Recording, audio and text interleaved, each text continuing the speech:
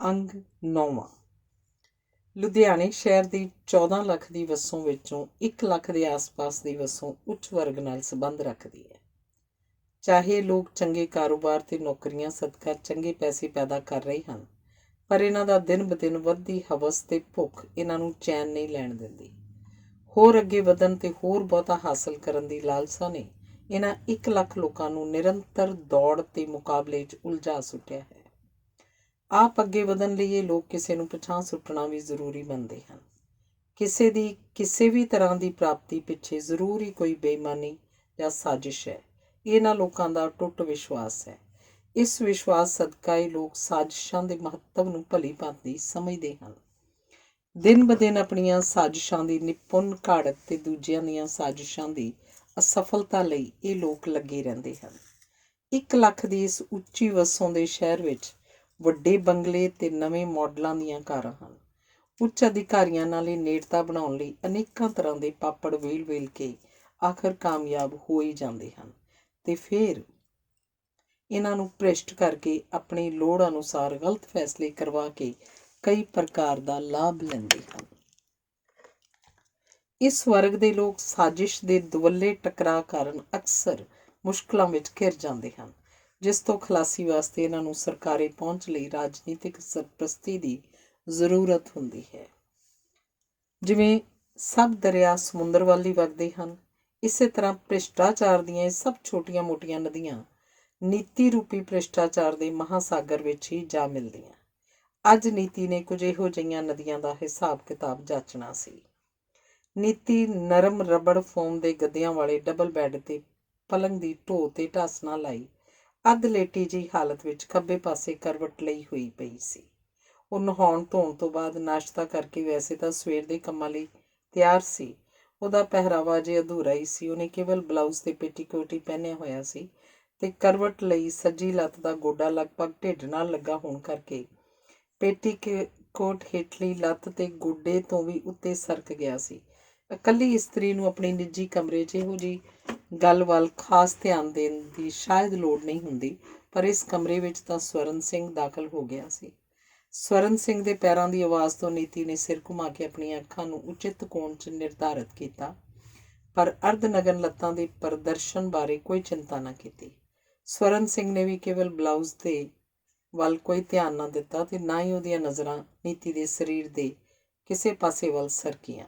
ਇਹ ਦ੍ਰਿਸ਼ ਤਾਂ ਸਵਰਨ ਸਿੰਘ ਲਈ ਸਵੇਰੇ ਸ਼ਾਮ ਹਨੇਰੇ ਸਵੇਰੇ ਦੀ ਸਧਾਰਨ ਜਿਹੀ ਘਟਨਾ ਸੀ।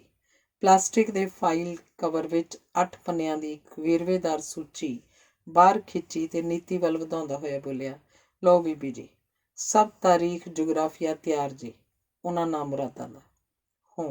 ਹੁਣ ਬਣੇਗੀ ਗੱਲ। ਨੀਤੀ ਦੀ ਹਾਲਤ ਉਸ ਬਿੱਲੀ ਵਾਂਗ ਸੀ ਜਿਹਨੂੰ ਚੂਹਾ ਦਿਸ ਪਿਆ ਹੋਵੇ ਤੇ ਉਸ ਉੱਤੇ ਝਪੱਟਾ ਮਾਰਨ ਦੀ ਯੋਜਨਾ ਤਿਆਰ ਕਰਨ 'ਚ ਲੱਗਣ ਹੀ ਵਾਲੀ ਹੋਵੇ। ਬੀਬੀ ਜੀ, ਇਹਨਾਂ ਕੁਝ ਬੜੇ ਹਰਾਮਜ਼ਾਦੇ ਬੰਦਿਆਂ ਦੀ ਵੀ ਡਿਟੇਲ ਹੈਗੀਆਂ ਨੇ। ਸਭ ਹਰਾਮਜ਼ਾਦੇ ਬੰਦੇ ਦੇ ਪੁੱਤ ਬਣ ਜਾਣਗੇ। ਤੁਸੀਂ ਸਵਰਨ ਸਿੰਘ ਜੀ, ਉਹਨਾਂ ਦਾ ਨਾਂ ਤੇ ਕੰਮਕਾਰ ਤੇ ਪਤਾ ਟਿਕਾਣਾ ਮੈਨੂੰ ਦੱਸੀ ਜਾਓ। ਨੀਤੀ ਦੇ ਉੱਤਰ ਨਾਲ ਸਵਰਨ ਸਿੰਘ ਆਸ਼ਵਸਤ ਹੋ ਗਿਆ ਤੇ ਬੇਤਕੱਲਫੀ ਨਾਲ ਨੀਤੀ ਦੇ ਗੋਡੇ ਕੋਲ ਉਸ ਹੀ ਪਲੰਗ ਤੇ ਬਿਨਾਂ ਆਗਿਆ ਲਿਆ ਹੀ ਬੈਠ ਗਿਆ। ਉਹ ਚਾਹੁੰਦਾ ਤਾਂ ਕੋਲ ਪਿਆ ਗੱਦੇਦਾਰ ਸਟੂਲ ਅੱਗੇ ਕਰਕੇ ਬੈਠ ਸਕਦਾ ਸੀ। ਬੀਬੀ ਜੀ, 2 ਕਰੋੜ ਦਾ ਫੰਡ ਤਾਂ ਮਾਮੂਲੀ ਗੱਲ ਲੱਗਦੀ ਏ। ਇਹ ਮਤਲਬ ਹੀ ਤਾਂ ਬੜੇ ਵੱਡੇ ਕੰਮ ਕਰਵਾਉਂਦੇ ਰਹੇ ਨੇ ਆਪਾਂ ਕੋਲੋਂ। ਸਵਰਨ ਸਿੰਘ ਨੇ ਨੀਤੀ ਨੂੰ ਦਿੱਤੇ ਗਏ ਕਾਗਜ਼ਾਂ ਨੂੰ ਨੀਤੀ ਦੁਆਰਾ ਪੜ੍ਹਨਾ ਸ਼ੁਰੂ ਕਰਨ ਤੋਂ ਪਹਿਲਾਂ ਕਿਸੇ ਕੁਟਿਲ ਚਾਲ ਦੀ ਭੂਮਿਕਾ ਬਣਾਉਣੀ ਆਰੰਭੀ। ਨੀਤੀ ਨੇ ਕਾਗਜ਼ਾਂ ਤੋਂ ਧਿਆਨ ਹਟਾ ਕੇ ਸਵਰਨ ਸਿੰਘ ਵੱਲ ਤੱਕਿਆ ਤੇ ਪੁਰਾਣੇ ਤਜਰਬੇ ਦੇ ਆਧਾਰ ਤੇ ਉਹਨੂੰ ਸਮਝ ਆਈ ਕਿ ਸਵਰਨ ਸਿੰਘ ਵੱਲੋਂ ਕਾਗਜ਼ ਸਿਰੇ ਚਾੜ੍ਹਨ ਦੀ ਵਿਧੀ ਪਹਿਲਾਂ ਹੀ ਪੂਰੀ ਤਰ੍ਹਾਂ ਘੜ ਲਈ ਗਈ ਹੈ। ਨੀਤੀ ਨੇ ਤਾਂ ਬਸ ਪ੍ਰਵਾਨਿਤ ਕਰਕੇ ਕਾਰਵਾਈ ਲਈ ਆਦੇਸ਼ ਮਾਤਰ ਹੀ ਦੇਣਾ ਹੈ। ਕਿਸ ਤਰ੍ਹਾਂ? ਨੀਤੀ ਨੇ ਬਹੁਤ ਹੀ ਸੰਖੇਪ ਜਿਹਾ ਸਵਾਲ ਸਵਰਨ ਸਿੰਘ ਨੂੰ ਕੀਤਾ। ਸੰਖੇਪ ਸਵਾਲ ਦੇ ਲੰਮੇ ਤੇ ਗਹਿਰੇ ਉੱਤਰ 'ਚ ਸਵਰਨ ਸਿੰਘ ਰੁੱਝ ਗਿਆ। ਉਹਨੇ ਨੀਤੀ ਦੇ ਹੱਥਾਂ 'ਚੋਂ ਕਾਗਜ਼ ਬਗੈਰ ਕਿਸੇ ਅਦਬ ਜਾਂ ਆਗਿਆ ਤੋਂ ਖਿੱਚ ਲਏ। ਅਸਲ 'ਚ ਉਹਨਾਂ ਦੋਹਾਂ ਵਿੱਚ ਇਕਾਂਤ 'ਚ ਕੋਈ ਤਕੱਲਫ ਜਾਂ ਝਿਜਕ ਹੁੰਦੀ ਨਹੀਂ। ਵੇਖੋ ਬੀਬੀ ਜੀ, ਸਵਰਨ ਸਿੰਘ ਨੇ ਨੱਥੀ ਕੀਤੇ ਹੋਏ ਕਾਗਜ਼ਾਂ ਦਾ ਪੰਨਾ ਫੈਲਾਉਂਦਿਆਂ ਨੀਤੀ ਵੱਲ ਵੇਖ ਉਹਦੇ ਵੱਲ ਕੋਲ ਹੁੰਦਿਆਂ ਕਿਹਾ, ਇੱਥੇ 40 ਪਾਰਟੀਆਂ ਦੇ ਨਾਂ ਤੇ ਹੋਰ ਡਿਟੇਲਾਂ ਲਿਖੀਆਂ ਹੋਈਆਂ ਨੇ। ਇਹਨਾਂ ਵਿੱਚ ਹਰ ਇੱਕ ਪਾਰਟੀ 5 ਲੱਖ ਬੜੇ ਆਰਾਮ ਨਾਲ ਦੇ ਸਕਦੀ ਹੈ। ਜੇ ਗੱਲ 'ਚ ਅੰਗੂਠਾ ਦੇ ਗਈ ਤਾਂ 10 ਲੱਖ ਵੀ ਕਢਵਾਇਆ ਜਾ ਸਕਦਾ ਹੈ। ਬਲੈਕ ਦਾ ਪੈਸਾ ਤਾਂ ਇਹਨਾਂ ਕੋਲ ਬੇਸ਼ੁਮਾਰ ਹੈ। ਸਵਰਨ ਸਿੰਘ ਆਪਣੇ ਕਹੇ ਦੀ ਪ੍ਰਤੀਕਿਰਿਆ ਜਾਣਨ ਲਈ ਨੀਤੀ ਦੇ ਚਿਹਰੇ ਵੱਲ ਵੇਖਣ ਲੱਗਾ। ਨੀਤੀ ਨੇ ਮਨਜ਼ੂਰੀ ਵਿੱਚ ਅੱਖ ਤੇ ਬੁੱਲ੍ਹਾਂ ਦੋਹਾਂ ਦਾ ਹੀ ਪ੍ਰਯੋਗ ਕਰਕੇ ਹੌਲੀ ਆਵਾਜ਼ 'ਚ ਮਨਜ਼ੂਰੀ ਦਿੱਤੀ, ਜਿਸ ਨਾਲ ਸਵਰਨ ਸਿੰਘ ਦਾ ਹੌਸਲਾ ਕਾਇਮ ਰਿਹਾ ਸੀ। ਹੁਣ ਨੀਤੀ ਆਪਣਾ ਰੁੱਖ ਬਦਲ ਕੇ ਅੱਧ-ਲੇਟੀ ਹਾਲਤ ਦੀ ਬਜਾਏ ਢੋਹ ਲਾ ਕੇ ਬਹਿ ਗਈ ਤੇ ਲੱਤਾਂ ਪਲੰਘ ਤੇ ਫੈਲਾ ਲਈਆਂ। ਉਹਦਾ ਪੇਟੀਕੋਟ ਉਸੇ ਤਰ੍ਹਾਂ ਗੋਡਿਆਂ ਉੱਪਰ ਸੀ। ਇਹ ਪਰਾਏ ਮਰਦ ਨਾਲ ਆਪਣਾਪਨ ਨਹੀਂ ਸੀ, ਸਗੋਂ ਪਾਲੇ ਹੋਏ ਮਰਦ ਨਾਲ ਬੇਤਕੱਲਫੀ ਸੀ। ਮੈਂ ਚਾਹੁੰਦੀ ਹਾਂ ਅਜੇ 5-5 ਲੱਖ ਦਾ ਹੀ ਭਾਰ ਪਾਇਆ ਜਾਏ। ਪੌਣੇ 2 ਸਾਲਾਂ ਨੂੰ ਜਨਰਲ ਇਲੈਕਸ਼ਨ ਆਉਣ ਵਾਲੀ ਹੈ, ਉਦੋਂ ਫਿਰ ਇਹੋ ਹੀ ਝੋਟੇ ਚੋਣੇ ਪੈਣੇ ਆ। ਨੀਤੀ ਨੇ ਸਵਰਨ ਸਿੰਘ ਦੀ ਯੋਜਨਾ ਨੂੰ ਹੀ ਉਚਿਤ ਠਹਿਰਾਇਆ। ਤਾਂ ਫਿਰ ਮੈਂ ਅੱਜ ਤੋਂ ਹੀ ਕੰਮ ਸ਼ੁਰੂ ਕਰ ਦੇਣਾ, 20 ਕੁ ਦਿਨ ਲੱਗਣਗੇ। ਸਵਰਨ ਸਿੰਘ ਜੀ, 20 ਦਿਨਾਂ ਵਿੱਚ ਕੰਮ ਪੂਰਾ ਹੋ ਜਾਣਾ ਚਾਹੀਦਾ। ਅੱਜ 3 ਮਾਰਚ ਹੈ ਤੇ ਗ੍ਰਿੰਡਲੇ ਬੈਂਕ 26 ਮਾਰਚ ਤੋਂ ਡਿਪੋਜ਼ਿਟ ਲੈਣਾ ਬੰਦ ਕਰ ਦਿੰਦਾ ਹੈ। ਜੇ ਰੁਪਏ 31 ਮਾਰਚ ਤੋਂ ਪਹਿਲਾਂ ਸਵਿਟਜ਼ਰਲੈਂਡ ਪਹੁੰਚਾਉਣੇ ਆ ਤਾਂ ਇੱਥੇ ਡਿਪੋਜ਼ਿਟ 24 ਤਰੀਕ ਤੱਕ ਜ਼ਰੂਰ ਹੋ ਹੀ ਜਾਣਾ ਚਾਹੀਦਾ। ਹੋ ਜਾਊਗਾ ਬੀਬੀ ਜੀ, ਇਹ ਮੇਰੀ ਗਰੰਟੀ। ਬਸ ਅੱਜ ਤੋਂ ਟੀਟਨ ਵੱਟ ਚਾੜ ਦਿੰਦਾ ਇਹਨਾਂ 40 ਚੋਰਾਂ ਨੂੰ। ਇਹ ਕਹਿੰਦਾ ਹੋਇਆ ਸਵਰਨ ਸਿੰਘ ਨੀਤੀ ਦੇ ਫੈਲੇ ਹੋਏ ਪੱਟਾਂ ਤੇ ਸਿਰ ਰੱਖ ਕੇ ਅੱਧ-ਲੇਟੀ ਮੁਦਰਾ 'ਚ ਹੋ ਗਿਆ। 40 ਚੋਰਾਂ ਦੇ ਅਲੀ ਬਾਬਿਆ, ਉਹਨਾਂ ਨੂੰ ਤਾਂ ਟੀਟਨ ਵੱਟ ਚਾੜ, ਪਰ ਮੈਨੂੰ ਤਾਂ ਟੀਟਨੇ ਨਾ ਮਾਰ। ਨੀਤੀ ਕੁਝ ਪਿਛਾਂਹ ਹਟਦੀ ਬੋਲੀ। ਇਸੇ ਵਕਤ ਇੱਕ ਟਰੇ 'ਚ ਫਲਾਂ ਦੇ ਜੂਸ ਤੇ 3 ਗਲਾਸ ਰੱਖੀ ਸੁਮਨ ਕਾਂਤਾ ਦਾਖਲ ਹੋਈ ਤੇ ਉਹਨਾਂ ਸਾਹਮਣੇ ਆ ਖੜੀ ਹੋਈ। ਸਵਰਨ ਸਿੰਘ ਲੇਟਣੀ ਛੱਡ ਕੇ ਬਹਿ ਗਿਆ। ਉਸ ਹੱਥ ਤਾਂ ਵਧਾਇਆ ਸੀ ਅੱਗੇ ਜੂਸ ਦਾ ਗਲਾਸ ਫੜਨ ਲਈ, ਪਰ ਉਹਨੇ ਸੁਮਨ ਕਾਂਤਾ ਦੇ ਮੋਢਿਆਂ ਦੇ ਹੇਠੋਂ ਦੀ ਇੱਕ ਵੱਡੇ ਲਪੇਟੇ ਤੌਲੀਏ ਦੇ ਮਰੋੜੀ ਕੱਚ ਤੇ ਜ਼ਰਾ ਕੁ ਪਾਸਿਓਂ ਛੇੜੀ ਤਾਂ ਵੱਡਾ ਤੌਲੀਆ ਥੱਲੇ ਡਿੱਗ ਪਿਆ। ਹੱਥ ਵਿੱਚ ਟਰੇ ਹੋਣ ਕਰਕੇ ਸੁਮਨ ਕਾਂਤਾ ਤੌਲੀਏ ਨੂੰ ਸੰਭਾਲ ਨਹੀਂ ਸੀ ਸਕੀ। ਉਹਦੇ ਸਾਰੇ ਸਰੀਰ ਤੇ ਇੱਕ ਛੋਟਾ ਜਿਹਾ ਜੰਗ ਹੀ ਰਹਿ ਗਿਆ ਤੇ ਸਰੀਰ ਦੀ ਕੀਤੀ ਗਈ ਨਗਨਤਾ ਤੋਂ ਉਹ ਨਾ ਸ਼ਰਮਾਈ ਤੇ ਨਾ ਹੀ ਗੁੱਸੇ ਹੋਈ। ਮੈਡਮ, ਇਹਨੂੰ ਸਵਰਨ ਸਿੰਘ ਨੂੰ 2-4 ਜਨਾਨੀਆਂ ਹੋਰ ਲੈ ਦਿਓ, ਇਹਨੂੰ ਤਾਂ ਰੱਜ ਹੀ ਨਹੀਂ ਆਉਂਦਾ। ਹੱਥ ਵਿੱਚ ਟਰੇ ਫੜੀ ਤੇ ਬੇਪਰਵਾਹ 30 ਸਾਲਾ ਭਰਵੇਂ ਤੇ ਆਕਰਸ਼ਕ ਸਰੀਰ ਵਾਲੀ ਤਲਾਕਸ਼ੁਦਾ ਸੁਮਨ ਕਾਂਤਾ ਦੀ ਬਸ ਇਹੋ ਹੀ ਪ੍ਰਤੀਕਿਰਿਆ ਸੀ। ਉਹ ਨਹਾ ਧੋ ਕੇ 9 ਵਜੇ ਤੱਕ ਮਸਾਂ ਹੀ ਕੱਪੜੇ ਪਾ ਕੇ ਤਿਆਰ ਹੁੰਦੀ ਸੀ। ਇਸ ਤੋਂ ਪਹਿਲਾਂ ਕਮਰਿਆਂ 'ਚ ਸਵੇਰ ਦੀ ਠੰਡ ਮਾਣਦੀ ਹੋਈ ਤੌਲੀਆ ਲਪੇਟੀ ਫਿਰਦੀ ਰਹਿੰਦੀ। ਨੀਤੀ ਤੇ ਸੁਮਨ ਕਾਂਤਾ ਦੇ ਲੇਟ ਤਿਆਰ ਹੋਣ ਨੂੰ ਸਵਰਨ ਸਿੰਘ ਮਿਲਣ ਆਇਆਂ ਨੂੰ ਇਹ ਕਹਿ ਕੇ ਇੰਤਜ਼ਾਰ ਕਰਵਾਉਂਦਾ ਕਿ ਨੀਤੀ ਜੀ ਅਜੇ ਪੂਜਾ ਵਿੱਚ ਹੀ ਬੈਠੇ ਹੋਏ ਹਨ, ਜਦਕਿ ਅਸਲ 'ਚ ਰਾਤ ਦੀ ਕੁਕਰਮੀ ਵਿਲਾਸਤਾ ਤੇ ਨਸ਼ੇ ਦੀ ਚੋਟ ਕਾਰਨ ਉੱਠਣਾ, ਨਹਾਉਣ ਧੋਣ ਤੇ ਨਾਸ਼ਤੇ ਤੋਂ ਬਾਅਦ ਵੀ ਕੁਝ ਆਰਾਮ ਕਰਕੇ ਤੇ 2-3 ਵਾਰ ਫਲਾਂ ਦਾ ਠੰਡਕ ਪਹੁੰਚਾਉਣ ਵਾਲਾ ਰਸ ਪੀ ਕੇ ਉੱਠਿਆ ਜਾ ਸਕਦਾ ਸੀ। ਬਥੇਰੇ ਲੋਕ ਨੀਤੀ ਨੂੰ ਸਵੇਰੇ ਦੇਰ ਤੱਕ ਪੂਜਾ ਪਾਠ ਕਰਨ ਵਾਲੀ ਯਕੀਨ ਕਰ ਲੈਂਦੇ ਸਨ। ਪਰਦੇ ਵਿੱਚ ਕੰਜਰੀ ਭਗਤਣੀ ਵਾਲੀ ਗੱਲ ਸੀ।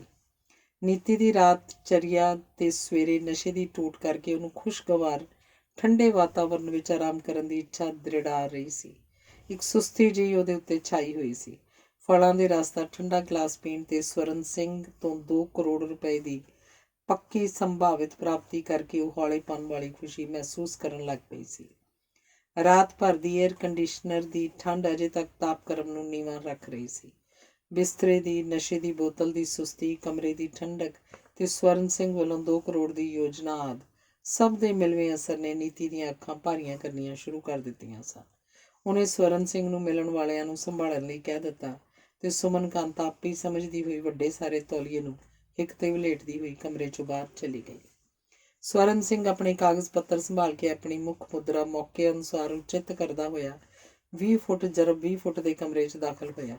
ਸਤਿ ਸ੍ਰੀ ਅਕਾਲ ਸਵਰਨ ਸਿੰਘ ਜੀ। ਕੁਟਲ ਤੇ ਕੁਸ਼ਲ ਦਿੱਖ ਤੇ ਤੱਕਣੀ ਵਾਲੇ, ਚੰਗੀ ਸਿਹਤ ਤੇ ਪ੍ਰਭਾਵਸ਼ਾਲੀ ਪਹਿਰਾਵੇ ਵਾਲੇ ਨੇ ਬੇਤਕਲਫੀ ਤੇ ਤਪਾਕ ਨਾਲ ਸਲਾਮ ਵਜਾਈ। ਇਹ ਪ੍ਰੋਫੈਸਰ ਚਤਰ ਸਿੰਘ ਸੀ ਤੇ ਸਥਾਨਕ ਕਾਲਜ ਤੋਂ ਪ੍ਰਿੰਸੀਪਲ ਦੇ ਰੁਤਬੇ ਤੋਂ ਸੇਵਾ ਮੁਕਤ ਹੋਇਆ ਸੀ।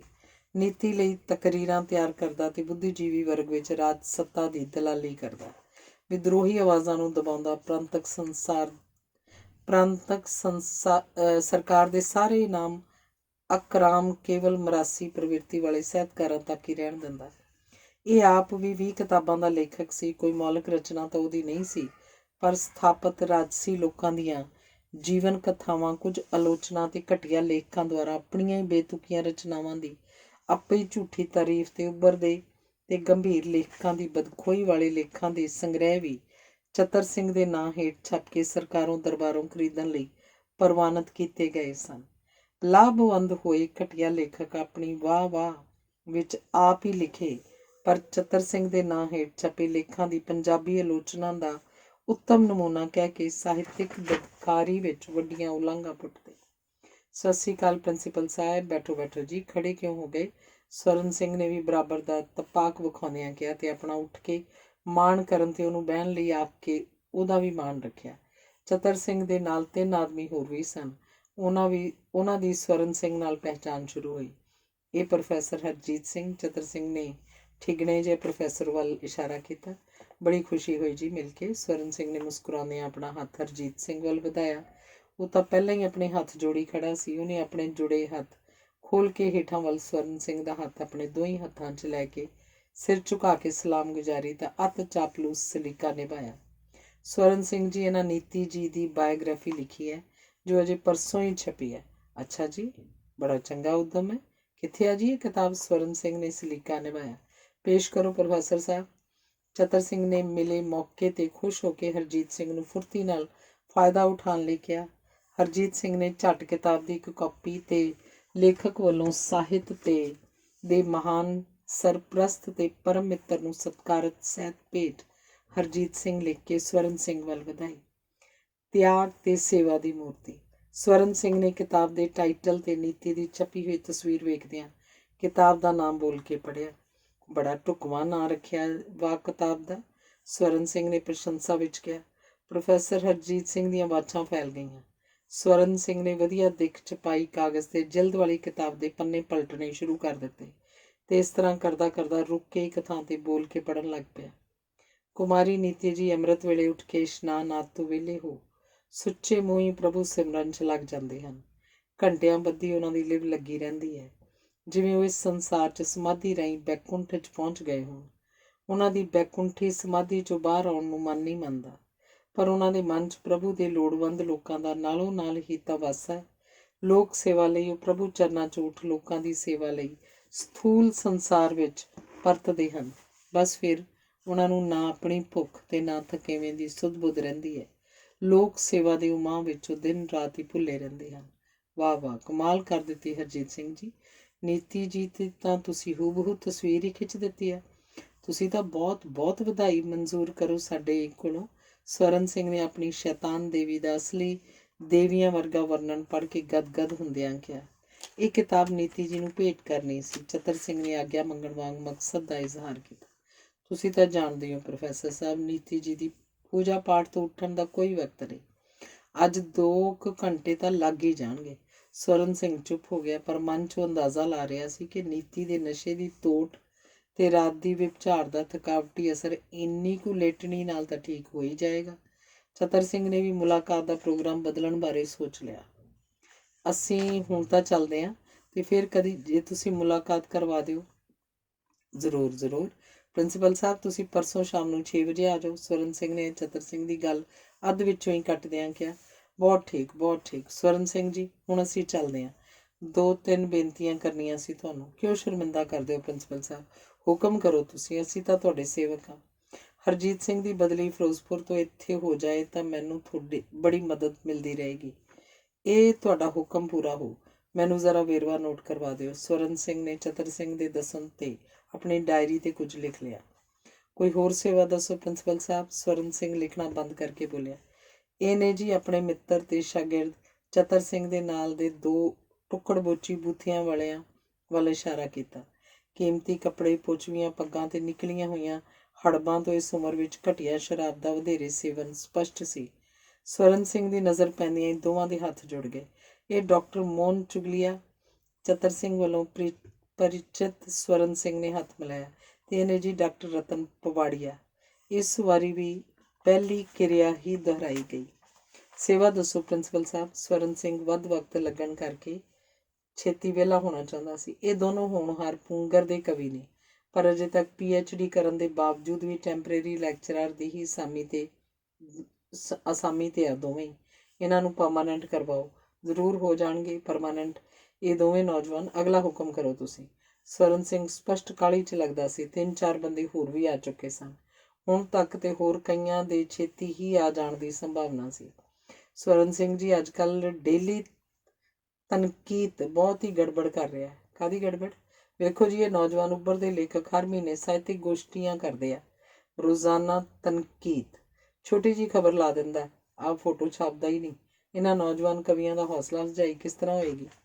ਸਵਰਨ ਸਿੰਘ ਨੂੰ ਉਹਨਾਂ 30 ਸਾਲੇ ਨੌਜਵਾਨਾਂ ਦੀ ਹੜਬਾਂ ਤੇ ਸੁੱਕੀ ਬੂਥੀ ਤੇ ਕਤਰੀ ਹੋਈ ਦਾੜੀ ਤੇ ਕੋਈ ਧੌਲਾ ਲੁਕਾਉਣ ਲਈ ਖਿਜ਼ਾਬ ਦੀ ਵਰਤੋਂ ਵੱਲ ਗੌਰ ਕੀਤਾ।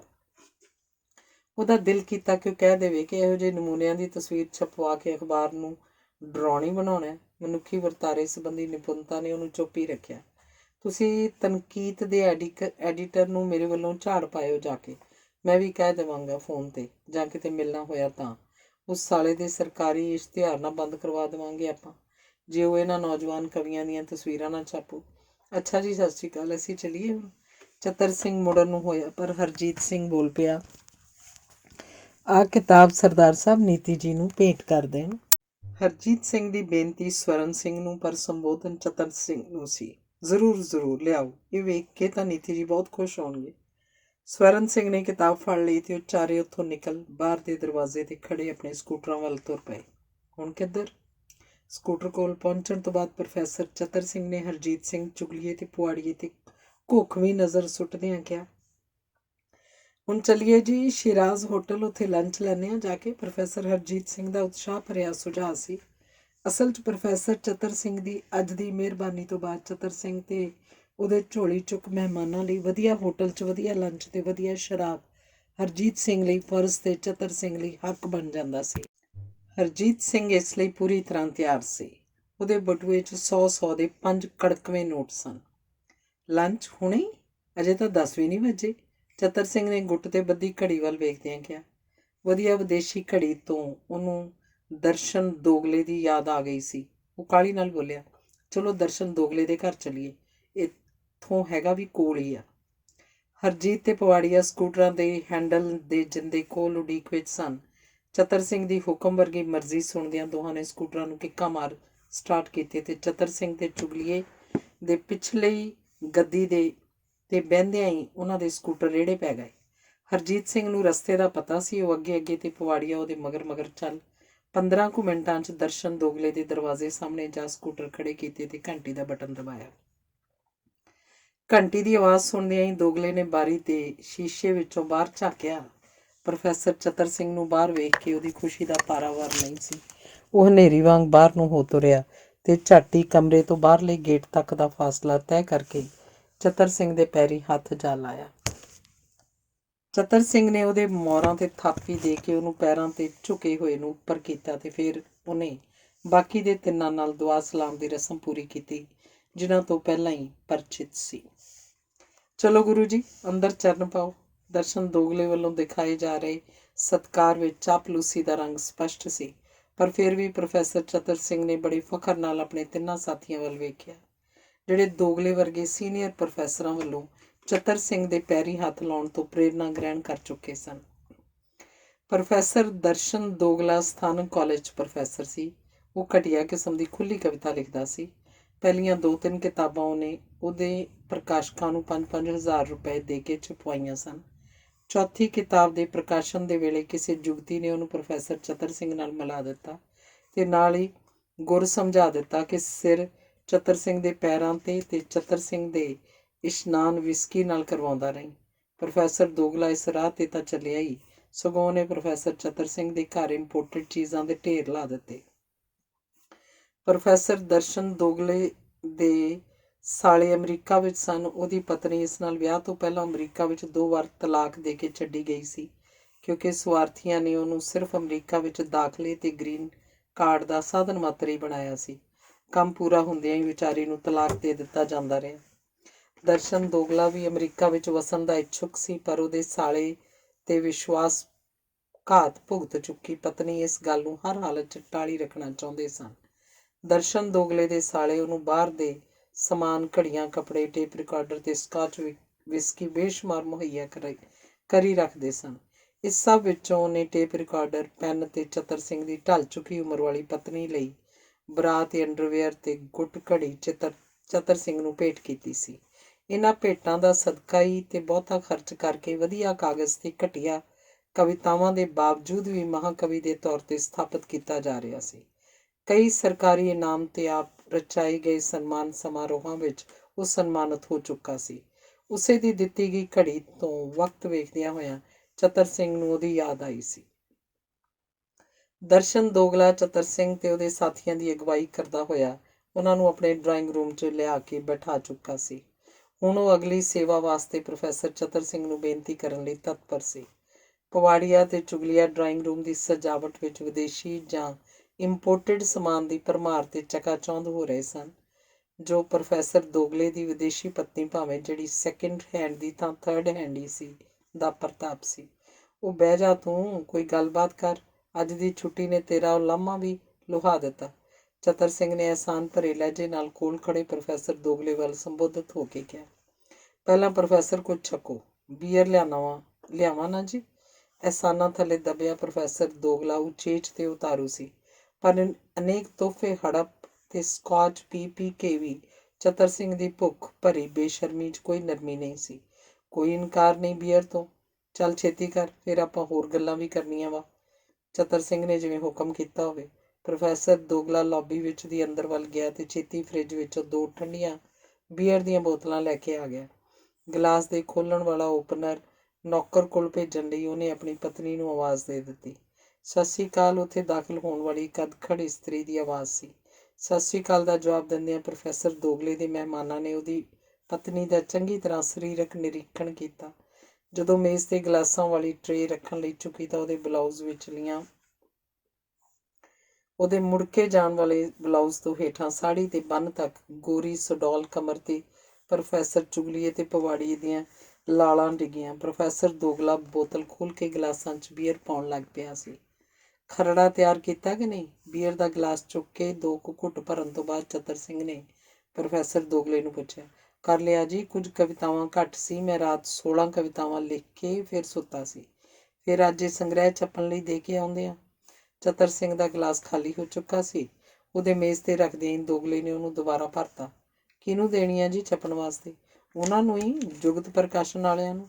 ਪਿਛਲੀ ਵਾਰ ਤਾਂ ਉਹ ਮਸਾਂ ਹੀ ਮੰਨੇ ਸੀ, ਬੜੇ ਮਜ਼ਾਕ ਕਰਦੇ ਸੀ, ਦੋਗਲੇ ਨੇ ਕਿਸੇ ਸ਼ੰਕਾ 'ਚ ਕਿਹਾ। ਤਾਂ ਹੀ ਸੁੱਖ ਪਾਇਆ ਨਾ ਸਾਲਿਆਂ ਨੇ, ਇੱਕ ਆਰਡਰ ਨਹੀਂ ਮਿਲਣ ਦਿੱਤਾ ਉਹਨਾਂ ਨੂੰ ਲਾਇਬ੍ਰੇਰੀਆਂ 'ਚੋਂ, ਤੇ ਨਾ ਹੀ ਕੋਈ ਉਹਨਾਂ ਦੀ ਪ੍ਰਕਾਸ਼ਿਤ ਕਿਤਾਬ ਟੈਕਸਟ ਬੁੱਕ ਲਈ ਮਨਜ਼ੂਰ ਹੋਣ ਦਿੱਤੀ। ਆਏ ਸੀ ਇੱਕ ਦਿਨ ਦੋਵੇਂ ਪਿਓ ਪੁੱਤ, ਕਹਿੰਦੇ ਸੀ ਅਖੇ ਕੋਈ ਸੇਵਾ ਬਖਸ਼ੋ। ਤੁਸੀਂ ਤਾਂ ਨਾਰਾਜ਼ ਹੀ ਹੋ ਗਏ ਸਾਲੇ ਹਰਾਮਜ਼ਾਦੇ। ਇੱਥੇ ਜਿਹਦੀ ਢੂਈ ਸੇਕ ਕੇ ਰੱਖੀਏ ਉਹੀ ਬੰਦਾ ਬਣ ਕੇ ਰਹਿੰਦਾ।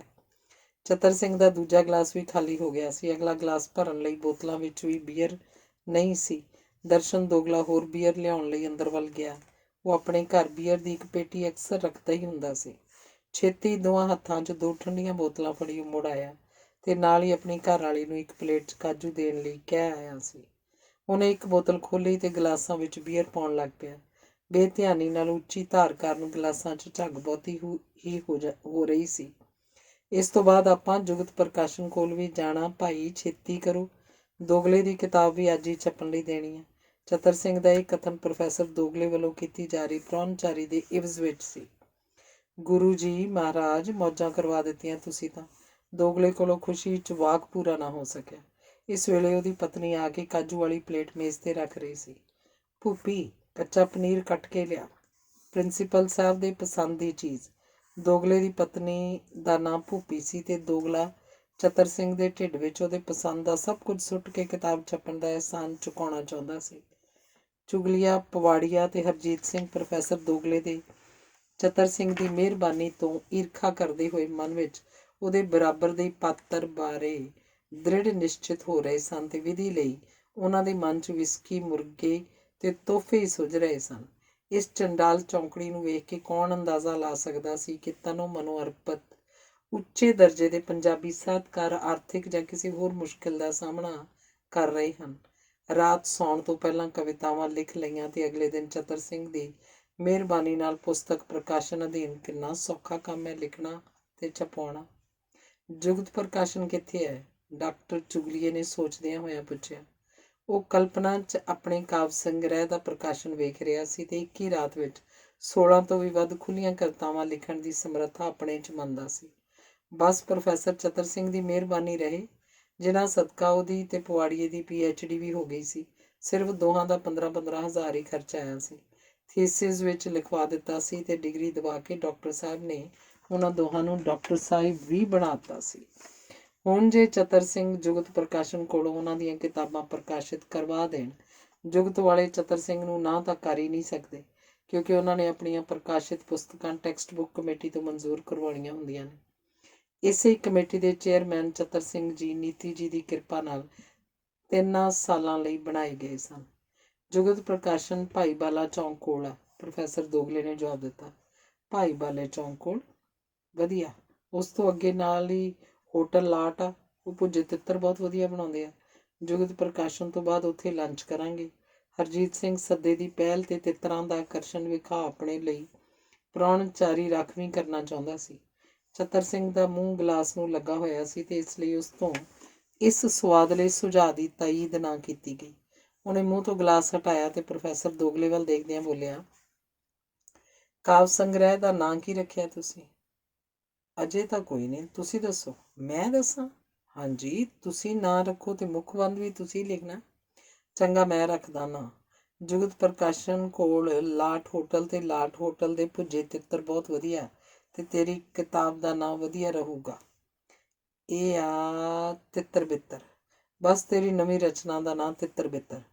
ਪੱਕਾ ਬੀਅਰ ਦਾ ਗਲਾਸ ਚਤਰ ਸਿੰਘ ਦੇ ਹੱਥ ਵਿੱਚ ਸੀ ਤੇ ਉਹ ਬੀਅਰ ਪੀਂਦਾ ਹੋਇਆ ਪਖੰਡ ਚੌਕੜੀ ਦੀ ਪ੍ਰਤੀਕਿਰਿਆ ਦੀ ਉਡੀਕ ਕਰਨ ਲੱਗ ਪਿਆ। ਵਾਹ ਵਾਹ, ਕਿਆ ਸ਼ਾਨਦਾਰ ਨਾਂ ਵਾ। ਇਹ ਹੁੰਦੀ ਹੈ ਗੱਲ ਉਸਤਾਦਾਂ ਤੇ ਗੁਰੂਆਂ ਦੀ, ਤਿੱਤਰ ਬਿੱਤਰ। ਕਿਆ ਕਮਾਲ ਦਾ ਨਾਂ ਰੱਖਿਆ, ਕਿੰਨਾ ਕਲਾਤਮਕ ਤੇ ਭਾਵਪੂਰਤ, ਹਰਜੀਤ ਨੇ ਕਿਹਾ ਤੇ ਦੂਸਰਿਆਂ ਨੇ ਤਕੜੀ ਹਾਮੀ ਭਰੀ। ਪ੍ਰੋਫੈਸਰ ਦੋਗਲਾ ਖੁਸ਼ ਹੋਇਆ ਤੇ ਚਤਰ ਸਿੰਘ ਮੁਸਕਰਾ ਕੇ ਛੇਤੀ ਛੇਤੀ ਬੀਅਰ ਪੀਣ ਲੱਗ ਪਿਆ। ਕੁਝ ਦੇਰ ਚੁੱਪ ਰਹੀ। ਚਾਪਲੂਸੀ ਲਈ ਹੋਰ ਕੋਈ ਗੱਲ ਕਿਸੇ ਨੂੰ ਸੂਝ ਨਹੀਂ ਸੀ ਰਹੀ। ਦੋਗਲੇ ਨੇ ਚੁੱਪ ਤੋੜਨ ਨਾਲ ਲਈ ਕੋਈ ਗੱਲ ਤੋਰੀ। ਕੁਲ ਭਾਵਨ ਕੌਰ ਦੇ ਨਵੇਂ ਸੰਗ੍ਰਹਿ ਜਾਗਦੇ ਭਵਿੱਖ ਦੀ ਬੜੀ ਚਰਚਾ ਹੋ ਰਹੀ ਹੈ ਅੱਜ ਕੱਲ੍ਹ। ਕੋਈ ਚੰਗੀ ਰਚਨਾ? ਸਾਲੀ ਹਰਾਮਜ਼ਾਦੀ ਆ, ਆਪਣੀ ਪਹਿਲੀ ਕਿਤਾਬ ਦਾ ਰਿਵਿਊ ਲਿਖਵਾਉਣ ਆਈ ਸੀ। ਮੇਰੇ 4 ਵੇਰ ਹੇਠਾਂ ਪਈ ਸੀ। ਉਸ ਰਿਵਿਊ ਦੇ ਸਿਰ ਤੇ ਸਥਾਪਿਤ ਹੋ ਗਈ। ਚਤਰ ਸਿੰਘ ਨੇ ਕੋਰਾ ਝੂਠ ਬੋਲਿਆ ਸੀ। ਆਤਮ ਸਨਮਾਨ ਵਾਲੀ ਵਿਦਰੋਹੀ ਕਵਿੱਤਰੀ ਆਪਣੀਆਂ ਰਚਨਾਵਾਂ ਪਾਠਕਾਂ ਅੱਗੇ ਹੀ ਪੇਸ਼ ਕਰਦੀ ਸੀ। ਬਦਨਾਮ ਆਲੋਚਕਾਂ ਨੂੰ ਉਹ ਮੂੰਹ ਨਹੀਂ ਸੀ ਲਾਉਂਦੀ। ਕਿਸੇ ਅਨੁਬੰਧਿਤ ਅਖਬਾਰ ਲਈ ਚਤਰ ਸਿੰਘ ਨੇ ਰਿਵਿਊ ਜ਼ਰੂਰ ਲਿਖਿਆ ਸੀ। ਜਿਸ ਚੰਗੇ ਨੂੰ ਚੰਗਾ ਕਹਿਣ ਦੀ ਮਜਬੂਰੀ ਉਹਦੇ ਲਈ ਜ਼ਰੂਰ ਸੀ। ਇਸ ਵਕਤ ਪ੍ਰੋਫੈਸਰ ਦੋਗਲੇ ਦੀ ਪਤਨੀ ਭੂਪੀ ਇੱਕ ਵੱਡੀ ਪਲੇਟ 'ਚ ਛੋਟੇ ਛੋਟੇ ਚੌਰਸ ਟੁਕੜਿਆਂ ਵਿੱਚ ਕੱਟਿਆ ਹੋਇਆ ਪਨੀਰ ਮੇਜ਼ 'ਤੇ ਰੱਖ ਰਹੀ ਸੀ। ਕਿਸੇ ਕਵਿੱਤਰੀ ਬਾਰੇ ਭੱਦੀ ਗੱਲ ਚਤਰ ਸਿੰਘ ਦੇ ਮੂੰਹੋਂ ਉਹਨੂੰ ਬਹੁਤ ਬੁਰੀ ਲੱਗੀ। ਉਹਨੇ ਬੜੀ ਨਫ਼ਰਤ ਨਾਲ ਉਹਦੇ ਮੂੰਹ ਵੱਲ ਵੇਖਿਆ। ਬੁੱਲ੍ਹਾਂ 'ਤੇ ਖਿਲਰੀਆਂ ਮੁੱਛਾਂ 'ਤੇ ਲੱਗੀ ਹੋਈ ਬੀਅਰ ਦਾ ਟੁੱਟ ਰਹੀ ਝੱਗ ਤੋਂ ਭੂਪੀ ਨੂੰ ਲੱਸੀ ਦੀ ਚਾਟੀ 'ਚ ਮੂੰਹ ਪਾਉਣ ਵਾਲੇ ਕਿਸੇ ਕਾਲੇ ਭੂਰੇ ਕੁੱਤੇ ਦਾ ਖਿਆਲ ਆ ਗਿਆ ਸੀ। ਭੂਪੀ ਨੂੰ ਯਕੀਨ ਵਰਗਾ ਸੰਦੇਹ ਸੀ ਕਿ ਜੇ ਉਹ ਕਿਤੇ ਇਕੱਲੀ ਚਤਰ ਸਿੰਘ ਦੇ ਕਾਬੂ ਆ ਜਾਏ ਤਾਂ ਉਹਦੀ ਪੱਤ ਸੱਤ ਮਿੱਟੀ 'ਚ ਮਿਲ ਜਾਏਗੀ। ਉਹਨੂੰ ਘਰ ਵਾਲੇ ਦਾ ਨੇੜ ਚਤਰ ਸਿੰਘ ਨਾਲ ਪਸੰਦ ਨਹੀਂ ਸੀ। ਦੋਗਲਾ ਵੀ ਸਭ ਸਮਝਦਾ ਸੀ ਤੇ ਉਹ ਭੂਪੀ ਨੂੰ ਆਪਣੇ ਕੈਰੀਅਰ ਲਈ ਬਰਦਾਸ਼ਤ ਕਰਨ ਲਈ ਕਹਿੰਦਾ ਤੇ ਉਹਦੀ 56 ਸਾਲ ਦੀ ਉਮਰ ਦੱਸ ਕੇ ਸੁਰੱਖਿਅਤਾ ਦਾ ਅਹਿਸਾਸ ਕਰਵਾਉਂਦਾ। ਭੂਪੀ ਨੂੰ ਇਹ ਦਲੀਲ ਜੱਚਦੀ ਨਹੀਂ ਸੀ। ਵਾਹਵਾ ਚਿਰ ਬਾਅਦ ਬੀਅਰ, ਕਾਜੂ ਤੇ ਪਨੀਰ ਨਾਲ ਆਫਰੇ ਢਿੱਡਾਂ ਨਾਲ ਇਹ ਚੰਡਾਲ ਚੌਕੜੀ ਜੁਗਤ ਪ੍ਰਕਾਸ਼ਨ ਵੱਲ ਜਾਣ ਲਈ ਉੱਠੀ। ਪ੍ਰੋਫੈਸਰ ਦੋਗਲੇ ਨੇ ਖਰੜਾ ਚੁੱਕ ਲਿਆ। ਉਹ ਸਕੂਟਰ ਉੱਥੇ ਛੱਡ ਕੇ ਪ੍ਰੋਫੈਸਰ ਦੋਗਲੇ ਦੀ ਮਾਰੂਤੀ ਵਿੱਚ ਜੁਗਤ ਪ੍ਰਕਾਸ਼ਨ ਵੱਲ ਚੱਲ ਪਏ। ਆਪਣੀ ਦੁਕਾਨ ਬਨਾਮ ਦਫ਼ਤਰ ਵਿੱਚ ਪ੍ਰੋਫੈਸਰ ਚਤਰ ਸਿੰਘ ਰਿਟਾਇਰਡ ਪ੍ਰਿੰਸੀਪਲ ਨੂੰ 4 ਹੋਰਨਾਂ ਨਾਲ ਆਇਆ ਵੇਖ ਜੁਗਤ ਪ੍ਰਕਾਸ਼ਨ ਦਾ ਮਾਲਕ ਆਪਣੇ ਸਾਹਮਣੇ ਬੈਠੇ ਕਵੀ ਨੂੰ ਤਿਰਸਕਾਰ ਨਾਲ ਕਦੀ ਫੇਰ ਆਉਣ ਲਈ ਕਹਿ ਕੇ ਇਹਨਾਂ ਦੇ ਸਵਾਗਤ ਵਿੱਚ ਜੁਟ ਗਿਆ। ਉਹਨਾਂ ਨੂੰ ਬਿਠਾਇਆ, ਕਈ ਕੁਝ ਪੀਣ ਲਈ ਪੁੱਛਿਆ ਤੇ ਬਦੋ-ਬਦੀ ਕੈਂਪਾ ਕੋਲਾ ਪਿਆ ਦਿੱਤਾ। ਉੱਥੇ ਪਹਿਲਾਂ ਤੋਂ ਹੀ ਮੌਜੂਦ ਕਵੀ ਨੂੰ ਪਾਣੀ ਵੀ ਨਾ ਪੁੱਛਿਆ। ਚਤਰ ਸਿੰਘ ਪ੍ਰੋਫੈਸਰ ਦੋਗਲੇ ਦਾ ਖਰੜਾ ਸੰਭਾਲ ਛੇਤੀ ਚੱਪਣ ਦੀ ਪੱਕੀ ਘਰ ਨਾਲ 4 ਪ੍ਰੋਫੈਸਰਾਂ ਦੇ ਕਾਲਜਾਂ ਵਿੱਚ ਲਾਇਬ੍ਰੇਰੀਆਂ ਦੀ ਗ੍ਰਾਂਟ ਦੀ ਮਨਜ਼ੂਰੀ ਦਾ ਦਾਣਾ ਖਿਲਾਰ ਆਪਣੀ ਜੁੰਡਲੀ ਸਣੇ ਹੋਟਲ ਲਾਟ ਦੇ ਭੁੱਜੇ ਤਿੱਤਰਾਂ ਵੱਲ ਚੱਲ ਪਏ। ਇਸ ਜੁੰਡਲੀ ਤੋਂ ਜਾਣੂ ਉੱਥੇ ਮੌਜੂਦ ਇਮਾਨਦਾਰ ਕਵੀ ਦਾ ਪ੍ਰਕਾਸ਼ਕ ਨੂੰ ਆਪਣੇ ਕਾਵ ਸੰਗ੍ਰਹਿ ਦੇ ਪ੍ਰਕਾਸ਼ਿਤ ਕਰਨ ਨੂੰ ਕਹਿਣ ਦਾ ਹੋਰ ਹੌਸਲਾ ਨਾ ਪਿਆ। ਇਹ ਉੱਚ ਕੋਟੀ ਦਾ ਕਵੀ 3 ਸਾਲਾਂ ਵਿੱਚ 16 ਕਵਿਤਾਵਾਂ ਲਿਖਦਾ ਹੁੰਦਾ ਸੀ, ਜਦਕਿ ਦੋਗਲੇ ਹੋਣੀ ਤਾਂ ਸੌਣ ਤੋਂ ਪਹਿਲਾਂ ਹੀ 16 ਕਵਿਤਾਵਾਂ ਲਿਖ ਲੈਂਦੇ ਸਨ। ਪਿੰਗਲ, ਅਰੂਜ਼ ਤੇ ਭਾਵਾਂ ਦੀ ਗਹਿਰਾਈ ਦਾ ਵਿਚਾਰਾ ਉਸਤਾਦ ਕਵੀ ਕਾਵਾਂ ਦੇ ਰਾਜ ਵਿੱਚ ਕੋਇਲਾਂ ਦੀ ਦੁਰਗਤੀ ਤੇ ਸੱਚ ਨੂੰ ਪਹਿਚਾਣ ਕੇ ਪ੍ਰਕਾਸ਼ਕ ਦੀ ਦੁਕਾਨ ਤੋਂ ਬਾਹਰ ਆ ਗਿਆ। ਪ੍ਰਕਾਸ਼ਕ ਤੋਂ ਇਹ ਚੌਂਕੜੀ ਹੁਣ ਹੋਟਲ ਵੱਲ ਮੂੰਹ ਕਰ ਚੁੱਕੀ ਸੀ। ਦੋਗਲਾ ਕਾਰ ਦੇ ਸਟੀਅਰਿੰਗ ਤੇ ਉਹਦੇ ਨਾਲ ਪ੍ਰੋਫੈਸਰ ਚਤਰ ਸਿੰਘ ਬਹਿ ਗਿਆ ਸੀ। ਪਿਛਲੀ ਸੀਟ ਤੇ ਪਵਾੜੀਆ ਤੇ ਚੁਗਲੀਆ ਬੈਠੇ ਸਨ। ਦੋਗਲੇ ਨੇ ਕਾਰ ਸਟਾਰਟ ਕੀਤੀ, ਗੇਅਰ ਪਾਇਆ ਤੇ ਕਾਰ ਨੂੰ ਅੱਧ ਗੁਲਾਈ 'ਚ ਘੁਮਾ ਕੇ ਖੁੱਲ੍ਹੇ ਥਾਂ ਤੇ ਤੋਂ ਸੜਕ ਤੇ ਪਾ ਕੇ ਹੋਟਲ ਵੱਲ ਮੋੜ ਲਈ ਸੀ। ਸ਼ਹਿਰ ਦੀ ਭੀੜ ਭਰੀ ਸੜਕ ਹੋਣ ਕਰਕੇ ਕਾਰ ਦੀ ਰਫ਼ਤਾਰ ਥੋੜ੍ਹੀ ਸੀ, ਪਰ ਕਾਰ 'ਚ ਪਿਛਲੇ ਸੀਟ ਤੇ ਬੈਠੇ ਚੁਗਲੀਏ ਤੇ ਪਵਾੜੀਏ ਦੇ ਵਿਚਾਰਾਂ ਦੀ ਰਫ਼ਤਾਰ ਬਹੁਤ ਤੇਜ਼ ਸੀ। ਪ੍ਰੋਫੈਸਰ ਪਵਾੜੀਏ ਨੂੰ ਪ੍ਰੋਫੈਸਰ ਦੋਗਲੇ ਤੋਂ ਬਹੁਤ ਪ੍ਰੇਰਨਾ ਮਿਲੀ ਸੀ। ਉਹ ਦੋਗਲੇ ਦੇ ਸੌਣ ਤੋਂ ਪਹਿਲਾਂ 16 ਕਵਿਤਾਵਾਂ ਲਿਖੇ ਜਾਣ ਵਾਲੀ ਗੱਲ ਤੇ ਆਪਣੇ ਵਿੱਚ ਵੀ ਇਹੋ ਜਿਹੀ ਸਮਰੱਥਾ ਤੇ ਯਕੀਨ ਕਰਕੇ ਬੜਾ ਉਤਸ਼ਾਹਿਤ ਸੀ। ਪ੍ਰੋਫੈਸਰ ਦੋਗਲੇ ਦੀ ਕਾਵਿ ਪੁਸਤਕ ਤਿੱਤਰ ਬਿੱਤਰ ਕਿਵੇਂ ਬੀਅਰ ਦੇ ਗਲਾਸਾਂ ਤੇ ਹੀ ਰੂਪ ਗ੍ਰਹਿਣ ਕਰ ਚੁੱਕੀ ਸੀ। ਪ੍ਰਕਾਸ਼ਕ ਨੇ ਵੀ ਚਤਰ ਸਿੰਘ ਦੇ ਰਸੂਖ ਕਰਕੇ ਛਪਣ ਲਈ ਸਹਿਮਤੀ ਦੇ ਦਿੱਤੀ ਸੀ। ਉਹਨੇ ਚਤਰ ਸਿੰਘ ਦੇ ਪੈਰ ਘੁੱਟ ਕੇ ਫੜੀ ਰੱਖਣ ਦਾ ਦ੍ਰਿੜ ਇਰਾਦਾ ਬਣਾ ਲਿਆ ਸੀ।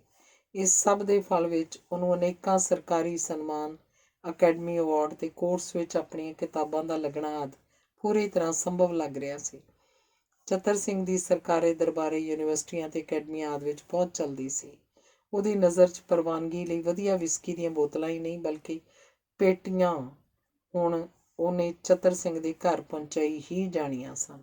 ਇਸ ਤੋਂ ਬਗੈਰ ਹੋਰ ਹਰ ਤਰ੍ਹਾਂ ਦੇ ਤੋਹਫੇ ਤੇ ਜੇ ਸੌਦਾ ਸਪਸ਼ਟ ਖੁੱਲ੍ਹ ਜਾਏ ਤਾਂ 5,000 ਰੁਪਏ ਕੋਰਸ ਵਿੱਚ ਲੱਗਣ ਵਾਲੀ ਕਿਤਾਬ ਦੇ ਹਿਸਾਬ ਨਾਲ ਵੀ ਦਿੱਤੇ ਜਾ ਸਕਦੇ ਹਨ।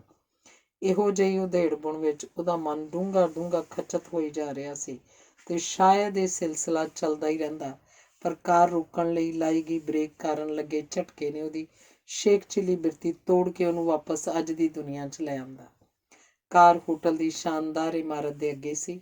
ਉਹ ਚਾਰੇ ਕਾਰ ਤੋਂ ਬਾਹਰ ਆਏ ਤੇ ਦੋਗਲੇ ਨੇ ਚਤਰ ਸਿੰਘ ਨੂੰ ਸੰਬੋਧਿਤ ਹੁੰਦਿਆਂ ਕਿਹਾ, ਹੋਟਲ ਦੇ ਬਾਹਰ 'ਚੋਂ ਪੈਗਾਂ ਦਾ ਹਿਸਾਬ ਨਾਲ ਆਪਣਾ ਨਕਾਲ ਹੀ ਮਾਰਿਆ ਰਹੋ।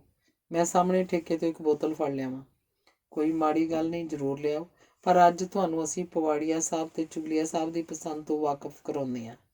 ਚਤਰ ਸਿੰਘ ਦੇ ਕਥਨ ਵਿੱਚ ਦੋਗਲੇ ਦੇ ਸੁਝਾਅ ਦੀ ਮਨਜ਼ੂਰੀ ਤੇ ਪਵਾੜੀਏ ਤੇ ਚੁਗਲੀਏ ਨੂੰ ਆਗਿਆ ਸੀ।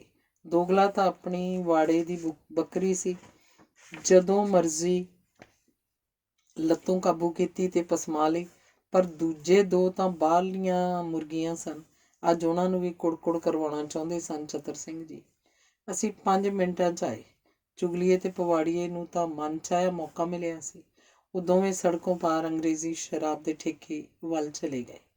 ਦੋਗਲਾ ਸਾਹਿਬ, ਮੈਂ ਨਵੀਆਂ ਕਵੀਆਂ ਨੂੰ ਚਾਂਸ ਦਿੰਦਾ। ਤੁਸੀਂ ਤਾਂ ਜਾਣਦੇ ਹੀ ਹੋ ਕਿ ਹੁਸ਼ਿਆਰਪੁਰੀ, ਕਰਤਾਰਪੁਰੀ, ਗੁਰਦਾਸਪੁਰੀ, ਫਿਰੋਜ਼ਪੁਰੀ, ਅੰਮ੍ਰਿਤਸਰੀ, ਜਲੰਧਰੀ, ਲੁਧਿਆਣਵੀ, ਪਟਿਆਲਵੀ, ਫਰੀਦਕੋਟੀ ਤੇ ਅੰਬਾਲਵੀ ਨੂੰ ਮੈਂ ਹੀ ਲਾਈਮਲਾਈਟ 'ਚ ਲਿਆਇਆ ਸੀ। ਇਹ ਸਾਰੇ ਸਰਕਾਰੀ ਸਨਮਾਨ ਤੇ ਇਨਾਮਾਂ ਨਾਲ ਨਿਵਾਜੇ ਗਏ ਹਨ। ਇਹ ਦੋਵੇਂ ਹੀ ਹੋਣਹਾਰ ਕਵੀ ਨੇ। ਮੈਂ ਇਹਨਾਂ ਦਾ ਭਵਿੱਖ ਵੀ ਬਣਾਉਣਾ ਚਾਹੁੰਦਾ। ਚਤਰ ਸਿੰਘ ਚੁੱਪ ਹੋ ਗਿਆ। ਪ੍ਰੋਫੈਸਰ ਦੋਗਲਾ ਚਤਰ ਸਿੰਘ ਦੇ ਕਥਨ ਤੇ ਵਿਚਾਰ ਕਰਦਾ ਹੋਇਆ ਸਾਹਮਣੇ ਸੜਕ ਲੰਘ ਕੇ ਆਪਣੇ ਵੱਲ ਕਾਹਲੀ ਆ ਰਹੇ ਪਵਾੜੀਏ ਤੇ ਚੁਗਲੀਏ ਨੂੰ ਵੇਖਣ ਲੱਗ ਪਿਆ। ਉਹ ਸੋਚ ਰਿਹਾ ਸੀ ਇਹਨਾਂ ਦੋਵਾਂ ਦੇ ਬਣਾਏ ਜਾਣ ਬਾਰੇ, ਭਵਿੱਖ ਬਾਰੇ। ਉਹਨੂੰ ਉਹਨਾਂ ਦੇ ਬਣਨ ਵਾਲੇ ਭਵਿੱਖ ਦੀ ਸਮਾਨਤਾ ਆਪਣੇ ਭੂਤਕਾਲ ਨਾਲ ਲੱਗ ਰਹੀ ਸੀ। ਉਹ ਆਪਣੇ ਤੇ ਉਹਨਾਂ ਦੇ ਭਵਿੱਖ ਬਾਰੇ ਤਾਂ ਸੋਚ ਰਿਹਾ ਸੀ, ਪਰ ਇਹਨਾਂ ਬਣਨ ਵਾਲੇ ਭਵਿੱਖਾਂ ਤੋਂ ਪੰਜਾਬੀ ਮਾਂ ਭਾਸ਼ਾ ਦੇ ਬਰਬਾਦ ਹੋਣ ਵਾਲੇ ਭਵਿੱਖ ਦਾ ਵਿਚਾਰ ਉਹਨੂੰ ਨਹੀਂ ਸੀ ਆ ਰਿਹਾ। ਕੀ ਲਿਆਏ ਜੇ? ਹੁਣੇ ਹੀ ਆ ਕੇ ਕੋਲ ਖੜੇ ਹੋਇਆਂ ਨੂੰ ਚਤਰ ਸਿੰਘ ਨੇ ਪੁੱਛਿਆ। ਇੱਕ ਪੀਟਰ ਸਕਾਟ ਤੇ ਅੱਧਾ ਓਲਡ ਮੌਂਕ। ਵਿਸਕੀ ਤੇ ਰਮ ਦਾ ਕੀ ਮੇਲ? ਦੁਪਹਿਰ ਦਾ ਵੇਲਾ ਤੇ ਰੁੱਤ ਵੀ ਗਰਮੀਆਂ ਦੀ। ਚਤਰ ਸਿੰਘ ਨੇ ਸ਼ੰਕਾ ਪ੍ਰਗਟਾਇਆ। ਵੇਖਿਓ ਪ੍ਰੋਫੈਸਰ ਸਾਹਿਬ, ਤੁਸੀਂ ਮੇਰੀ ਬਾਰ ਟੈਂਡਰੀ, ਅਜੇ ਤੱਕ ਕੈਂਪੇ ਤੇ ਸੋਡੇ ਦੀ ਵੀ ਸੰਗਤ ਹੋਣੀ ਆ। ਪਵਾੜੀਆ ਕੋਈ ਨਵੀਂ ਚੀਜ਼ ਪੇਸ਼ ਕਰਨ ਵਾਲੇ ਉਤਸ਼ਾਹ ਨਾਲ ਬੋਲਿਆ। ਤੇਰੀ ਬਾਰ ਟੈਂਡਰੀ ਕਿਤੇ ਸਾਡਾ ਤਬਲਾ ਹੀ ਨਾ ਵਜਾ ਦੇਵੇ। ਨਹੀਂ ਪ੍ਰੋਫੈਸਰ ਸਾਹਿਬ, ਅਸੀਂ ਕੋਈ ਗੁਸਤਾਖੀ ਕਰ ਸਕਦੇ ਹਾਂ? ਪਵਾੜੀਆ ਬੋਲਿਆ ਤੇ ਚੁਗਲੀਏ ਨੇ ਸਿਰ ਹਿਲਾ ਕੇ ਸਹਿਮਤੀ ਦਾ ਪ੍ਰਗਟਾ ਕੀਤਾ। ਉਹ ਕਾਰ ਕੋਲੋਂ ਹੋਟਲ ਦੇ ਅੰਦਰ ਜਾਣ ਲਈ ਤੁਰਨ ਹੀ ਲੱਗੇ ਸੀ ਕਿ ਚਤਰ ਸਿੰਘ ਬੋਲ ਪਿਆ। ਪ੍ਰੋਫੈਸਰ ਸਾਹਿਬ, ਆਪਾਂ ਇੱਜ਼ਤ ਸ਼ੋਹਰਤ ਵਾਲੇ ਲੋਕ ਹਾਂ। ਆਪਾਂ ਹਾਲ 'ਚ ਨਹੀਂ ਬਹਿਣਾ। ਵੇਖਣ ਵਾਲੇ ਲੋਕਾਂ ਨੇ ਗਲਤ ਅਸਰ ਪੈ ਜਾਂਦਾ। ਹਾਂ ਪ੍ਰੋਫੈਸਰ ਸਾਹਿਬ, ਮੈਨੂੰ ਇਹਦਾ ਖਿਆਲ ਆ। ਆਪਾਂ ਉਸੇ ਹੀ ਕੈਬਨ 'ਚ ਚੱਲਦੇ ਹਾਂ ਜਿਹੜੀ ਆਪਣੀ ਖਾਸ ਆ, ਜਿੱਥੇ ਪਿਛਲੀ ਵਾਰੀ 2 ਕਵਿਤਰੀਆਂ ਵੀ ਆਪਣੇ ਨਾਲ ਸੀਗੀਆਂ। ਪ੍ਰੋਫੈਸਰ ਦੋਗਲੇ ਦਾ ਉੱਤਰ ਸੀ। ਉਹ ਅੰਦਰ ਜਾਣ ਲਈ ਚੱਲ ਪਏ। ਖੁਸ਼ਕਿਸਮਤੀ ਨਾਲ ਉਹਨਾਂ ਨੂੰ ਹਾਲ ਦੇ ਪਾਸੇ ਕੈਬਿਨਾਂ ਦੀ ਡਾਰ ਵਿੱਚੋਂ ਅਖੀਰਲੀ ਕੈਬਨ ਖਾਲੀ ਮਿਲ ਗਈ। ਹੋਟਲ ਦੇ ਬਹਿਰੇ ਉਹਨਾਂ ਦੇ ਅਕਸਰ ਆਉਣ ਕਰਕੇ ਤੇ ਚੰਗਾ ਟਿਪ ਦਿੱਤੇ ਜਾਣ ਤੇ ਉਹਨਾਂ ਦਾ ਵਿਸ਼ੇਸ਼ ਸਵਾਗਤ ਕਰਦੇ ਸਨ ਕਿ ਹੋਟਲ ਵਿੱਚ ਬਾਰ ਹੋਣ ਦੇ ਬਾਵਜੂਦ ਵੀ ਬਾਹਰੋਂ ਲਿਆਂਦੀ ਗਈ ਵਿਸਕੀ 'ਤੇ ਇਤਰਾਜ਼ ਨਹੀਂ ਸਨ ਕਰਦੇ। ਲੈ ਭਈ ਪੁਆੜੀਆ, ਹੁਣ ਤੂੰ ਕਮਾਂਡਰ ਇਨ ਚੀਫ, ਕਰ ਜੋ ਮਰਜ਼ੀ, ਚਤਰ ਸਿੰਘ ਦੀ ਆਵਾਜ਼ ਸੀ। ਲਓ ਪ੍ਰੋਫੈਸਰ ਸਾਹਿਬ, ਮੇਰਾ ਸ਼ੋਅ ਸ਼ੁਰੂ। ਪੁਆੜੀਏ ਨੇ ਬਹਿਰੇ ਨੂੰ ਭੁੱਜੇ ਤਿੱਤਰਾਂ, ਦਹੀਂ, ਸਲਾਦ, ਸੋਡਾ ਤੇ ਕੈਂਪਾ ਕੋਲਾ ਦਾ ਆਰਡਰ ਦੇ ਦਿੱਤਾ ਸੀ। ਗਲਾਸ ਤਾਂ ਪਹਿਲਾਂ ਹੀ ਆ ਚੁੱਕੇ ਸਨ। ਉਹ ਘੰਟਾ ਕੁ ਬੈਠੇ ਰਹੇ। ਹੁਣ ਤੱਕ ਵਿਸਕੀ ਦੀ ਬੋਤਲ ਰੰਮ ਦਾ ਅੱਧਾ ਖਤਮ ਹੋ ਚੁੱਕਾ ਸੀ। ਉਹਨਾਂ ਨੂੰ ਨਸ਼ੇ ਦਾ ਤਿੱਖਾ ਲੋੜ ਸੀ। ਪੁਆੜੀਆ ਯਾਰ, ਤੂੰ ਤਾਂ ਬੜਾ ਮਾਹਰ ਨਿਕਲਿਆ। ਵਿਸਕੀ ਵਿੱਚ ਰੰਮ ਤੇ ਫਿਰ ਉਹਦੇ ਵਿੱਚ ਸੋਡਾ ਤੇ ਕੈਂਪਾ। ਇਹ ਤਾਂ ਇੰਪੋਰਟਡ ਸਕੌਚ ਨੂੰ ਵੀ ਮਾਤ ਕਰ ਗਈ। ਕਿਹੜੀ ਆਏ? ਚਤਰ ਸਿੰਘ ਨੇ ਹੱਥ ਵਧਾ ਕੇ ਮੇਜ਼ ਤੋਂ ਵਿਸਕੀ ਦਾ ਬੋਤਲ ਆਪਣੇ ਸਾਹਮਣੇ ਕੀਤੀ ਤੇ ਲੇਬਲ ਪੜ੍ਹਨ ਲੱਗਾ। ਪੀਟਰ ਸਕਾਟ ਹੈ? ਆ ਕੀ? ਲੇਬਲ ਪੀਟਰ ਸਕਾਟ ਦਾ ਤੇ ਬੋਤਲ ਤੇ ਬਲਿਊ ਬੁੱਲ ਲਿਖਿਆ ਹੈ। ਤੇ ਆ ਕੀ? ਢੱਕਣ ਤੇ ਇਹਦਾ ਅਰਿਸਟੋਕਰੈਟ ਦਾ। ਆਪਣੇ ਨਾਲ ਤੇ ਬੇਈਮਾਨੀ ਹੋ ਗਈ। ਇਹ ਤੇ ਆਪਾਂ ਦੇਸੀ ਸੰਤਰੇ ਮਾਲਟੇ 'ਚ ਮੱਝਾਂ ਚੋਣ ਵਾਲੇ ਟੀਕੇ ਪੀ ਕੇ ਹੀ ਨਸ਼ਾ ਚੜਾਈ ਬੈਠੇ ਆ। ਚਤਰ ਸਿੰਘ ਦੇ ਚਿਹਰੇ ਤੇ ਛਿੱਥੇਪਨ ਤੇ ਗੁੱਸੇ ਦੇ ਪ੍ਰਗਟਾਅ ਭਾਵ ਸਨ। ਪ੍ਰੋਫੈਸਰ ਸਾਹਿਬ, ਤਿੱਤਰਾਂ ਦਾ ਵੀ ਉਹ ਮਜ਼ਾ ਨਹੀਂ ਆਇਆ। ਦੋਗਲਾ ਵੀ ਬੋਲ ਪਿਆ। ਹਾਂ, ਫੋਕਲੇ ਲੱਗੇ। ਪੁਆੜੀਏ ਦੀ ਪਛਤਾਵੇ ਵਾਲੀ ਆਵਾਜ਼ ਸੀ। ਸਾਲਿਆਂ ਨੇ ਆਪਾਂ ਨੂੰ ਕਬੂਤਰ ਖਵਾਤੇ, ਤਿੱਤਰ ਕਹਿ ਗਏ। ਚਤਰ ਸਿੰਘ ਦਾ ਗੁੱਸਾ ਸਪਸ਼ਟ ਸੀ। ਉਹ ਕੁਰਸੀ ਪਿੱਛੇ ਸਰਕਾ ਕੇ ਖੜਾ ਹੋਣਾ ਚਾਹੁੰਦਾ ਸੀ, ਪਰ ਨਸ਼ੇ ਦੀ ਅਧਿਕਤਾ ਕਾਰਨ ਉੱਠਦਾ ਡਿੱਗ ਹੀ ਪੈਣ ਲੱਗਾ ਸੀ। ਇਹਨਾਂ ਦੀ ਭੈਣ 2-3 ਗੰਦੀਆਂ ਗਾਲਾਂ ਕੱਢਦਾ। ਮਿਲਾਵਟੀ ਵਿਸਕੀ, ਸਿਰ ਕਿਸ ਤਰ੍ਹਾਂ ਘੁੰਮਣ ਡਿਆ ਏ। ਦੋਗਲਾ ਸਾਹਿਬ, ਹੁਣ ਤੁਹਾਡੇ ਕਾਵ ਸੰਗ੍ਰਹਿ ਦਾ ਨਾਂ ਤਿੱਤਰ ਬਿੱਤਰ ਨਹੀਂ ਰੱਖਣਾ। ਹੁਣ ਨਾ ਹੋਊਗਾ ਕਬੂਤਰ ਕੂਕ। ਚਤਰ ਸਿੰਘ ਕੁਰਸੀ ਥੋੜ੍ਹੀ ਪਿੱਛੇ ਸਰਕਾ ਕੇ ਲੱਤਾਂ ਚੌੜੀਆਂ ਕਰਕੇ ਕੁਰਸੀ ਨੂੰ ਢੋਹ ਲਾ ਲੈਂਦਾ। ਦਹੀਂ ਦੀਆਂ 4-5 ਪਲੇਟਾਂ ਮੰਗਾਓ। ਭੈੜੀ ਸ਼ਰਾਬ ਦਾ ਸੇਕ ਘਟੇ, ਚਤਰ ਸਿੰਘ ਨੇ ਕਿਹਾ ਤੇ ਸਾਹਮਣੇ ਛਿੱਥੇ ਹੋ ਰਹੇ ਚੁਗਲੀਏ ਤੇ ਪੁਆੜੀਏ ਵੱਲ ਵੇਖਿਆ। ਉਹਨਾਂ ਦੇ ਚਿਹਰਿਆਂ ਦੀ ਚਿੰਤਾ ਉਹਨਾਂ ਵੱਲੋਂ ਕੀਤੀ ਗਈ ਸੇਵਾ ਦੇ ਵਿਅਰਥ ਜਾਣ ਦਾ ਡਰ ਜ਼ਾਹਰ ਕਰ ਰਹੀ ਸੀ। ਚਤਰ ਸਿੰਘ ਨੂੰ ਜਿਵੇਂ ਉਹਨਾਂ ਤੇ ਤਰਸ ਆ ਗਿਆ ਹੋਵੇ। ਇਸ ਦੇਸ਼ 'ਚ ਹੈ ਕੋਈ ਧਰਮ-ਈਮਾਨ? ਵੇਖੋ ਹਨੇਰ ਸਾਈਂ ਦਾ, ਲੇਬਲ ਪੀਟਰ ਸਕਾਟ ਦਾ, ਬੋਤਲ ਬਲਿਊ ਬੁੱਲ ਦੀ ਤੇ ਢੱਕਣ ਅਰਿਸਟੋਕਰੈਟ ਦਾ। ਦੱਸੋ, ਇਸ ਦੇਸ਼ ਕੌਮ ਦੀ ਬੇੜੀ ਕਿਉਂ ਨਾ ਡੁੱਬੂਗੀ? ਪਰ ਤੁਸੀਂ ਕਿਉਂ ਸ਼ਰਮਿੰਦੇ ਹੋਈ ਜਾਂਦੇ ਜੇ? ਤੁਹਾਡਾ ਕੀ ਕਸੂਰ ਆ? ਤੁਹਾਡੇ ਨਾਲ ਤਾਂ ਠੱਗੀ ਹੋਈ ਆ, ਠੱਗੀ। ਇਹ ਤਾਂ ਮੁਲਕ ਹੀ ਠੱਗਾਂ ਦਾ। ਇੱਥੇ ਤਾਂ ਪੁੱਤ ਪਿਓ ਨੂੰ ਠੱਗੀ ਜਾਂਦਾ, ਭਰਾ ਭੈਣ ਨੂੰ ਠੱਗੀ ਜਾਂਦਾ, ਸਾਰੇ ਠੱਗ ਆ ਇੱਥੇ। ਕੁਝ ਚਿਰ ਹੋਰ ਚਤਰ ਸਿੰਘ ਦਾ ਵਿਖਿਆਨ ਦੇਸ਼ ਤੇ ਕੌਮ ਦੇ ਬੁਰੇ ਆਚਰਣ ਤੇ ਹੁੰਦਾ ਰਿਹਾ। ਉਹਨੇ ਜੀ ਭਰ ਕੇ ਦੇਸ਼ ਦੇ ਰਾਜ ਪ੍ਰਬੰਧ, ਵਿਦਿਅਕ ਢਾਂਚਾ, ਰਾਜਨੀਤੀ, ਕਲਾ, ਸਾਹਿਤ ਤੇ ਲੀਡਰਾਂ ਦੇ ਆਚਰਣ ਨੂੰ ਕੋਸਿਆ ਤੇ ਉਦੋਂ ਚੁੱਪ ਹੋਇਆ ਜਦੋਂ ਬਹਿਰਾ ਦਹੀਂ ਦੀਆਂ ਖਾਲੀ ਕੀਤੀਆਂ ਪਲੇਟਾਂ ਚੁੱਕ ਕੇ ਲੈ ਗਿਆ ਤੇ ਖਾਣੇ ਲਈ ਪਲੇਟਾਂ ਮੇਜ਼ ਤੇ ਸਜਾਉਣ ਲੱਗ ਪਿਆ ਸੀ। ਖਾਣੇ ਦਾ ਆਰਡਰ ਪਹਿਲਾਂ ਹੀ ਦੇ ਦਿੱਤਾ ਗਿਆ ਸੀ। ਓਏ, ਇਹਨੂੰ ਕਹੋ ਕੋਈ ਕਰਾਰੀ ਚੀਜ਼ ਲਿਆਵੇ।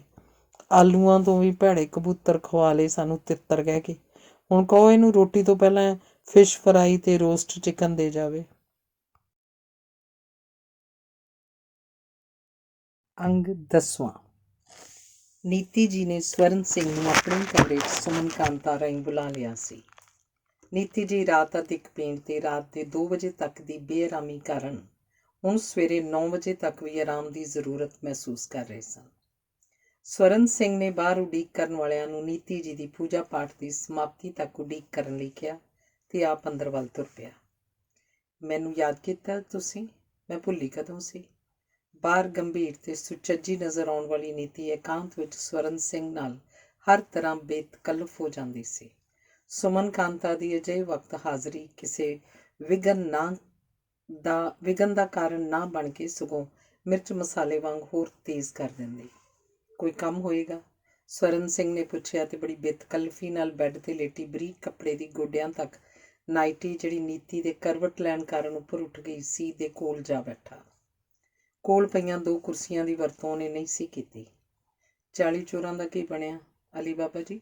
ਨੀਤੀ ਨੇ ਪੁੱਛਿਆ। ਉਹ ਕੰਮ ਅੱਜ ਦੁਪਹਿਰ ਤੱਕ ਹੋ ਜਾਏਗਾ। ਕਿੰਨੇ ਆਉਣਗੇ? 2 ਕਰੋੜ। ਸਵਰਨ ਸਿੰਘ ਦਾ ਉੱਤਰ ਸੀ। ਕੁਝ ਅਦਲਾ ਬਦਲੀ ਕਰਨੀ ਹੈ, ਇਸੇ ਵਾਸਤੇ ਸੱਦਿਆ ਸੀ। ਦੱਸੋ? ਸਵਰਨ ਸਿੰਘ ਨੇ ਕਈ ਅੰਦਾਜ਼ੇ ਲਾਉਂਦਿਆਂ ਪੁੱਛਿਆ। ਸਵਿਸ ਬੈਂਕ ਨੂੰ ਸਿਰਫ 50 ਲੱਖ ਦੇਣੇ ਹਨ ਤੇ ਬਾਕੀ ਦਾ 1.5 ਕਰੋੜ ਤੇ 5.5 ਕਰੋੜ ਪਿਛਲੇ ਮਹੀਨੇ ਵਾਲਾ। ਟੋਟਲ ਹੋ ਗਿਆ 7, ਹੈ ਨਾ? ਇਹਨਾਂ ਵਿੱਚੋਂ 1-1 ਕਰੋੜ ਜੈਪੁਰ, ਅਹਿਮਦਾਬਾਦ, ਲਖਨਊ, ਭੋਪਾਲ, ਹੈਦਰਾਬਾਦ, ਪਟਨਾ ਤੇ ਬੰਬੇ ਭੇਜਣ ਦਾ ਪ੍ਰਬੰਧ ਕਰ ਲਓ। ਉੱਥੇ ਦੇ ਸਾਰੇ ਬੰਦੇ ਤਾਂ ਤੁਹਾਨੂੰ ਪਤਾ ਹੀ ਹੈ, ਉਹਨਾਂ ਨੂੰ ਖਬਰ ਕਰ ਦਿਓ। ਤੇ ਅਗਲੀ ਗੱਲ ਜ਼ਰਾ ਧਿਆਨ ਨਾਲ ਸੁਣੋ। ਲੇਟੀ ਹੋਈ ਨੀਤੀ ਉੱਠ ਕੇ ਬਹਿ ਗਈ। ਵਿਸ਼ੇ ਦੀ ਗੰਭੀਰਤਾ ਨੇ ਉਹਦੀ ਥਕਾਵਟ, ਸੁਸਤੀ, ਰਾਤ ਦੇ ਨਸ਼ੇ ਦੇ ਤੇ ਵਿਕਾਰ ਪੂਰਤੀ ਕਾਰਨ ਸਰੀਰ ਤੋਟ ਨੂੰ ਭੁਲਾ ਦਿੱਤਾ ਸੀ। ਹਾਂਜੀ ਦੱਸੋ ਜੀ, ਸਵਰਨ ਸਿੰਘ ਨੇ ਉਤਸੁਕਤਾ ਨਾਲ ਪੁੱਛਿਆ। ਪ੍ਰਧਾਨ ਮੰਤਰੀ 3 ਮਹੀਨਿਆਂ ਤੋਂ ਬਿਮਾਰ ਹਨ। ਇਸ ਦੌਰਾਨ ਗ੍ਰਹਿ ਮੰਤਰੀ ਚਰਪਟਨਾਥ 35 ਪਾਰਲੀਮੈਂਟ ਮੈਂਬਰ ਆਪਣੇ ਨਾਲ ਪੱਕੇ ਕਰ ਚੁੱਕਾ ਹੈ। ਜੇ ਉਹਦੇ ਮਦਦਗਾਰ ਪਾਰਲੀਮੈਂਟ ਮੈਂਬਰਾਂ ਦੀ ਗਿਣਤੀ 60 ਹੋ ਗਈ ਤਾਂ ਵਿਰੋਧੀ ਦਲ ਨਾਲ ਮਿਲ ਕੇ ਉਹ ਸਰਕਾਰ ਡੇਕ ਕੇ ਆਪ ਪ੍ਰਧਾਨ ਮੰਤਰੀ ਬਣ ਜਾਏਗਾ। ਜੇ ਇਸ ਤਰ੍ਹਾਂ ਹੋ ਗਿਆ ਤਾਂ ਆਪਾਂ ਲਈ ਦੇਸ਼ ਛੱਡ ਕੇ ਭੱਜਣ ਤੋਂ ਬਗੈਰ ਕੋਈ ਰਸਤਾ ਨਹੀਂ ਹੋਏਗਾ। ਸਵਿਸ ਬੈਂਕ ਵਾਲਾ ਪੈਸਾ ਦਾਲ ਰੋਟੀ ਤਾਂ ਚਲਾ ਸਕੇਗਾ, ਪਰ ਇੱਥੇ ਵਾਲੀਆਂ ਮੌਜਾਂ ਨਹੀਂ ਕੀਤੀਆਂ ਜਾਣਗੀਆਂ। ਸੁਮਨ ਨੇ ਕਮਰੇ ਦੀ ਬਾਹੀ ਵਾਲੀ ਅਲਮਾਰੀ ਖੋਲ੍ਹੀ ਸੀ। ਉਹਦੇ ਖੜਾਕ ਕਾਰਨ ਨੀਤੀ ਦਾ ਧਿਆਨ ਉੱਧਰ ਹੋ ਗਿਆ। ਉਹ ਬੋਲਦੀ ਬੋਲਦੀ ਚੁੱਪ ਹੋ ਗਈ। ਸੁਮਨ ਕਾਂਤਾ ਨੀਤੀ ਨੂੰ ਰਾਤ ਦੀ ਬਹੁਤੀ ਪੀਤੀ ਹੋਣ ਕਰਕੇ ਸਵੇਰੇ ਆਈ ਨਸ਼ੇ ਦੀ ਤੋਟ ਕਾਰਨ ਪੈਗ ਬਣਾਉਣ ਲੱਗੀ ਸੀ। ਨੀਤੀ ਨੂੰ ਆਪਣੇ ਵੱਲ ਵੇਖਦਿਆਂ ਵੇਖ ਕੇ ਉਹ ਬੋਲ ਪਈ, ਮੈਡਮ ਦਾਲ ਰੋਟੀ ਕਿਉਂ? ਤੁਹਾਡੇ ਲਈ ਤਾਂ ਹਜ਼ਾਰਾਂ ਮੁਰਗੇ ਇਸ ਧਰਤੀ 'ਤੇ ਜਨਮ ਲੈਂਦੇ ਹਨ। ਇਹੋ ਜਿਹਾ ਕਲਯੁਗ ਨਹੀਂ ਆਉਣ ਲੱਗਾ ਕਿ ਤੁਸੀਂ ਦਾਲ ਰੋਟੀ ਖਾਓ। ਸਵਰਨ ਸਿੰਘ ਜੀ, ਤੁਹਾਡੇ ਲਈ ਵੀ ਪੈਗ ਬਣਾ ਦਿਆਂ? ਉਹ ਬੋਲਦੀ ਬੋਲਦੀ ਸਵਰਨ ਸਿੰਘ ਨੂੰ ਸੰਬੋਧਿਤ ਹੋਈ। ਬਣਾ ਭਈ, ਜੇ ਦੇਵੀਆਂ ਦੇ ਮੰਦਰ 'ਚ ਆਏ ਹਾਂ ਤਾਂ ਪ੍ਰਸ਼ਾਦ ਵੀ ਲੈ ਹੀ ਲਈਏ। ਸਵਰਨ ਸਿੰਘ ਨੇ ਨੀਤੀ ਦੀ ਠੋਡੀ ਤੋਂ ਹੇਠਾਂ ਵੱਲ ਬਰੀਕ ਨਾਈਟੀ ਵਿੱਚੋਂ ਦ੍ਰਿਸ਼ਟਮਾਨ ਸਰੀਰ ਵੱਲ ਵੇਖਦਿਆਂ ਕਿਹਾ ਤੇ ਛੇਤੀ ਨੀਤੀ ਤੇ ਸਵਰਨ ਸਿੰਘ ਦੇ ਹੱਥਾਂ 'ਚ ਪੈਗ ਸੀ ਜੋ ਦੋਵਾਂ ਨੇ ਝਾਟੀ ਮੁਕਾ ਦਿੱਤੇ। ਸਵਰਨ ਸਿੰਘ ਨੇ ਅਗਲੀ ਹਦਾਇਤ ਲਈ ਨੀਤੀ ਵੱਲ ਵੇਖਣਾ ਸ਼ੁਰੂ ਕਰ ਦਿੱਤਾ। ਸੋਚਦੀ ਹੋਈ ਨੀਤੀ ਨੇ ਉਹਦਾ ਮਕਸਦ ਸਮਝ ਕੇ ਕੁਝ ਬੋਲਣ ਦਾ ਯਤਨ ਕੀਤਾ, ਪਰ ਵਿਸਕੀ ਦੇ ਪ੍ਰਭਾਤੀ ਪੈਗ ਦੇ ਬਾਵਜੂਦ ਵੀ ਨੀਤੀ ਦੇ ਦਿਮਾਗ 'ਚ ਉਹਦੀ ਸੁਭਾਵਿਕ ਤੇਜ਼ੀ ਨਹੀਂ ਆਈ ਸੀ। ਵੱਧ ਰਹੀ ਝੁੰਝਲਾਹਟ ਨੂੰ ਦੂਰ ਕਰਨ ਲਈ ਉਹਨੇ ਇੱਧਰ ਉੱਧਰ ਗਰਦਨ ਘੁਮਾਈ।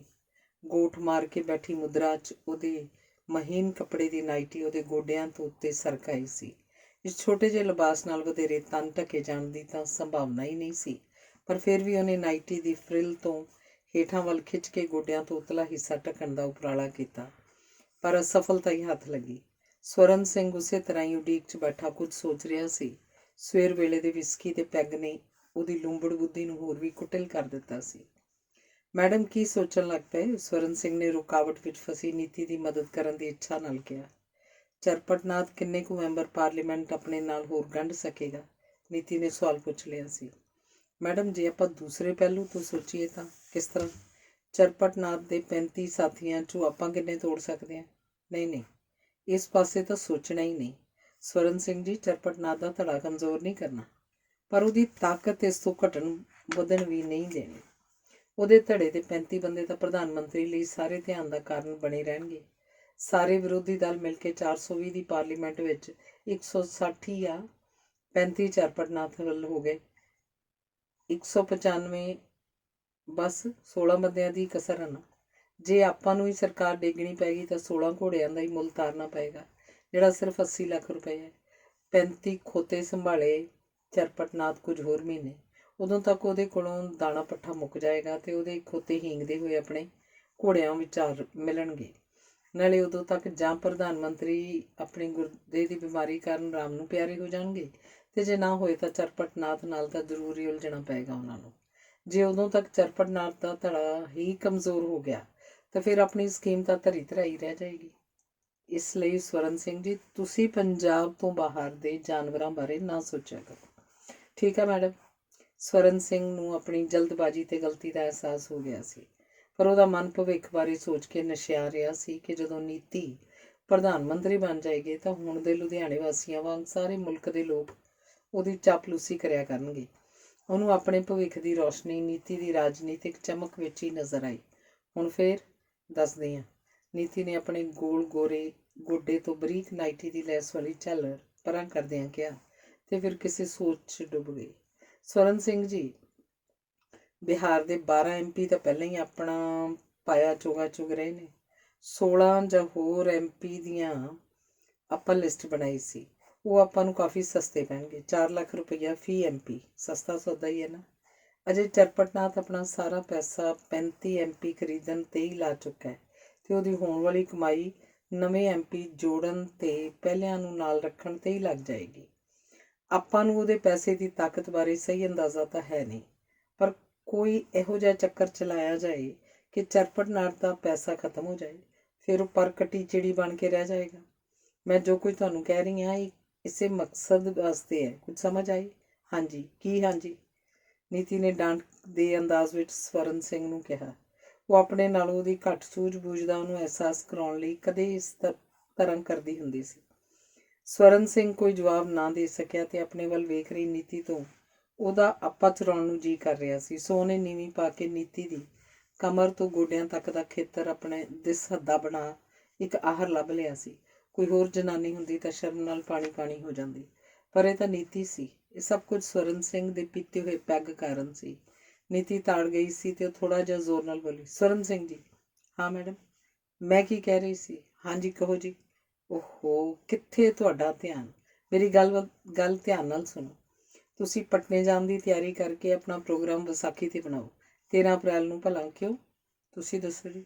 ਮੈਂ ਹੀ ਦੱਸਦੀ ਹਾਂ। ਧਿਆਨ ਨਾਲ ਸੁਣੋ। ਤੁਸੀਂ ਵਿਸਾਖੀ 'ਤੇ ਆਪਣੇ ਨਾਲ 10 ਕੁ ਬੰਦੇ ਹੋਰ ਪਟਨਾ ਸਾਹਿਬ ਦੀ ਯਾਤਰਾ ਦਾ ਬਹਾਨਾ ਬਣਾ ਕੇ ਲੈ ਜਾਓ। ਲੋਕ ਤੇ ਪ੍ਰੈਸ ਇਹੋ ਸਮਝਣਗੇ ਕਿ ਸਿੱਖਾਂ ਦਾ ਇੱਕ ਗਰੁੱਪ ਗੁਰਦੁਆਰੇ ਦੇ ਦਰਸ਼ਨਾਂ ਨੂੰ ਆਇਆ। ਦੂਸਰੇ ਸਾਥੀਆਂ ਨੂੰ ਤੁਸੀਂ ਦਰਸ਼ਨ ਕਰਨ ਦੇਣਾ ਤੇ ਆਪ ਬਿਹਾਰ ਦੇ ਵੱਧ ਤੋਂ ਵੱਧ ਪਾਰਲੀਮੈਂਟ ਦੇ ਮੈਂਬਰਾਂ ਨੂੰ ਆਪਣੇ ਨਾਲ ਜੋੜਨਾ, ਚਾਹੇ ਖਰਚ ਥੋੜਾ ਬਹੁਤਾ ਵੱਧ ਹੋ ਜਾਏ। ਦੂਜਾ, ਚਰਪਟਨਾਥ ਨੂੰ ਇਹ ਦਾਣਾ ਪਾਉਣਾ ਕਿ ਜੇ ਮੈਨੂੰ ਵਾਜਬ ਰਕਮ ਦਿੱਤੀ ਜਾਵੇ ਤਾਂ ਮੈਂ ਉਹਦੀ ਮਦਦ ਕਰਾਂਗੀ। ਉਹਦੇ ਕੋਲੋਂ ਵੱਧ ਤੋਂ ਵੱਧ ਰੁਪਏ ਦੀ ਹਾਂ ਕਰਾਉਣੀ ਤੇ ਭੁਗਤਾਨ ਤੁਰੰਤ ਹੋਵੇ। ਇਹਦੇ ਨਾਲ ਇੱਕ ਤਾਂ ਉਹਦਾ ਪੈਸਾ ਆਪਣੇ ਕੋਲ ਆ ਜਾਏ, ਦੂਜਾ ਐਨ ਮੌਕੇ 'ਤੇ ਆਪਾਂ ਉਹਦੀ ਪਿੱਠ 'ਤੇ ਲੱਤ ਮਾਰ ਕੇ ਉਹਨੂੰ ਚਿੱਤ ਕਰ ਦਿਆਂਗੇ। ਅੱਗੇ ਪ੍ਰਧਾਨ ਮੰਤਰੀ ਦੇ ਗੁਰਦੇ ਤੋਂ ਵੀ ਪੂਰੀ ਉਮੀਦ ਰੱਖਣੀ ਚਾਹੀਦੀ ਹੈ। ਮੈਨੂੰ ਯਕੀਨ ਹੈ ਕਿ ਉਹ 2 ਮਹੀਨੇ ਤੋਂ ਵੱਧ ਨਹੀਂ ਚੱਲਣ ਲੱਗਾ, ਚਾਹੇ ਕਿੰਨੀਆਂ ਹੀ ਕਿਡਨੀਆਂ ਟਰਾਂਸਪਲਾਂਟ ਕਰਾ ਲਵੇ। ਬੜੇ ਹੁਸ਼ਿਆਰ ਰਹਿਣਾ। ਤੁਹਾਡੇ ਦੋਵੇਂ ਮਿਸ਼ਨ ਇੱਕ ਦੂਜੇ 'ਚ ਮਿਕਸਅਪ ਨਾ ਹੋਣ ਤੇ ਚਰਪਟਨਾਥ ਨੂੰ ਤੁਹਾਡੇ ਪਹਿਲੇ ਮਿਸ਼ਨ ਬਾਰੇ ਪਤਾ ਹੀ ਨਾ ਲੱਗੇ। ਵੈਸੇ ਮੈਂ ਇhtiyat ਵਾਸਤੇ ਅੱਜ ਮੋਹਨ ਲਾਲ ਨੂੰ ਫਰਜ਼ੀ ਤੌਰ 'ਤੇ ਕਾਰਨ ਦੱਸੋ ਨੋਟਿਸ ਦੇ ਕੇ ਪਾਰਟੀ ਵਿੱਚੋਂ ਕੱਢਣ ਲੱਗੀ ਹਾਂ, ਤਾਂ ਕਿ ਜੇ ਗੱਲ ਲੀਕ ਵੀ ਹੋ ਜਾਏ ਤਾਂ ਆਪਾਂ ਬਿਆਨ ਦੇਵਾਂਗੇ ਕਿ ਮੋਹਨ ਲਾਲ ਦੁਆਰਾ ਉਡਾਈਆਂ ਝੂਠੀਆਂ ਅਫਵਾਹਾਂ ਨੇ। ਨੀਤੀ ਚੁੱਪ ਕਰ ਗਈ। ਵਾਹ ਮੈਡਮ ਵਾਹ, ਕਮਾਲ ਦੀ ਸਕੀਮ ਆ, ਪਰ ਫਾਇਦੇਮੰਦੀ ਤਾਂ ਹੀ ਹੋਏਗੀ ਜੇ ਸਿਰੇ ਚੜ੍ਹ ਗਈ। ਨੀਤੀ ਦੀ ਇਹ ਸ਼ੰਕਾ ਸਵਰਨ ਸਿੰਘ ਲਈ ਬੜੀ ਚੁਣੌਤੀ ਸੀ। ਤੁਸੀਂ ਬੇਫਿਕਰ ਰਹੋ, ਅੱਗੇ ਜ਼ਿੰਮੇਵਾਰੀ ਮੇਰੀ। ਸਵਰਨ ਸਿੰਘ ਜਾਣ ਲਈ ਖੜਾ ਹੋ ਗਿਆ। ਅੱਛਾ ਮੈਡਮ, ਹੁਣ ਤੁਸੀਂ ਤਿਆਰ ਹੋ ਜਾਓ ਤੇ ਪੂਜਾ ਪਾਠ ਸਮਾਪਤ ਕਰਕੇ ਬਾਹਰ ਮਿਲਣ ਆਏ ਲੋਕਾਂ ਨੂੰ ਦਰਸ਼ਨ ਦਿਓ। ਇਹ ਸੁਮਨ ਕਾਂਤਾ ਜੀ, ਮੈਨੂੰ ਇੱਕ ਗਲਾਸ ਲੱਸੀ ਦਾ ਮੰਗਾ ਦਿਓ। ਤੁਹਾਡੀ ਵਿਸਕੀ ਦੇ ਪ੍ਰਸ਼ਾਦ ਦੀ ਖੁਸ਼ਬੂ ਤੋਂ ਅਸਰ ਦੱਬ ਜਾਏ। ਸਵਰਨ ਸਿੰਘ ਜੀ, ਬੰਸੀ ਲਾਲ ਚੋਪੜੇ ਦਾ ਕੀ ਬਣਿਆ? ਨੀਤੀ ਨੂੰ ਭੁੱਲੀ ਹੋਈ ਗੱਲ ਯਾਦ ਆਈ। ਸਭ ਕੁਝ ਬਣਾ ਦਿੱਤਾ ਮੈਮ। ਅੱਜ ਕਾਲਜ ਤੋਂ ਘਰ ਮੁੜ ਰਹੀ ਉਹਦੀ ਪੋਤੀ ਚੁੱਕ ਲਈ ਜਾਏਗੀ ਤੇ 4-5 ਅਣਜਾਣ ਬੰਦਿਆਂ ਦੇ ਹੱਥੋਂ ਦੁਰਗਤੀ ਹੋਣ ਦੇ ਬਾਅਦ ਕਿਸੇ ਉਜਾੜ ਥਾਂ ਤੋਂ ਬੇਹੋਸ਼ੀ ਦੀ ਹਾਲਤ ਵਿੱਚ ਮਿਲ ਜਾਏਗੀ। Very good. ਅੱਗੇ ਵੀ ਸਭ ਕੁਝ ਸਕੀਮ ਅਨੁਸਾਰ ਹੀ ਚੱਲੇ। ਨੀਤੀ ਨੂੰ ਕਈ ਸਾਲ ਪਹਿਲਾਂ ਇੱਕ ਮੁੰਜ ਦੀ ਮੰਜੀ ਤੇ ਬੰਸੀ ਲਾਲ ਚੋਪੜੇ ਦੁਆਰਾ ਆਪਣੇ ਨਾਲ ਕੀਤਾ ਗਿਆ ਬਲਾਤਕਾਰ ਯਾਦ ਆ ਗਿਆ। ਕਈ ਕਿਸਮ ਦੀਆਂ ਪੀੜਾਂ ਤੇ ਅਪਮਾਨ ਦੀ ਕੜਵਾਹਟ ਸੱਜਰੀ ਹੋ ਗਈ। ਉਹਦਾ ਚਿਹਰਾ ਗੁੱਸੇ ਤੇ ਬਦਲੇ ਦੇ ਭਾਵ ਨਾਲ ਤਮ-ਤਮਾ ਗਿਆ। ਰਜਤ ਨਗਰ ਸ਼ਹਿਰ ਦੇ ਉੱਤਰ ਵਿੱਚ ਇੱਕ ਖੁਸ਼ਹਾਲ ਬਸਤੀ ਸੀ। ਖੁੱਲ੍ਹੇ ਪਲਾਟਾਂ 'ਚ ਵੱਡੇ-ਵੱਡੇ ਮਕਾਨਾਂ 'ਚ ਮੋਟੀ ਆਮਦਨ ਵਾਲੇ ਪਰਿਵਾਰਾਂ ਦਾ ਨਿਵਾਸ ਇੱਥੇ ਸੀ। ਉਸ ਦਿਨ ਸ਼ਾਮ 6 ਵਜੇ ਇੱਕ ਭੇਦ ਦਾ ਪਰਦਾ ਇਸ ਖੁਸ਼ਹਾਲ ਬਸਤੀ 'ਤੇ ਤਣ ਗਿਆ ਸੀ। ਇਸ ਬਸਤੀ ਦੇ ਮਸ਼ਹੂਰ ਕਾਰੋਬਾਰੀ ਤੇ ਰਾਜਸੀ ਅਸਰ ਰਸੂਖ ਵਾਲੇ ਅਮੀਰ ਠੇਕੇਦਾਰ ਬੰਸੀ ਲਾਲ ਚੋਪੜੇ ਦੀ ਪੋਤਰੀ ਸੰਜਨਾ ਨਾਲ ਅੱਜ ਇੱਕ ਅਤ ਦੁਖਦਾਈ ਘਟਨਾ ਵਾਪਰੀ ਸੀ, ਜਿਸ ਨਾਲ ਚੋਪੜਾ ਪਰਿਵਾਰ ਦੀ ਸ਼ਾਨੋ ਸ਼ੌਕਤ ਤਾਂ ਮਿੱਟੀ 'ਚ ਮਿਲ ਗਈ ਸੀ ਤੇ ਨਾਲ ਹੀ BA ਦੀ ਇਸ 18 ਸਾਲਾ ਵਿਦਿਆਰਥਣ ਦੀ ਜ਼ਿੰਦਗੀ ਬਰਬਾਦ ਹੋ ਗਈ ਸੀ। ਨਿੱਤ ਵਾਂਗ ਚੋਪੜੇ ਦੀ ਪੋਤੀ ਸੰਜਨਾ ਆਪਣੇ ਕਾਲਜ ਤੋਂ ਵਾਪਸ ਘਰ ਪਰਤ ਰਹੀ ਸੀ ਕਿ ਉਹਨੂੰ ਉਧਾਲ ਕੇ ਇੱਕ ਕਾਰ 'ਚ ਸੁੱਟ ਕੁਝ ਬਦਮਾਸ਼ ਅਣਜਾਣੀ ਥਾਂ ਲੈ ਗਏ ਤੇ ਕੋਈ 3 ਘੰਟੇ ਬਾਅਦ ਇਹ ਕੁੜੀ ਫਿਰੋਜ਼ਪੁਰ ਰੋਡ ਦੇ ਚੁੰਗੀ ਤੋਂ ਕਾਫੀ ਅੱਗੇ ਇੱਕ ਸੁੰਨਸਾਨ ਥਾਂ 'ਤੇ ਬੇਹੋਸ਼ ਪਈ ਮਿਲੀ।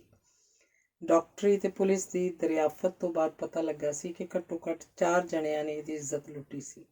ਜਿੰਨੇ ਮੂੰਹ ਉਨੀਆਂ ਗੱਲਾਂ। ਕੋਈ ਕਹਿੰਦਾ ਕਿ ਕੁੜੀ ਅਵਾਰਾ ਤੇ ਬਦਚਲਨ ਸੀ ਤੇ ਕੋਈ ਕਹਿੰਦਾ ਕਿ ਦਾਦੇ ਦੀਆਂ ਪਿਛਲੀਆਂ ਕਰਤੂਤਾਂ ਦਾ ਇਹ ਰੋਜ਼ਾਨਾ ਪੋਤੀ ਨੂੰ ਭਰਨਾ ਪਿਆ। ਕੁੜੀ ਅਜੇ ਡੂੰਘੇ ਸਦਮੇ ਕਾਰਨ ਕੋਈ ਵੀ ਬਿਆਨ ਦੇਣੋਂ ਅਸਮਰਥ ਸੀ, ਪਰ ਉਹਦੀ ਮਾਂ ਅਰਥਾਤ ਬੰਸੀ ਲਾਲ ਚੋਪੜੇ ਦੀ ਨੂੰਹ ਤਾਂ ਖੁੱਲ੍ਹਮ ਖੁੱਲ੍ਹਾ ਕਹਿ ਰਹੀ ਸੀ ਕਿ ਉਹਦੇ ਸਹੁਰੇ ਤੋਂ ਕਿਸੇ ਨੇ ਬਦਲਾ ਲੈਣ ਲਈ ਉਹਦੀ ਧੀ ਨੂੰ ਬਰਬਾਦ ਕੀਤਾ ਹੈ। ਬੰਸੀ ਲਾਲ ਦੀ ਨੂੰਹ ਦੀ ਆਪਣੇ ਸਹੁਰੇ ਨਾਲ ਅਣਬਣੀ ਰਹਿੰਦੀ ਸੀ ਤੇ ਉਹਦੇ ਕਿਸੇ ਜ਼ਮਾਨੇ ਦੀ ਬੁਰੀ ਸ਼ੋਹਰਤ ਕਾਰਨ ਕਲੱਬ ਤੇ ਸਭਾ ਸੁਸਾਇਟੀਆਂ ਵਿੱਚ ਕਈ ਵਾਰ ਸ਼ਰਮਿੰਦੀ ਹੋਈ ਸੀ। ਉਹਨੇ ਆਪਣੇ ਘਰ ਵਾਲੇ ਤੇ ਬੰਸੀ ਲਾਲ ਚੋਪੜੇ ਦੇ ਇੱਕੋ ਇੱਕ ਜਿਉਂਦੇ ਪੁੱਤਰ ਨੂੰ ਕਈ ਵਾਰ ਅੱਡ ਹੋਣ ਲਈ ਕਿਹਾ ਸੀ, ਪਰ ਆਪਣੇ ਵੱਡੇ ਭਰਾ ਦੀ ਮੌਤ ਤੋਂ ਬਾਅਦ ਇਕੱਲਾ ਰਹਿ ਜਾਣ ਕਰਕੇ ਉਹਨੇ ਇਹ ਗੱਲ ਮੰਨੀ ਨਹੀਂ ਸੀ। ਅੱਜ ਉਹ ਪਛਤਾ ਰਿਹਾ ਸੀ ਕਿ ਜੇ ਉਹ ਆਪਣੀ ਘਰਵਾਲੀ ਦੇ ਕਹੇ ਤੇ ਅੱਡ ਹੋ ਕੇ ਆਪਣੇ ਸਾਲੇ ਨਾਲ ਭਿਆਲੀ ਕਰਕੇ ਅਲੀਗੜ੍ਹ ਚਲਾ ਜਾਂਦਾ ਤਾਂ ਅੱਜ ਉਹਦੀ ਧੀ ਦੀ ਇਸ ਤਰ੍ਹਾਂ ਖੁਆਰੀ ਨਾ ਹੁੰਦੀ। ਰਜਤ ਨਗਰ ਤੋਂ ਸਾਰੇ ਸ਼ਹਿਰ 'ਚ ਗੱਲ ਫੈਲ ਗਈ ਸੀ। ਬਹੁਤਿਆਂ ਦੇ ਅੰਦਾਜ਼ੇ ਅਨੁਸਾਰ ਇਹ ਘਿਨਾਉਣਾ ਕੰਮ ਕਿਸੇ ਨੇ ਬੰਸੀ ਲਾਲ ਚੋਪੜੇ ਕੋਲੋਂ ਬਦਲਾ ਲੈਣ ਲਈ ਹੀ ਕੀਤਾ ਸੀ। ਛੁੱਟੀ ਵੇਲੇ ਸੈਂਕੜੇ ਕਾਲਜ ਦੀਆਂ ਵਿਦਿਆਰਥਣਾਂ ਘਰਾਂ ਨੂੰ ਵਾਪਸ ਮੁੜਦੀਆਂ ਹਨ, ਪਰ ਸਿਰਫ ਚੋਪੜੇ ਦੀ ਧੀ ਨੂੰ ਹੀ ਕਿਉਂ ਉਧਾਲਿਆ ਗਿਆ? ਇਹ ਜ਼ਰੂਰ ਹੀ ਕਿਸੇ ਪੁਰਾਣੀ ਦੁਸ਼ਮਣੀ ਕਾਰਨ ਬਦਲੇ ਦੀ ਹੀ ਕਾਰਵਾਈ ਸੀ। ਕੌਣ ਹੋਏਗਾ ਬਦਲਾ ਲੈਣ ਵਾਲਾ? ਇੱਕ ਮਾਸੂਮ ਬੇਕਸੂਰ ਕੁੜੀ ਨੂੰ ਦਾਦੇ ਦੀ ਭੈੜੀ ਕਰਨੀ ਦੀ ਸਜ਼ਾ ਕਿਉਂ ਦਿੱਤੀ ਗਈ? ਅੰਦਾਜ਼ੇ ਤੇ ਅਫਵਾਹਾਂ ਦਾ ਬਾਜ਼ਾਰ ਪੂਰੀ ਤਰ੍ਹਾਂ ਗਰਮ ਸੀ। ਆਖਿਰ ਇੱਕ ਮੰਨਣਯੋਗ ਅੰਦਾਜ਼ੇ ਨੂੰ ਸੱਚ ਦੇ ਨੇੜੇ ਹੋਣ ਬਾਰੇ ਲਗਭਗ ਸਹਿਮਤੀ ਹੋ ਗਈ ਸੀ। ਸ਼ਹਿਰ ਦੀ ਮਿਊਨਿਸਪਲ ਕਾਰਪੋਰੇਸ਼ਨ ਦੀ ਚੋਣ ਤੋਂ ਬਾਅਦ ਰਜਤ ਨਗਰ ਤੋਂ ਜਿੱਤਣ ਵਾਲੇ ਉਮੀਦਵਾਰ ਦੇ ਜਵਾਈ ਦੀ ਮੌਤ ਇੱਕ ਹਾਦਸੇ ਨਾਲ ਹੋ ਗਈ ਸੀ। ਮਰਨ ਵਾਲੇ ਦੇ ਸਕੂਟਰ ਦੀ ਟੱਕਰ ਬੰਸੀ ਲਾਲ ਦੇ ਟਰੱਕ ਨਾਲ ਹੋਈ ਸੀ ਤੇ ਉਸ ਵਕਤ ਵੀ ਕੁਝ ਲੋਕਾਂ ਨੇ ਅੰਦਾਜ਼ਾ ਲਾਇਆ ਸੀ ਕਿ ਦੁਰਘਟਨਾ ਨਾ ਹੋ ਕੇ ਬੰਸੀ ਲਾਲ ਚੋਪੜੇ ਵੱਲੋਂ ਬਦਲਾ ਲੈਣ ਲਈ ਕਰਵਾਇਆ ਗਿਆ ਕਤਲ ਸੀ। ਇਹਦੇ ਸਬੂਤ ਵਿੱਚ ਲੋਕ ਮਰਨ ਵਾਲੇ ਦੇ ਸਹੁਰੇ ਧਨੀ ਰਾਮ ਦੁਆਰਾ ਬੰਸੀ ਲਾਲ ਚੋਪੜੇ ਨੂੰ ਹੁਕਮਰਾਨ ਪਾਰਟੀ ਵਿੱਚੋਂ ਕਢਵਾ ਕੇ ਆਪ ਕਾਰਪੋਰੇਸ਼ਨ ਦੀ ਚੋਣ ਲਈ ਟਿਕਟ ਲੈ ਕੇ ਬੰਸੀ ਲਾਲ ਚੋਪੜੇ ਨੂੰ ਆਜ਼ਾਦ ਉਮੀਦਵਾਰ ਦੇ ਰੂਪ ਵਿੱਚ ਹਰਾਉਣਾ ਸੀ। ਬਸ ਇਸੇ ਰੜਕ ਵਿੱਚ ਬੰਸੀ ਲਾਲ ਨੇ ਧਨੀ ਰਾਮ ਦੇ ਜਵਾਈ ਨੂੰ ਦੁਰਘਟਨਾ ਦੇ ਜ਼ਰੀਏ ਕਤਲ ਕਰਵਾ ਦਿੱਤਾ ਤੇ ਧਨੀ ਰਾਮ ਨੇ ਬਦਲੇ ਵਿੱਚ ਬੰਸੀ ਲਾਲ ਚੋਪੜੇ ਦੀ 18 ਸਾਲਾ ਪੋਤੀ ਦੀ ਇੱਜ਼ਤ ਲੁੱਟਵਾ ਹਿਸਾਬ ਬਰਾਬਰ ਕਰ ਲਿਆ। ਲੋਕ ਤੁਰੰਤ ਲਏ ਗਏ ਬਦਲੇ ਤੇ ਸ਼ਾਬਾਸ਼ ਦਿੰਦੇ। ਵਿਹਲੜ ਲੋਕਾਂ ਨੂੰ ਮਨੋਰੰਜਨ ਵਾਸਤੇ ਸੋਹਣਾ ਸਾਧਨ ਮਿਲ ਗਿਆ ਸੀ। ਬੰਸੀ ਲਾਲ ਚੋਪੜੇ ਦੀ ਪੋਤੀ ਨਾਲ ਸੰਬੰਧਿਤ ਬਲਾਤਕਾਰ ਕਾਂਡ ਬਾਰੇ ਪੁਲਿਸ ਨੂੰ ਵੀ ਲੋਕਾਂ ਵਿੱਚ ਪ੍ਰਚਲਿਤ ਧਾਰਨਾ ਹੀ ਜੱਚ ਗਈ ਸੀ। ਪੁਲਿਸ ਨੇ ਇਸੇ ਥਿਊਰੀ ਦੇ ਆਧਾਰ ਤੇ ਧਨੀ ਰਾਮ ਕੌਂਸਲਰ ਦੇ ਵਿਰੁੱਧ ਕੇਸ ਦਰਜ ਕਰਕੇ ਉਹਨੂੰ ਹਿਰਾਸਤ ਵਿੱਚ ਲੈ ਲਿਆ ਸੀ। ਬੰਸੀ ਲਾਲ ਚੋਪੜਾ ਇਸ ਸਾਰੇ ਕਾਂਡ ਤੇ ਬਹੁਤ ਹੀ ਤਿਲ ਮਿਲਾ ਰਿਹਾ ਸੀ। ਇੰਨਾ ਅਪਮਾਨ ਉਹਨੇ ਕਦੀ ਨਹੀਂ ਸੀ ਸਹਾਰਿਆ ਤੇ ਨਾ ਹੀ ਉਹਨੇ ਕਦੀ ਕਿਸੇ ਅਬੋਧ ਲੜਕੀ ਦੀ ਇੱਜ਼ਤ ਲੁੱਟੇ ਜਾਣ ਨੂੰ ਇੰਨਾ ਦੁਖਦਾਈ ਤੇ ਵੱਡੀ ਗੱਲ ਸਮਝਿਆ ਸੀ। ਉਹਨੇ ਤਾਂ ਬਹੁਤ ਸਾਰੀਆਂ ਔਰਤਾਂ ਤੇ ਲੜਕੀਆਂ ਦੀ ਇੱਜ਼ਤ ਲੁੱਟਣ ਤੋਂ ਬਾਅਦ ਬਿਸਤਰੇ ਤੇ ਕਰਵਟ ਲੈਣ ਵਰਗੀ ਸਧਾਰਨ ਘਟਨਾ ਵਾਂਗ ਹੀ ਸਮਝਿਆ ਸੀ। ਉਹ ਸੋਚਦਾ ਉਹਦੀ ਪੋਤੀ ਨਾਲ ਹੋਏ ਬਲਾਤਕਾਰ ਨੂੰ ਪੁਲਿਸ ਵੱਲੋਂ ਮੁਕੱਦਮਾ ਬਣਾਉਣੋਂ ਰੋਕਣਾ ਚਾਹੀਦਾ ਸੀ, ਪਰ ਹੁਣ ਤਾਂ ਉਹਦਾ ਆਪਣਾ ਪ੍ਰਭਾਵ ਵੀ ਪੁਲਿਸ ਉੱਤੇ ਘਟ ਚੁੱਕਾ ਸੀ। ਕਾਰਪੋਰੇਸ਼ਨ ਦਾ ਮੈਂਬਰ ਵੀ ਉਹ ਨਹੀਂ ਸੀ ਬਣ ਸਕਿਆ ਤੇ ਹੁਕਮਰਾਨ ਪਾਰਟੀ ਵਿੱਚੋਂ ਉਹਨੂੰ ਕੱਢ ਦਿੱਤਾ ਗਿਆ ਸੀ। ਧਨੀ ਰਾਮ ਦੀ ਗ੍ਰਿਫਤਾਰੀ ਕਾਰਨ ਉਹਦੇ ਨਾਲ ਇੱਕ ਤਕੜੇ ਬੰਦੇ ਦੀ ਦੁਸ਼ਮਣੀ ਵੀ ਪੈ ਗਈ ਸੀ। ਹੁਣ ਤਾਂ ਧਨੀ ਰਾਮ ਉਸੇ ਨੂੰ ਹੀ ਆਪਣੇ ਜਵਾਈ ਦਾ ਕਾਤਲ ਸਮਝੇਗਾ। ਇਸ ਸਭ ਤੇ ਵੀ ਬੰਸੀ ਲਾਲ ਚੋਪੜੇ ਨੂੰ ਆਪਣੀਆਂ ਪਿਛਲੀਆਂ ਕਰਤੂਤਾਂ ਤੇ ਪਛਤਾਵਾ ਨਹੀਂ ਸੀ ਹੋ ਰਿਹਾ, ਬਲਕਿ ਉਹਨੂੰ ਕਿਸੇ ਅਣਜਾਣ ਦੁਸ਼ਮਣ ਦੀ ਸਫਲ ਹੋ ਰਹੀ ਸਾਜ਼ਿਸ਼ ਤੇ ਗੁੱਸਾ ਆ ਰਿਹਾ ਸੀ। ਉਹਨੂੰ ਆਪਣੇ ਵੱਲੋਂ ਕੀਤੀ ਗਈ ਅਣਗਹਿਲੀ ਤੇ ਵੀ ਅਫਸੋਸ ਸੀ। ਪਾਰਟੀ ਵਿੱਚ ਧਨੀ ਰਾਮ ਨੇ ਵੀ ਕਈ ਵਾਰ ਨੀਤੀ ਤੇ ਕਿੰਤੂ ਪ੍ਰੰਤੂ ਉਠਾਏ ਸਨ। ਧਨੀ ਰਾਮ ਦੀ ਜ਼ਬਾਨ ਬੰਦ ਕਰਨੀ ਵੀ ਨੀਤੀ ਲਈ ਜ਼ਰੂਰੀ ਸੀ। ਹੁਣ ਉਹਦੇ ਵੇਖਣ ਵਾਸਤੇ ਮਨਪਸੰਦ ਦਾ ਤਮਾਸ਼ਾ ਸ਼ੁਰੂ ਹੋ ਗਿਆ ਸੀ।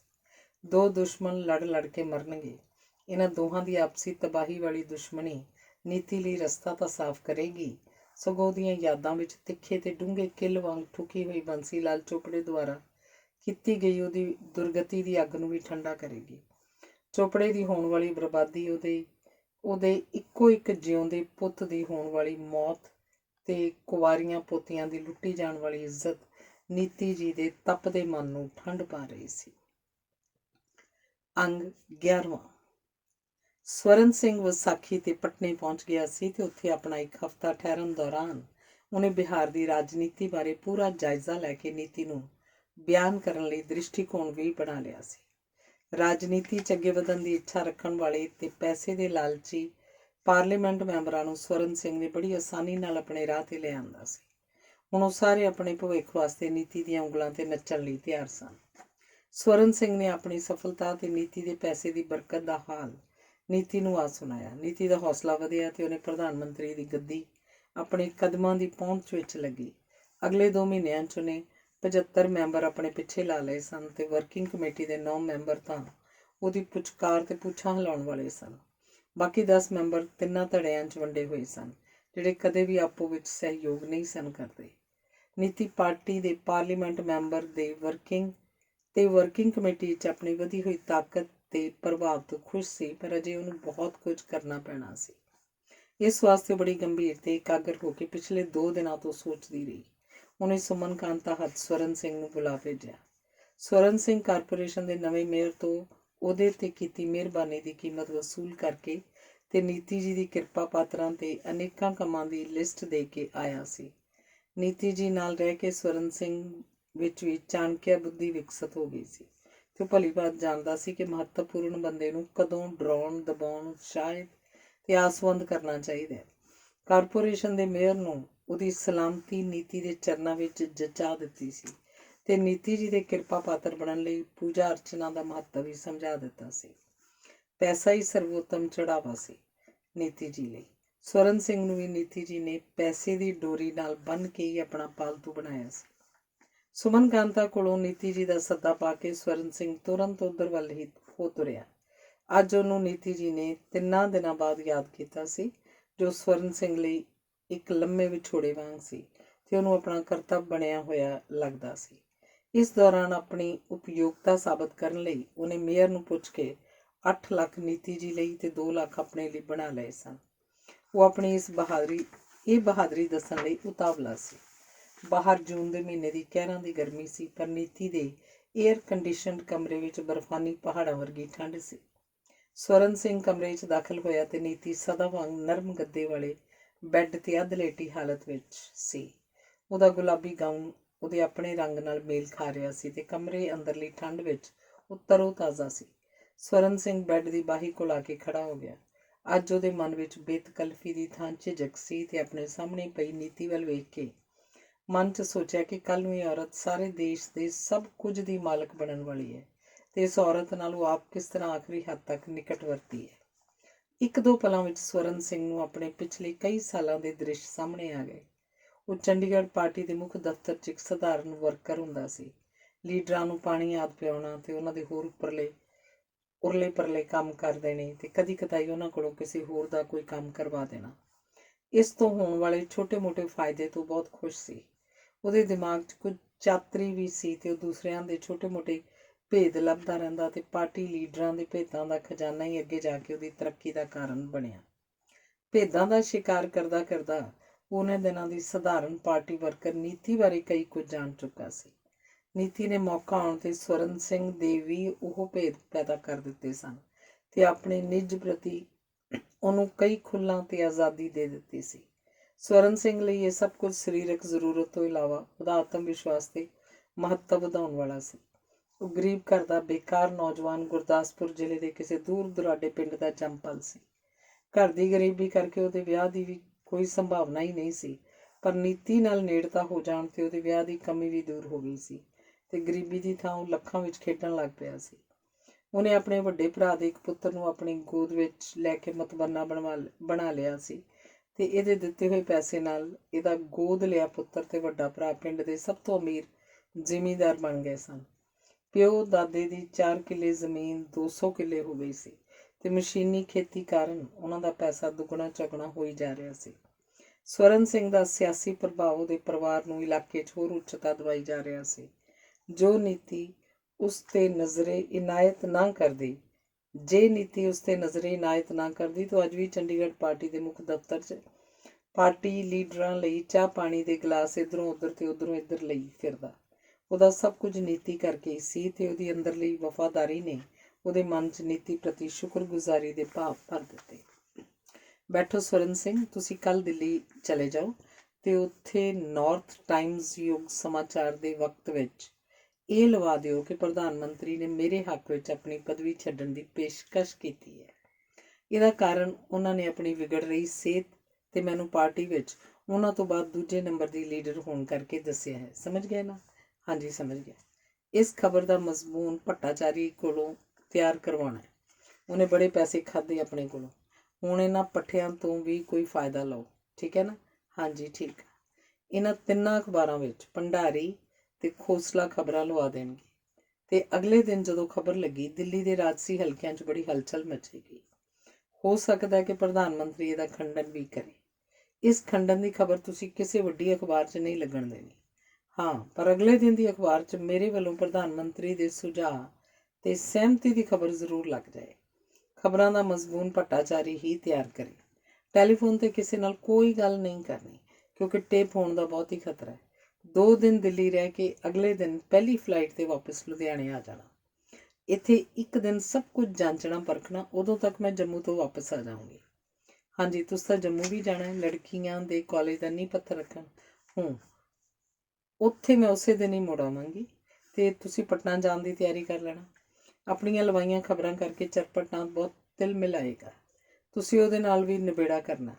ਜੇ ਉਹ ਆਪਣੇ 35 ਪਾਰਲੀਮੈਂਟ ਮੈਂਬਰਾਂ ਨਾਲ ਮੇਰੇ ਹੱਕ 'ਚ ਆ ਜਾਏ ਤਾਂ ਮੈਂ ਪ੍ਰਧਾਨ ਬਣਨ 'ਤੇ ਉਹਨੂੰ ਹੁਣ ਵਾਂਗੀ ਗ੍ਰਹਿ ਮੰਤਰੀ ਬਣਾਈ ਰੱਖਾਂਗੀ। ਅਤੇ ਜਿਹੜਾ ਮੁਸ਼ਕਿਲ ਕੰਮ ਤੁਹਾਡੇ ਲਈ ਹੈ ਉਹ ਇਹ ਹੈ ਕਿ ਜੇ ਚਰਪਟਨਾਥ ਅੜੀ ਫੜੀ ਕਰੇ ਤਾਂ ਉਹਨੂੰ ਜਚਾ ਦੇਣਾ ਕਿ ਅਗਲੀ ਵਾਰੀ ਉਹ ਪਾਰਲੀਮੈਂਟ ਦਾ ਸਧਾਰਨ ਮੈਂਬਰ ਵੀ ਨਹੀਂ ਬਣ ਸਕੇਗਾ ਅਤੇ ਪਾਰਟੀ ਦੇ ਵਿੱਚੋਂ ਵੀ ਉਹਦਾ ਪੱਤਾ ਕੱਟਿਆ ਜਾਏਗਾ। ਨੀਤੀ ਚੁੱਪ ਹੋ ਗਈ। ਤੁਸੀਂ ਬੇਫਿਕਰ ਰਹੋ ਜੀ, ਮੈਂ ਜਿੱਥੇ ਜਿੱਥੇ ਗਿਆ ਫਤਿਹ ਹੀ ਕਰਕੇ ਆਵਾਂਗਾ। ਤੁਹਾਡਾ ਅਗਲਾ ਹਫ਼ਤਾ ਬਹੁਤ ਰੁਝੇਵੇਂ ਭਰਿਆ।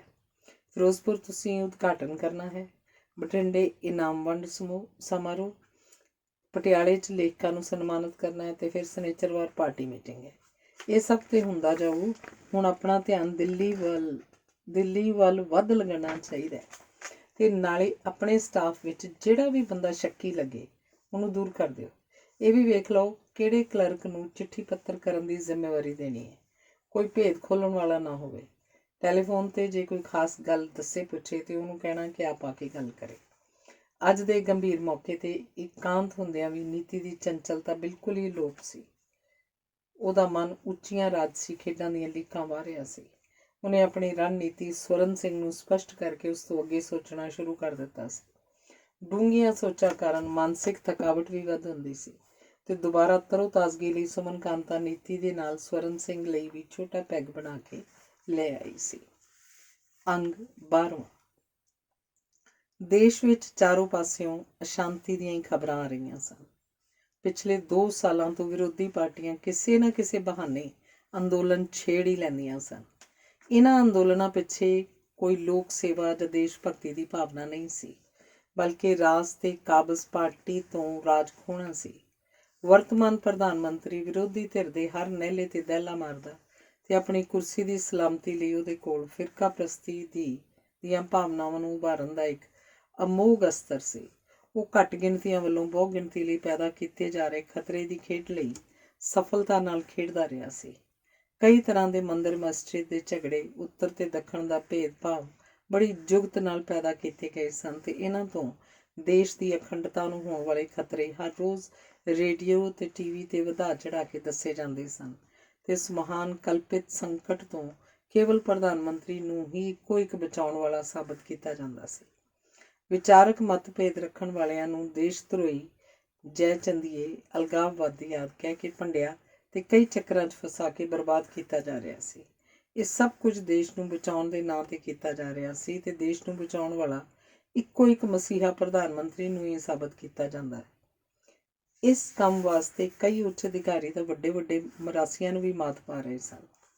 ਪ੍ਰਧਾਨ ਮੰਤਰੀ ਜੀ ਦੀਆਂ ਸਕੀਮਾਂ ਤੇ ਦਿਮਾਗ ਦਾ ਉਹਨਾਂ ਦੀ ਹਰ ਰਾਜਸੀ ਸਾਜ਼ਿਸ਼ ਸਫਲ ਕਰਵਾ ਦਿੰਦਾ ਸੀ, ਪਰ ਉਹਨਾਂ ਦੀ ਰਾਜਸੀ ਨਿਪੁੰਨਤਾ ਦਾ ਸੱਤਿਆਨਾਸ ਉਹਨਾਂ ਦੇ ਗੁਰਦੇ ਕਰ ਰਹੇ ਸਨ।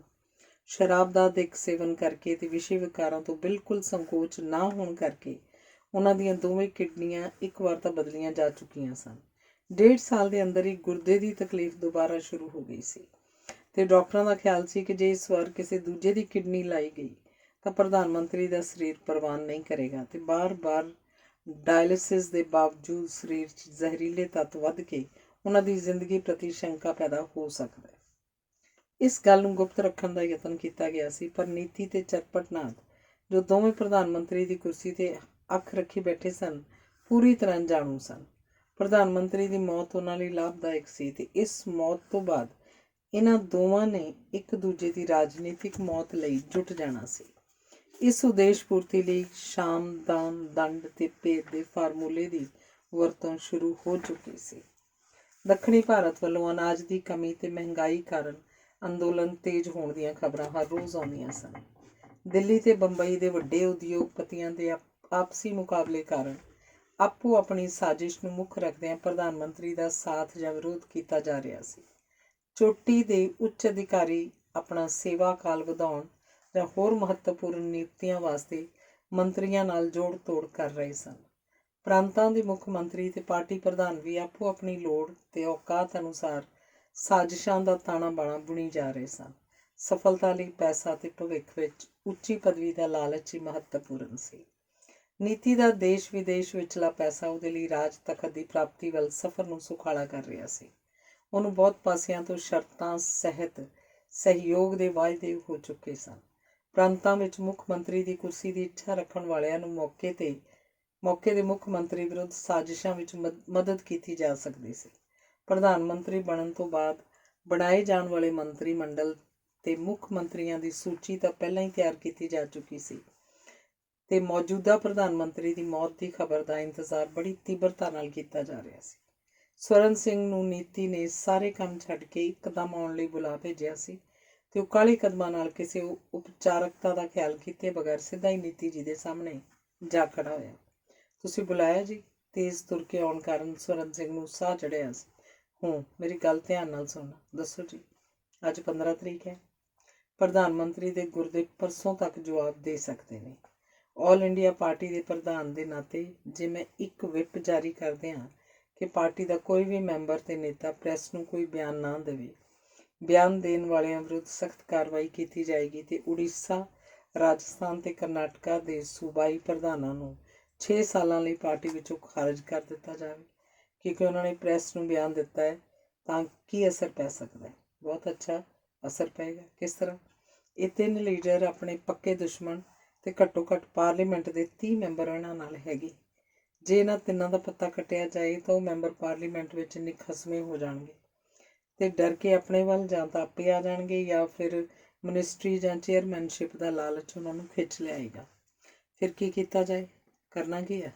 ਤੁਸੀਂ ਅੱਜ ਵਿਪ ਇਸ਼ੂ ਕਰੋ, ਪਰਸੋਂ ਅਖਬਾਰਾਂ 'ਚ ਆਪਾਂ ਇਹਨਾਂ ਤਿੰਨਾਂ ਲੀਡਰਾਂ ਦੇ ਇਤਰਾਜ਼ਯੋਗ ਬਿਆਨ ਛਪਵਾ ਦੇਵਾਂਗੇ। ਉਸ ਤੋਂ ਅਗਲੇ ਦਿਨ ਤੁਸੀਂ ਇਹਨਾਂ ਨੂੰ ਪਾਰਟੀ 'ਚੋਂ ਕੱਢ ਦਿਓ ਤੇ ਜੇ ਰੱਬ ਦੀ ਮਿਹਰ ਰਹੀ ਉਦੋਂ ਤੱਕ ਪ੍ਰਧਾਨ ਮੰਤਰੀ ਜੀ ਚਲਾਣਾ ਕਰ ਜਾਣਗੇ ਤੇ ਰਾਸ਼ਟਰ ਪ੍ਰਮੁੱਖ ਵੱਲੋਂ ਆਪਣੇ ਨਾਲ ਵਾਅਦਾ ਤਾਂ ਹੈ ਹੀ ਕਿ ਉਹ ਤੁਹਾਨੂੰ ਪ੍ਰਧਾਨ ਮੰਤਰੀ ਵਜੋਂ ਸਹੁੰ ਚੁਕਾ ਦੇਣਗੇ। ਚਰਪਟ ਨਾਥ ਦੀ ਪੂਛ ਤਾਂ ਭਾਵੇਂ ਕਤਰੀ ਜਾ ਚੁੱਕੀ ਹੈ ਪਰ ਉਹਦਾ ਲੱਕ ਤੋੜਨਾ ਤਾਂ ਜੇ ਬਾਕੀ ਹੈ। ਨਾਲ ਹੀ ਇਸ ਵਾਸਤੇ ਤੁਸੀਂ ਪਹਿਲਾਂ ਵਾਰ ਕਰੋ। ਠੀਕ ਹੈ ਸਵਰਨ ਸਿੰਘ ਜੀ, ਤੁਸੀਂ ਪ੍ਰਧਾਨ ਮੰਤਰੀ ਦੇ ਚਲਾਣੇ ਦੀ ਖਬਰ ਇੱਕਦਮ ਮੇਰੇ ਤੱਕ ਪਹੁੰਚਾ ਦੇਣੀ ਤੇ ਠੀਕ ਇਹ ਹੋਏਗਾ ਕਿ ਹੁਣ ਆਪਾਂ ਦਿੱਲੀ ਵਿੱਚ ਹੀ ਪੱਕੇ ਡੇਰੇ ਰੱਖੀਏ। ਹਾਂਜੀ, ਇਹ ਜ਼ਰੂਰੀ ਹੈ। ਮੈਂ ਤਾਂ ਦਿੱਲੀ ਪਹਿਲਾਂ ਹੀ ਸਾਰਾ ਇੰਤਜ਼ਾਮ ਕਰਵਾ ਦਿੱਤਾ। ਦਿੱਲੀ ਵਾਲੀ ਕੋਠੀ ਤੁਹਾਡੇ ਲਈ ਬਿਲਕੁਲ ਤਿਆਰ ਹੈ। 4 ਨਵੇਂ ਟੈਲੀਫੋਨ ਕੱਲ੍ਹ ਹੀ ਲੱਗ ਜਾਣਗੇ, ਕੱਲ੍ਹ ਹੀ ਲੱਗ ਗਏ ਹਨ। ਪਿਛਲੇ 15 ਦਿਨਾਂ ਵਿੱਚ ਘਟਨਾ ਚੱਕਰ ਬੜੀ ਤੇਜ਼ੀ ਨਾਲ ਚੱਲਿਆ ਸੀ। ਚਰਪਟ ਨਾਥ ਪ੍ਰਧਾਨ ਮੰਤਰੀ ਦੀ ਕੁਰਸੀ ਵੱਲ ਜਾਣ ਵਾਲੇ ਰਸਤੇ ਨੂੰ ਆਪਣੇ ਲਈ ਇਕਸਾਰ ਕਰਨ ਲਈ ਪਾਰਟੀ ਦਾ ਰਾਸ਼ਟਰੀ ਪ੍ਰਧਾਨ ਬਣਨਾ ਚਾਹੁੰਦਾ ਸੀ, ਪਰ ਹਥਿਆਰ ਨੀਤੀ ਦਾ ਚੱਲ ਗਿਆ ਸੀ। ਨੀਤੀ ਨੇ ਆਪਣੇ ਪੈਸੇ ਨਾਲ ਹਰ ਪ੍ਰਭਾਵਸ਼ਾਲੀ ਆਦਮੀ ਨੂੰ ਖਰੀਦ ਲਿਆ ਸੀ। ਇਸ ਸਫਲਤਾ ਨੇ ਨੀਤੀ ਦਾ ਉਤਸ਼ਾਹ ਵਧਾਇਆ ਸੀ ਤੇ ਚਰਪਟ ਨਾਥ ਦੇ ਕੈਂਪ ਵਿੱਚ ਨਿਰਾਸ਼ਾ ਦੀ ਲਹਿਰ ਦੌੜ ਗਈ ਸੀ। ਵਿਰੋਧੀ ਪਾਰਟੀਆਂ ਵੀ ਇਸ ਮੌਕੇ 'ਤੇ ਗਤੀਸ਼ੀਲ ਹੋ ਗਈਆਂ ਸਨ, ਪਰ ਉਹਨਾਂ ਦੀ ਫੁੱਟ ਤੇ ਪ੍ਰੋਗਰਾਮਾਂ ਦੀ ਭਿੰਨਤਾ ਉਹਨਾਂ ਨੂੰ ਕੋਈ ਫਾਇਦਾ ਲੈਣ ਤੋਂ ਵਾਂਝੇ ਰੱਖ ਰਹੀ ਸੀ। ਜਨਤਾ ਗਰੀਬੀ, ਬੇਰੁਜ਼ਗਾਰੀ, ਮਹਿੰਗਾਈ, ਭ੍ਰਿਸ਼ਟਾਚਾਰ ਤੇ ਤਕੜਿਆਂ ਵੱਲੋਂ ਜ਼ੁਲਮ ਕਾਰਨ ਦੁਖੀ ਸੀ, ਪਰ ਵਿਧਾਨ ਦੀ ਬਰਾਬਰ ਸੋਧ ਕਰਕੇ ਜਨਤਾ ਕੋਲੋਂ ਦਾਦ ਫਰਿਆਦ ਦੇ ਵੀ ਹੱਕ ਖੋਹ ਲਏ ਗਏ ਸਨ। ਵਿਕਣ ਵਾਲੇ ਪਾਰਲੀਮੈਂਟ ਦੇ ਮੈਂਬਰਾਂ ਨੇ ਵਿਧਾਨ ਦੀ ਸੋਧ ਲਈ ਵੋਟ ਪਾਉਂਦੇ ਵਕਤ ਕਦੀ ਨਹੀਂ ਸੀ ਸੋਚਿਆ ਕਿ ਜਨਤਾ ਦੀ ਜਿਹੜੀ ਆਜ਼ਾਦੀ ਖੋਹ ਕੇ ਉਹ ਨੌਕਰਸ਼ਾਹੀ ਤੇ ਪੁਲਿਸ ਨੂੰ ਦੇ ਰਹੇ ਹਨ, ਉਹ ਕਿੰਨੀਆਂ ਕੁਰਬਾਨੀਆਂ ਤੋਂ ਬਾਅਦ ਵਿਦੇਸ਼ੀ ਹਾਕਮਾਂ ਕੋਲੋਂ ਲਈ ਗਈ ਸੀ। ਨੀਤੀ ਜੀ ਦਾ ਪੱਕਾ ਡੇਰਾ ਹੁਣ ਉਹਨਾਂ ਦੀ ਦਿੱਲੀ ਵਾਲੀ ਕੋਠੀ 'ਚ ਲੱਗ ਚੁੱਕਾ ਸੀ। ਮਤਭੇਦ ਰੱਖਣ ਵਾਲੇ ਪਾਰਟੀ ਲੀਡਰਾਂ ਤੇ ਮਨਘੜਤ ਤੋਹਮਤਾਂ ਲਾ ਕੇ ਉਹਨਾਂ ਨੂੰ ਪਾਰਟੀ ਵਿੱਚੋਂ ਕੱਢਿਆ ਜਾ ਰਿਹਾ ਸੀ। ਆਪਣੇ ਵਿਰੋਧੀਆਂ ਦੇ ਖਾਤਮੇ ਲਈ ਇਹ ਤਰੀਕਾ ਬੜਾ ਕਾਰਗਰ ਸੀ। ਪ੍ਰਧਾਨ ਮੰਤਰੀ ਨੂੰ ਦੂਸਰੀ ਕਿਡਨੀ ਲਾਈ ਗਈ ਸੀ, ਪਰ ਉਹਨਾਂ ਦੀ ਹਾਲਤ ਘੜੀ-ਘੜੀ ਵਿਗੜਦੀ ਜਾ ਰਹੀ ਸੀ।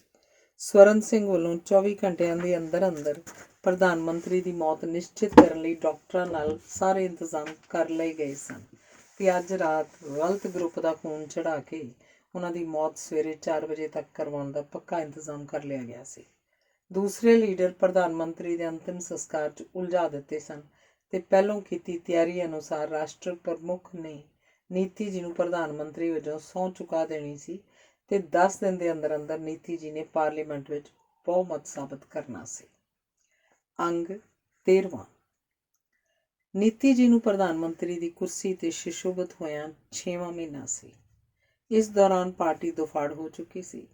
ਪੁਰਾਣੇ ਤੇ ਪਾਰਟੀ ਦੇ ਸਿਧਾਂਤਾਂ ਪ੍ਰਤੀ ਵਫਾਦਾਰੀ ਰੱਖਣ ਵਾਲਿਆਂ ਨੂੰ ਪਾਰਟੀ ਵਿੱਚੋਂ ਖਵਾਰ ਕਰਕੇ ਬਾਹਰ ਕੱਢ ਦਿੱਤਾ ਗਿਆ ਸੀ। ਇਹਨਾਂ ਵੱਲੋਂ ਇੱਕ ਨਵੀਂ ਪਾਰਟੀ ਦੀ ਸਥਾਪਨਾ ਕਰ ਲਈ ਗਈ ਸੀ, ਪਰ ਪੈਸਾ ਤੇ ਰਾਜ ਸ਼ਕਤੀ ਦੇ ਪ੍ਰਭਾਵ ਤੋਂ ਬਗੈਰ ਇਹ ਨਵੀਂ ਪਾਰਟੀ ਵੀ ਪ੍ਰਭਾਵਹੀਨ ਹੀ ਸੀ। ਸਵਰਨ ਸਿੰਘ 4 ਪ੍ਰਾਂਤਾਂ ਦੇ ਥਾਪੇ ਜਾਣ ਵਾਲੇ ਗਵਰਨਰਾਂ ਦੀ ਲਿਸਟ ਲੈ ਕੇ ਨੀਤੀ ਜੀ ਕੋਲ ਆਇਆ ਸੀ। ਗਵਰਨਰਾਂ ਦੀ ਇਹ ਨਿਯੁਕਤੀ ਸਮਝੌਤੇ ਤੇ ਸਾਜ਼ਿਸ਼ ਦੇ ਅਧੀਨ ਹੋ ਰਹੀ ਸੀ। ਸਵਰਨ ਸਿੰਘ ਜੀ ਇਹਨਾਂ ਨੂੰ ਇਹ ਪੂਰੀ ਤਰ੍ਹਾਂ ਸਮਝਾ ਦਿੱਤਾ ਗਿਆ ਨਾ ਕਿ ਵਿਰੋਧੀ ਦਲਾਂ ਵਿੱਚ ਪ੍ਰਾਂਤਕ ਸਰਕਾਰਾਂ ਦੇਸ਼ ਦੀ ਅਖੰਡਤਾ ਨੂੰ ਖਤਰੇ ਕਾਰਨ 3 ਮਹੀਨੇ ਵਿੱਚ ਡਿੱਗਣ ਦੀ ਸਿਫਾਰਿਸ਼ ਰਾਸ਼ਟਰ ਪ੍ਰਮੁੱਖ ਨੂੰ ਕਰ ਦਿੱਤੀ ਜਾਏਗੀ। ਬਿਲਕੁਲ ਜੀ, ਇਹਨਾਂ ਦੇ ਸਾਰੇ ਭੁਲੇਖੇ ਦੂਰ ਕਰ ਦਿੱਤੇ ਗਏ ਨੇ। ਉਹਨਾਂ ਨੂੰ ਸਾਫ਼ ਕਹਿ ਦਿੱਤਾ ਗਿਆ ਕਿ ਪ੍ਰਾਂਤ ਦੀ ਰਾਜਧਾਨੀ ਵਿੱਚ ਉਹ ਗਵਰਨਰ ਬਣੇ ਰਹਿਣ, ਪਰ ਤੁਹਾਡੇ ਸਾਹਮਣੇ ਉਹਨਾਂ ਦੇ ਹੱਥ ਜੁੜੇ ਰਹਿਣਗੇ। 9 ਮਹੀਨਿਆਂ ਤੋਂ ਪਹਿਲਾਂ 4 ਪ੍ਰਾਂਤਾਂ ਵਿੱਚ ਆਪਣੀਆਂ ਸਰਕਾਰਾਂ ਬਣ ਜਾਣਗੀਆਂ ਤੇ ਆਪਾਂ ਨੂੰ ਵੋਟਾਂ 70% ਤੋਂ ਉੱਤੇ ਪੈਣਗੀਆਂ। ਇਹਦਾ ਇੰਤਜ਼ਾਮ ਹੋ ਜਾਏਗਾ, ਪਰ ਇੱਕ ਕੰਮ ਕਰਨਾ ਪਏਗਾ। ਉਹ ਕੀ? ਇਲੈਕਸ਼ਨ ਕਮਿਸ਼ਨ ਦਾ ਚੇਅਰਮੈਨ ਬਦਲਣਾ ਪਏਗਾ। ਉਹ ਕੁਝ ਬਹੁਤੀ ਕਾਨੂੰਨਬਾਜ਼ੀ ਝਾੜਦਾ, ਉਹਦੀ ਛੁੱਟੀ ਕਰੋ। ਫਿਰ ਇੱਕ ਕੰਮ ਹੋਰ ਵੀ ਕਰਨ ਵਾਲਾ। ਉਹ ਕੀ ਮੈਡਮ? ਚੀਫ ਜਸਟਿਸ ਵੀ ਮੈਨੂੰ ਭਰੋਸੇ ਵਾਲਾ ਨਹੀਂ ਲੱਗਦਾ। ਠੀਕ ਆ ਜੀ, ਆਪਾਂ ਇਹ ਦੋਵੇਂ ਕੰਡੇ ਕੱਢ ਦਿੰਦੇ ਹਾਂ। ਮੈਂ ਹੁਣੇ ਜਾਣਾ। ਭਾਰਤੀ ਵਪਾਰ ਪਰਿਸ਼ਦ ਵਾਲਿਆਂ ਨਾਲ ਅੱਜ ਮੀਟਿੰਗ ਹੈ ਤੇ ਨਵੀਂ ਇੰਪੋਰਟ ਇੰਡਸਟਰੀਅਲ ਤੇ ਲੇਬਰ ਪਾਲਿਸੀ ਬਾਰੇ ਵੀ ਆਪਾਂ ਕੁਝ ਕਾਰਵਾਈ ਕਰਨੀ ਹੈ। ਅੰਗ 14ਵਾਂ। ਨੀਤੀ ਜੀ ਨੂੰ ਪ੍ਰਧਾਨ ਮੰਤਰੀ ਪਦ ਤੇ ਆਸੀਨ ਹੋਇਆਂ 6 ਮਹੀਨੇ ਹੋਰ ਬੀਤ ਗਏ। ਇਸ ਸਾਲ ਦੇ ਵਿੱਚ ਕਈ ਪ੍ਰਾਂਤਕ ਸਰਕਾਰਾਂ ਡੇਗ ਕੇ ਆਪਣੇ ਦਲ ਦੀਆਂ ਸਰਕਾਰਾਂ ਸਥਾਪਿਤ ਕਰ ਦਿੱਤੀਆਂ ਗਈਆਂ। ਸਾਜ਼ਿਸ਼ਾਂ ਵਿੱਚ ਸਾਥ ਦੇਣ ਵਾਲਿਆਂ ਤੇ ਅੱਗੇ ਭਰੋਸੇਯੋਗ ਲੋਕਾਂ ਨੂੰ ਉੱਚੇ ਪਦਾਂ ਤੇ ਗਵਰਨਰੀਆਂ ਨਾਲ ਨਵਾਜਿਆ ਗਿਆ। ਮਤਭੇਦਾਂ ਦੀ ਆਵਾਜ਼ ਕੱਢਣ ਵਾਲਿਆਂ ਨੂੰ ਦੇਸ਼ ਦੀ ਏਕਤਾ ਲਈ ਖਤਰਾ ਪੈਦਾ ਕਰਨ ਦੀ ਤੋਹਮਤ ਲਾ ਕੇ ਜਲੀਲ ਕਰਕੇ ਜੇਲ੍ਹਾਂ 'ਚ ਸੁੱਟ ਦਿੱਤਾ ਗਿਆ। Chief justice, chairman election commission, ਉੱਚ ਪੁਲਿਸ ਅਧਿਕਾਰੀ, ਵਿਭਾਗੀ ਸਕੱਤਰਾਂ, ਗੱਲ ਕੀ ਹਰ ਮਹੱਤਵਪੂਰਨ ਪਦਵੀ 'ਤੇ ਆਪਣੇ ਬੰਦੇ ਬਿਠਾਤੇ ਗਏ, ਜਿਨ੍ਹਾਂ ਦੀ ਇੱਕੋ ਇੱਕ ਯੋਗਤਾ ਸੀ ਕਿ ਉਹ ਨੀਤੀ ਜੀ ਦੀ ਗਲਤ ਜਾਂ ਠੀਕ ਨੀਤੀ ਨੂੰ ਸਿਰੇ ਚਾੜ੍ਹੀ ਜਾਣਗੇ। ਫਿਰਕਾ ਪ੍ਰਸਤੀ ਦਾ ਜ਼ਹਿਰ ਫੈਲਾਇਆ ਗਿਆ ਸੀ। ਮੰਦਰ ਮਸਜਿਦ ਦੇ ਝਗੜਿਆਂ ਕਾਰਨ ਲੋਕਾਂ ਦੀਆਂ ਭਾਵਨਾਵਾਂ ਨੂੰ ਉਭਾਰ ਕੇ ਅਨਿਆਈ ਮੌਤੇ ਮਰਨ ਵਾਲੇ ਸ਼ਹੀਦ ਤੇ ਬਲੀਦਾਨੀ ਬਣਾਏ ਜਾ ਰਹੇ ਸਨ। ਮਹਿੰਗਾਈ ਕਾਰਨ ਲੋਕਾਂ ਦਾ ਲੱਕ ਟੁੱਟ ਰਿਹਾ ਸੀ। ਬੇਰੁਜ਼ਗਾਰੀ ਕਾਰਨ ਵਿਦਿਆਰਥੀ ਤੇ ਯੁਵਾ ਵਰਗ 'ਚ ਭਿਅੰਕਰ ਅਸੰਤੋਸ਼ ਸੀ। ਰਾਜਸੀ ਮਤਭੇਦ ਰੱਖਣ ਵਾਲੇ ਲੀਡਰਾਂ ਦਾ ਜੇਲ੍ਹਾਂ ਵਿੱਚ ਹੋਣਾ ਵੀ ਜਨਤਾ ਅੱਗੇ ਕਈ ਸਵਾਲ ਪੈਦਾ ਕਰ ਰਿਹਾ ਸੀ। ਵਿਰੋਧੀ ਦਲਾਂ ਦੀਆਂ ਪ੍ਰਾਂਤਕ ਸਰਕਾਰਾਂ ਡਿੱਗਣ ਤੇ ਫਿਰ ਚੋਣਾਂ ਵਿੱਚ ਹੋਈ ਧਾਂਦਲੀ ਕਾਰਨ ਲੋਕ ਰੋਸ ਬਹੁਤ ਵੱਧ ਚੁੱਕਾ ਸੀ। ਇਸ ਸਭ ਤੋਂ ਨੀਤੀ ਜੀ ਬਹੁਤ ਚਿੰਤਤ ਰਹਿੰਦੇ ਤੇ ਸਦਾ ਵਾਂਗ ਉਹਨਾਂ ਨੇ ਇਕਾਂਤ ਵਿੱਚ ਸਵਰਨ ਸਿੰਘ ਨਾਲ ਮਸ਼ਵਰਾ ਕੀਤਾ। ਮੈਡਮ, ਇਹਦਾ ਤਾਂ ਹੱਲ ਹੀ ਬੜਾ ਮਾਮੂਲੀ ਹੈ। ਤੁਸੀਂ ਕੱਲ੍ਹ ਰੇਡੀਓ ਤੇ TV ਤੋਂ ਕੌਮ ਨੂੰ ਸੰਬੋਧਿਤ ਹੋਵੋ ਕਿ ਸਰਹੱਦ ਪਾਰ ਤੋਂ ਦੇਸ਼ ਲਈ ਵਿਦੇਸ਼ੀ ਖਤਰਾ ਬਹੁਤ ਵੱਧ ਗਿਆ। ਬਾਹਰਲੀਆਂ ਸ਼ਕਤੀਆਂ ਸਾਡੇ ਯੁਵਾ ਵਰਗ ਨੂੰ ਕੁਰਾਹੇ ਪਾਈ ਜਾਂਦੀਆਂ ਨੇ। ਵਿਰੋਧੀ ਧਿਰ ਦੇਸ਼ ਨੂੰ ਖੇਰੂ ਕਰਨ ਲਈ ਤੁਲਿਆ ਹੋਇਆ ਹੈ। ਰਾਸ਼ਟਰ ਪ੍ਰਮੁੱਖ ਤਾਂ ਤੁਹਾਡੇ ਆਗਿਆਕਾਰੀ ਹੈਗੇ ਹੀ ਨੇ। ਤੁਸੀਂ ਐਮਰਜੈਂਸੀ ਲਵਾ ਦਿਓ ਤੇ ਪੁਲਿਸ ਨੂੰ ਵਧੇਰੇ ਅਧਿਕਾਰਾਂ ਦਾ ਬਿੱਲ ਤਾਂ ਪਾਰਲੀਮੈਂਟ 'ਚ ਪਾਸ ਹੋ ਹੀ ਚੁੱਕਾ ਹੈ। ਸਰਕਾਰੀ ਅਧਿਕਾਰੀਆਂ ਦੀ ਲੋੜ ਅਨੁਸਾਰ ਛਾਂਟੀ ਕਰਵਾ ਦਿੱਤੀ ਜਾਏਗੀ। ਪਾਰਟੀ ਵਿੱਚ ਮੈਂਬਰਾਂ ਦੀ ਨਵੀਂ ਭਰਤੀ ਕਰਵਾ ਦਿੱਤੀ ਜਾਏਗੀ। ਪਾਰਟੀ ਵਿੱਚ ਮੈਂਬਰਾਂ ਦੀ ਨਵੀਂ ਭਰਤੀ ਪੂਰੀ ਤਰ੍ਹਾਂ ਆਪਣੀ ਆਗਿਆ ਵਿੱਚ ਹੈ ਤੇ ਪੁਰਾਣੇ ਮੈਂਬਰ ਜਿਹੜੇ ਆਪਣੇ ਆਪ ਨੂੰ ਆਜ਼ਾਦੀ ਘੁਲਾਟੀਏ ਦੱਸਦੇ ਹਨ, ਇਹਨਾਂ ਨੌਜਵਾਨ ਮੈਂਬਰਾਂ ਹੱਥੋਂ ਜਲੀਲ ਕਰਵਾ ਕੇ ਪਾਰਟੀ ਛੱਡਣ ਲਈ ਮਜਬੂਰ ਕਰ ਦਿੱਤੇ ਜਾਣਗੇ। ਸਭ ਵੱਡੇ ਕਾਰਖਾਨੇਦਾਰਾਂ ਤੇ ਵਪਾਰੀਆਂ ਨੂੰ ਆਪਾਂ ਪਹਿਲਾਂ ਹੀ ਬਸਟ ਕਰ ਲਿਆ। ਧਨਾੜ ਵਰਗ ਤੋਂ ਸਭ ਪਾਬੰਦੀਆਂ ਦੂਰ ਕਰਨ ਕਰਕੇ ਉਹ ਆਪਾਂ ਨੂੰ ਧਨ ਖੁੱਲ੍ਹੇ ਦਿਲ ਨਾਲ ਦੇ ਰਹੇ ਨੇ। ਦੇਸ਼ ਵਿੱਚ ਕੋਈ ਵੀ ਬੰਦਾ ਇਹੋ ਜਿਹਾ ਨਹੀਂ ਜਿਹਦੀ ਆਪਾਂ ਕੀਮਤ ਨਾ ਤਾਰ ਸਕੀਏ। ਪਿਛਲੇ 1.5 ਸਾਲ 'ਚ ਮਿਲਟਰੀ ਤੇ ਪੁਲਿਸ ਦੀਆਂ ਤਨਖਾਹਾਂ 2 ਵਾਰ ਵਧਾ ਦਿੱਤੀਆਂ ਗਈਆਂ ਨੇ। ਉੱਚ ਅਧਿਕਾਰੀਆਂ ਦੇ ਭੱਤਿਆਂ ਵਿੱਚ ਖੁੱਲ੍ਹੇ ਦਿਲ ਨਾਲ ਸੋਧ ਕੀਤੀ ਗਈ ਹੈ। ਕਾਰਖਾਨਿਆਂ ਵਿੱਚ ਮਜ਼ਦੂਰਾਂ ਵੱਲੋਂ ਹੜਤਾਲ ਨੂੰ ਪਾਰਲੀਮੈਂਟ ਵਿੱਚ ਪਾਸ ਹੋਇਆ ਬਿੱਲ ਗੈਰ ਕਾਨੂੰਨੀ ਤੇ ਦੇਸ਼ ਵਿਰੋਧੀ ਘੋਸ਼ਿਤ ਕਰ ਚੁੱਕਾ ਹੈ। ਹੁਣ ਆਪਾਂ ਨੂੰ ਕਾਹਦਾ ਫਿਕਰ? ਫੌਜ ਆਪਣੀ, ਪੁਲਿਸ ਆਪਣੀ, ਅਧਿਕਾਰੀ ਵਰਗ ਆਪਣਾ, ਵਪਾਰੀ ਤੇ ਕਾਰਖਾਨੇਦਾਰ ਆਪਣੇ ਨਾਲ ਕਿਸੇ ਵੀ ਮੁਸ਼ਕਿਲ ਪੈਦਾ ਕਰਨ ਵਾਲਿਆਂ ਦੇ ਸ਼ਿਕੰਜੇ ਵੀ ਪੂਰੀ ਤਰ੍ਹਾਂ ਕੱਸੇ ਜਾ ਚੁੱਕੇ ਹਨ। ਬਸ ਇਹ ਸਕੂਲਾਂ ਕਾਲਜਾਂ ਦੇ ਮੁੰਡੇ ਤੇ ਮਜ਼ਦੂਰ ਰੌਲਾ ਰੱਪਾ ਪਾ ਰਹੇ ਨੇ। ਕੁਝ ਗੋਲੀਆਂ ਅਤੇ ਲਾਠੀਆਂ ਇਹਨਾਂ ਨੂੰ ਚੁੱਪ ਕਰਾ ਦੇਣਗੀਆਂ। ਤੁਸੀਂ ਐਲਾਨ ਕਰਾਓ ਜੀ ਐਮਰਜੈਂਸੀ ਦਾ। ਰਾਸ਼ਟਰ ਪ੍ਰਮੁੱਖ ਕੋਲੋਂ ਜੇਲਾਂ ਬਥੇਰੀਆਂ ਹਿੰਦੁਸਤਾਨ 'ਚ, ਸਾਰਿਆਂ ਨੂੰ ਮੁਰਗਿਆਂ ਵਾਂਗ ਢੱਕ ਦਿਆਂਗੇ। ਸਵਰਨ ਸਿੰਘ ਚੁੱਪ ਹੋ ਗਿਆ। ਨੀਤੀ ਉਹਦੀਆਂ ਗੱਲਾਂ ਸੁਣਦੀ ਹੋਈ ਡੂੰਘੇ ਖਿਆਲਾਂ 'ਚ ਖੋਈ ਰਹੀ। ਹਾਂ ਸਵਰਨ ਸਿੰਘ ਜੀ, ਹੁਣ ਤਾਂ ਕਮਜ਼ੋਰੀ ਦਿਖਾਉਣੀ ਨਹੀਂ, ਵਾਰ ਆਪਾਂ ਨੂੰ ਹੀ ਕਰਨਾ ਪੈਣਾ ਅਤੇ ਕਰੀਏ ਐਸਾ ਭਰਪੂਰ ਕਿ ਅਗਲਿਆਂ ਦਾ ਖਾਤਮਾ ਹੀ ਹੋ ਜਾਏ। ਬਿਲਕੁਲ ਮੈਡਮ, ਬਿਲਕੁਲ। ਸਵਰਨ ਸਿੰਘ ਜੀ, ਉਹ ਧਾਰਮਿਕ ਸਥਾਨਾਂ ਦੀ ਮੇਰੀ ਯਾਤਰਾ ਅਗਲੇ ਹਫ਼ਤੇ ਹੀ ਹੈ ਨਾ। ਹਾਂਜੀ, ਸ਼ੁੱਕਰਵਾਰ ਤੋਂ ਸ਼ੁਰੂ ਹੋ ਰਿਹਾ। ਉਸ ਦਿਨ ਚਰਕਾ ਮੱਠ ਦੇ ਦਰਸ਼ਨ ਕਰੋਗੇ। ਮਠਾਧੀਸ਼ ਸਵਾਮੀ ਚਤਰਾਨੰਦ ਤੁਹਾਨੂੰ ਧਰਮ ਰੱਖਿਅਕ ਦੀ ਉਪਾਧੀ ਨਾਲ ਸਨਮਾਨਿਤ ਕਰਨਗੇ। ਤੁਸੀਂ ਉਸ ਮੱਠ ਵਿੱਚ ਸਵਾ ਸੇਰ ਸੋਨਾ ਮੂਰਤੀ ਨੂੰ ਅਰਪਿਤ ਕਰੋਗੇ ਅਤੇ ਉਸ ਤੋਂ ਬਾਅਦ ਤੁਸੀਂ ਗਿਆਨ ਆਸ਼ਰਮ ਰਾਖਸ਼ਪੁਰ ਜਾਓਗੇ। ਉੱਥੇ ਤੁਸੀਂ ਇੱਕ ਕਾਲਜ ਦੀ ਨੀਂਹ ਰੱਖੋਗੇ। ਉੱਥੋਂ ਦੇ ਪਹਿਲਾਂ ਚੱਲ ਰਹੇ ਕਾਲਜ ਨੂੰ ਯੂਨੀਵਰਸਿਟੀ ਐਲਾਨ ਕਰੋਗੇ ਅਤੇ ਸਵਾਮੀ ਬਹੁਤਾਨੰਦ ਤੁਹਾਨੂੰ ਦੇਸ਼ ਮਾਤਾ ਦੀ ਉਪਾਧੀ ਨਾਲ ਨਿਵਾਜਣਗੇ। ਅਤੇ ਫਿਰ 5ਵੇਂ ਦਿਨ ਤੁਸੀਂ ਬੰਗਲੌਰ ਅਤੇ ਮਦਰਾਸ ਦੀਆਂ ਸਭਾਵਾਂ ਵਿੱਚ ਲੱਖਾਂ ਦੀ ਭੀੜ ਨੂੰ ਸੰਬੋਧਿਤ ਕਰੋਗੇ, ਜਿੱਥੇ 20 ਲੱਖ ਲੋਕਾਂ ਦੀ ਹਾਜ਼ਰੀ ਦਾ ਇੰਤਜ਼ਾਮ ਕਰ ਲਿਆ ਗਿਆ। ਉਸ ਤੋਂ ਬਾਅਦ ਤੁਸੀਂ ਉਸੇ ਹੀ ਰਾਤ ਕਲੀ ਕਲੋੜਮ, ਜਿੱਥੇ ਦੇਵੀ ਮਾਤਾ ਦਾ ਹਿੰਦੁਸਤਾਨ ਦਾ ਸਭ ਤੋਂ ਵੱਡਾ ਮੰਦਰ ਹੈ ਅਤੇ ਅੱਧੀ ਰਾਤ ਨੂੰ ਉਸ ਦੇਵੀ ਦੀ ਪੂਜਾ ਕੀਤੀ ਜਾਂਦੀ ਹੈ, ਤੁਸੀਂ ਉੱਥੇ ਪੂਜਾ ਕਰੋਗੇ ਅਤੇ ਮੰਦਰ ਦਾ ਵੱਡਾ ਪੁਜਾਰੀ ਤੁਹਾਨੂੰ ਦੇਵੀ ਚੌੜਮ ਦੇ ਪਦ ਨਾਲ ਨਿਵਾਜੇਗਾ, ਜਿਸ ਨਾਲ ਉੱਥੇ ਹਾਜ਼ਰ 501 ਪੁਜਾਰੀਆਂ ਨੂੰ ਤੁਹਾਡੇ ਪੈਰ ਧੋ ਕੇ ਤੁਹਾਡੀ ਚਰਨਾਮਤ ਪੀਣ ਤੋਂ ਬਾਅਦ ਤੁਹਾਡੀ ਆਰਤੀ ਉਤਾਰਨੀ ਪਏਗੀ ਅਤੇ ਉਸ ਸੰਪਰਦਾ ਵਿੱਚ ਤੁਹਾਡੀ ਪੂਜਾ ਵੀ ਦੂਜੀਆਂ ਦੇਵੀਆਂ ਵਾਂਗ ਕੀਤੀ ਜਾਇਆ ਕਰੇਗੀ। ਤੁਹਾਡੇ ਤੋਂ ਪਹਿਲਾਂ ਅਜੇ ਤੱਕ ਇਹ ਰੁਤਬਾ ਸਿਰਫ 2 ਜਣਿਆਂ ਨੂੰ ਹੀ ਨਸੀਬ ਹੋਇਆ ਸੀ, ਉਹ ਵੀ 1000 ਸਾਲ ਪਹਿਲਾਂ। ਇਹ ਤਾਂ ਕਮਾਲ ਹੋ ਗਈ ਸਵਰਨ ਸਿੰਘ। ਇੱਥੇ ਤੁਹਾਨੂੰ ਇੱਕ ਕੰਮ ਹੋਰ ਵੀ ਕਰਨਾ ਪਏਗਾ। ਉਹ ਕੀ? ਤੁਸੀਂ ਇਸ ਮੰਦਰ ਵਿੱਚ 501 ਸੋਨੇ ਦੀਆਂ ਘੰਟੀਆਂ ਅਤੇ ਇੰਨੀਆਂ ਹੀ ਚਾਂਦੀ ਦੀਆਂ ਘੰਟੀਆਂ ਵੀ ਚੜ੍ਹਾਓਗੇ। ਇਹ ਸਭ ਘੰਟੀਆਂ ਤੁਹਾਡੇ ਚਰਨਾਂ ਨਾਲ ਛੁਆਈਆਂ ਜਾਣਗੀਆਂ ਅਤੇ ਹਰ ਪੂਰਨਮਾਸ਼ੀ ਵਾਲੇ ਦਿਨ ਤੁਹਾਡੀ ਆਰਤੀ ਉਤਾਰੀ ਜਾਇਆ ਕਰੇਗੀ। ਉਸ ਵਿੱਚ ਸੋਨੇ ਦੀਆਂ ਘੰਟੀਆਂ 501 ਪੁਜਾਰੀ ਵਜਾਇਆ ਕਰਨਗੇ ਅਤੇ ਚਾਂਦੀ ਦੀਆਂ ਘੰਟੀਆਂ 501 ਕੁਆਰੀਆਂ ਪੁਜਾਰਨਾ ਵਜਾਇਆ ਕਰਨਗੀਆਂ। ਬਸ ਹੁਣ ਤਾਂ ਤੁਸੀਂ ਦੇਵੀ ਜੀ ਬਣ ਗਏ। ਸਾਨੂੰ ਆਸ਼ੀਰਵਾਦ ਜ਼ਰਾ ਖੁੱਲ੍ਹੇ ਦਿਲ ਨਾਲ ਦਿਆ ਕਰਨਾ। ਸਵਰਨ ਸਿੰਘ ਜੀ, ਤੁਹਾਨੂੰ ਆਸ਼ੀਰਵਾਦ ਕੀ, ਸਭ ਕੁਝ ਖੁੱਲ੍ਹੇ ਦਿਲ ਨਾਲ ਹੀ ਮਿਲਦਾ ਹੈ ਅਤੇ ਇਸੇ ਤਰ੍ਹਾਂ ਮਿਲਦਾ ਰਹੇਗਾ। ਅੱਗੇ ਗੱਲ ਕਰੋ। ਅੱਗੇ ਦੀ ਗੱਲ ਵੀ ਇਹੋ ਹੀ ਹੈ। ਇਸ ਦੇਸ਼ ਦੇ ਲੋਕਾਂ ਨੂੰ ਧਰਮ ਦੇ ਨਾਂ 'ਤੇ ਪਾਗਲ ਬਣਾਇਆ ਜਾ ਸਕਦਾ ਹੈ। ਆਪਾਂ ਤਾਂ ਧਰਮ ਦੀ ਵਰਤੋਂ ਕਰਕੇ ਇਸ ਦੇਸ਼ ਨੂੰ ਪਾਗਲਖਾਨਾ ਹੀ ਬਣਾ ਦੇਣਾ ਹੈ। ਹਰ ਮੰਦਰ, ਮਸਜਿਦ, ਗੁਰਦੁਆਰੇ ਵਿੱਚੋਂ ਤੁਹਾਨੂੰ ਸਨਮਾਨ ਅਤੇ ਖਿਤਾਬ ਦਿੱਤੇ ਜਾਣਗੇ। ਧਰਮ ਦੇ ਮਾਲਕ ਤੁਸੀਂ, ਦੇਸ਼ ਦੇ ਮਾਲਕ ਤੁਸੀਂ, ਫੌਜ ਦੀਆਂ ਤੋਪਾਂ ਤੁਹਾਡੇ ਹੁਕਮ ਵਿੱਚ, ਪੁਲਿਸ ਦੀ ਲਾਠੀ ਗੋਲੀ ਤੁਹਾਡੀ ਸੇਵਾ ਲਈ ਹੀ ਚੱਲਣੀ ਹੈ। ਤੁਸੀਂ ਬੇਪਰਵਾਹ ਰਹੋ, ਸਾਰੇ ਇੰਤਜ਼ਾਮ ਕਰਨ ਲਈ ਮੈਂ ਜੋ ਹੈਗਾ। ਸਵਰਨ ਸਿੰਘ ਜਾਣ ਲਈ ਉੱਠ ਖੜ੍ਹਾ ਹੋਇਆ। ਨੀਤੀ ਨੂੰ ਉਹਦੇ ਵਿਵਰਣ ਤੋਂ ਪੂਰੀ ਤਸੱਲੀ ਸੀ। ਉਹਦੇ 'ਤੇ ਬਹੁਤ ਪ੍ਰਸੰਨ ਸੀ। ਅਜਿਹੀ ਪ੍ਰਸੰਨਤਾ ਵੇਲੇ ਉਹਦਾ ਮਨ ਅਜੀਬ ਕਿਸਮ ਦੀਆਂ ਇੱਛਾਵਾਂ ਰੱਖਦਾ ਹੁੰਦਾ ਸੀ। ਉਹਦੀ ਇੱਛਾ ਪੂਰਤੀ ਨੂੰ ਸਵਰਨ ਸਿੰਘ ਅਤੇ ਸੁਮਨ ਕਾਂਤਾ ਦੀ ਜ਼ਰੂਰਤ ਮਹਿਸੂਸ ਹੋਈ ਅਤੇ ਉਹਨੇ ਰਾਤ ਵਾਸਤੇ ਪ੍ਰੋਗਰਾਮ ਉਲੀਕ ਲਿਆ ਅਤੇ ਸਵਰਨ ਸਿੰਘ ਨੂੰ ਛੇਤੀ ਆਉਣ ਲਈ ਕਿਹਾ। ਅੰਗ 15ਵਾਂ। ਪਿਛਲੇ 6 ਮਹੀਨਿਆਂ ਤੋਂ ਸਾਰੇ ਦੇਸ਼ ਵਿੱਚ ਐਮਰਜੈਂਸੀ ਲੱਗੀ ਸੀ। ਰਾਜਸੀ ਮਤਭੇਦ ਰੱਖਣ ਵਾਲੇ ਸਿਆਸੀ ਲੀਡਰਾਂ 'ਤੇ ਫਰਜ਼ੀ ਇਖਲਾਕੀ ਜੁਰਮ ਲਾ ਕੇ ਜੇਲ੍ਹਾਂ ਵਿੱਚ ਡੱਕ ਦਿੱਤਾ ਗਿਆ ਸੀ। ਸਰਕਾਰੀ ਅਧਿਕਾਰੀ ਸਵਾਰਥੀ ਸਰਕਾਰ ਦੀ ਮਨੋਰਥਾਂ ਦੀ ਪੂਰਤੀ ਲਈ ਕਿਸੇ ਵੀ ਗਲਤ ਜਾਂ ਨਾਜਾਇਜ਼ ਕੰਮ ਤੋਂ ਗੁਰੇਜ਼ ਨਹੀਂ ਸਨ ਕਰਦੇ। ਵਿਚਾਰਕ ਮਤਭੇਦ ਰੱਖਣ ਵਾਲੇ ਅਤੇ ਦੇਸ਼ ਦੁਸ਼ਮਣੀ ਦੀ ਤੋਹਮਤ ਲਾ ਕੇ ਇੱਕ ਸਧਾਰਨ ਪੁਲਿਸਮੈਨ ਵੀ 5 ਸਾਲਾਂ ਲਈ ਜੇਲ੍ਹ 'ਚ ਡੱਕ ਸਕਦਾ ਸੀ। ਲੋਕਾਂ ਦਾ ਮੂੰਹ ਬੰਦ ਕਰਨ ਲਈ ਗੋਲੀ, ਲਾਠੀ, ਕੈਦ, ਲਾਲਚ, ਜੁਰਮਾਨਾ ਅਤੇ ਹੋਰ ਕੰਮ ਆਉਣ ਵਾਲੇ ਹਥਿਆਰ ਦੀ ਵਰਤੋਂ ਕੀਤੀ ਜਾ ਰਹੀ ਸੀ। ਲੋਕਾਂ ਦੀ ਆਵਾਜ਼ ਤਾਂ ਬੰਦ ਸੀ, ਪਰ ਭੁੱਖੇ ਢਿੱਡ ਦੀ ਅੱਗ ਹੋਰ ਤੇਜ਼ੀ ਨਾਲ ਮਗਣ ਲੱਗ ਪਈ ਸੀ। ਪੂੰਜੀਪਤੀਆਂ ਅਤੇ ਕਾਰਖਾਨੇ ਵਪਾਰੀਆਂ ਦੀ ਆਮਦਨ ਦਿਨੋਂ ਦਿਨ ਵੱਧ ਰਹੀ ਸੀ, ਪਰ ਮਜ਼ਦੂਰਾਂ ਦੇ ਢਿੱਡ ਵਿੱਚ ਖਾਲੀ ਰਹਿਣ ਵਾਲੇ ਹਿੱਸੇ ਵਿੱਚ ਵੀ ਵਾਧਾ ਹੋਈ ਜਾ ਰਿਹਾ ਸੀ।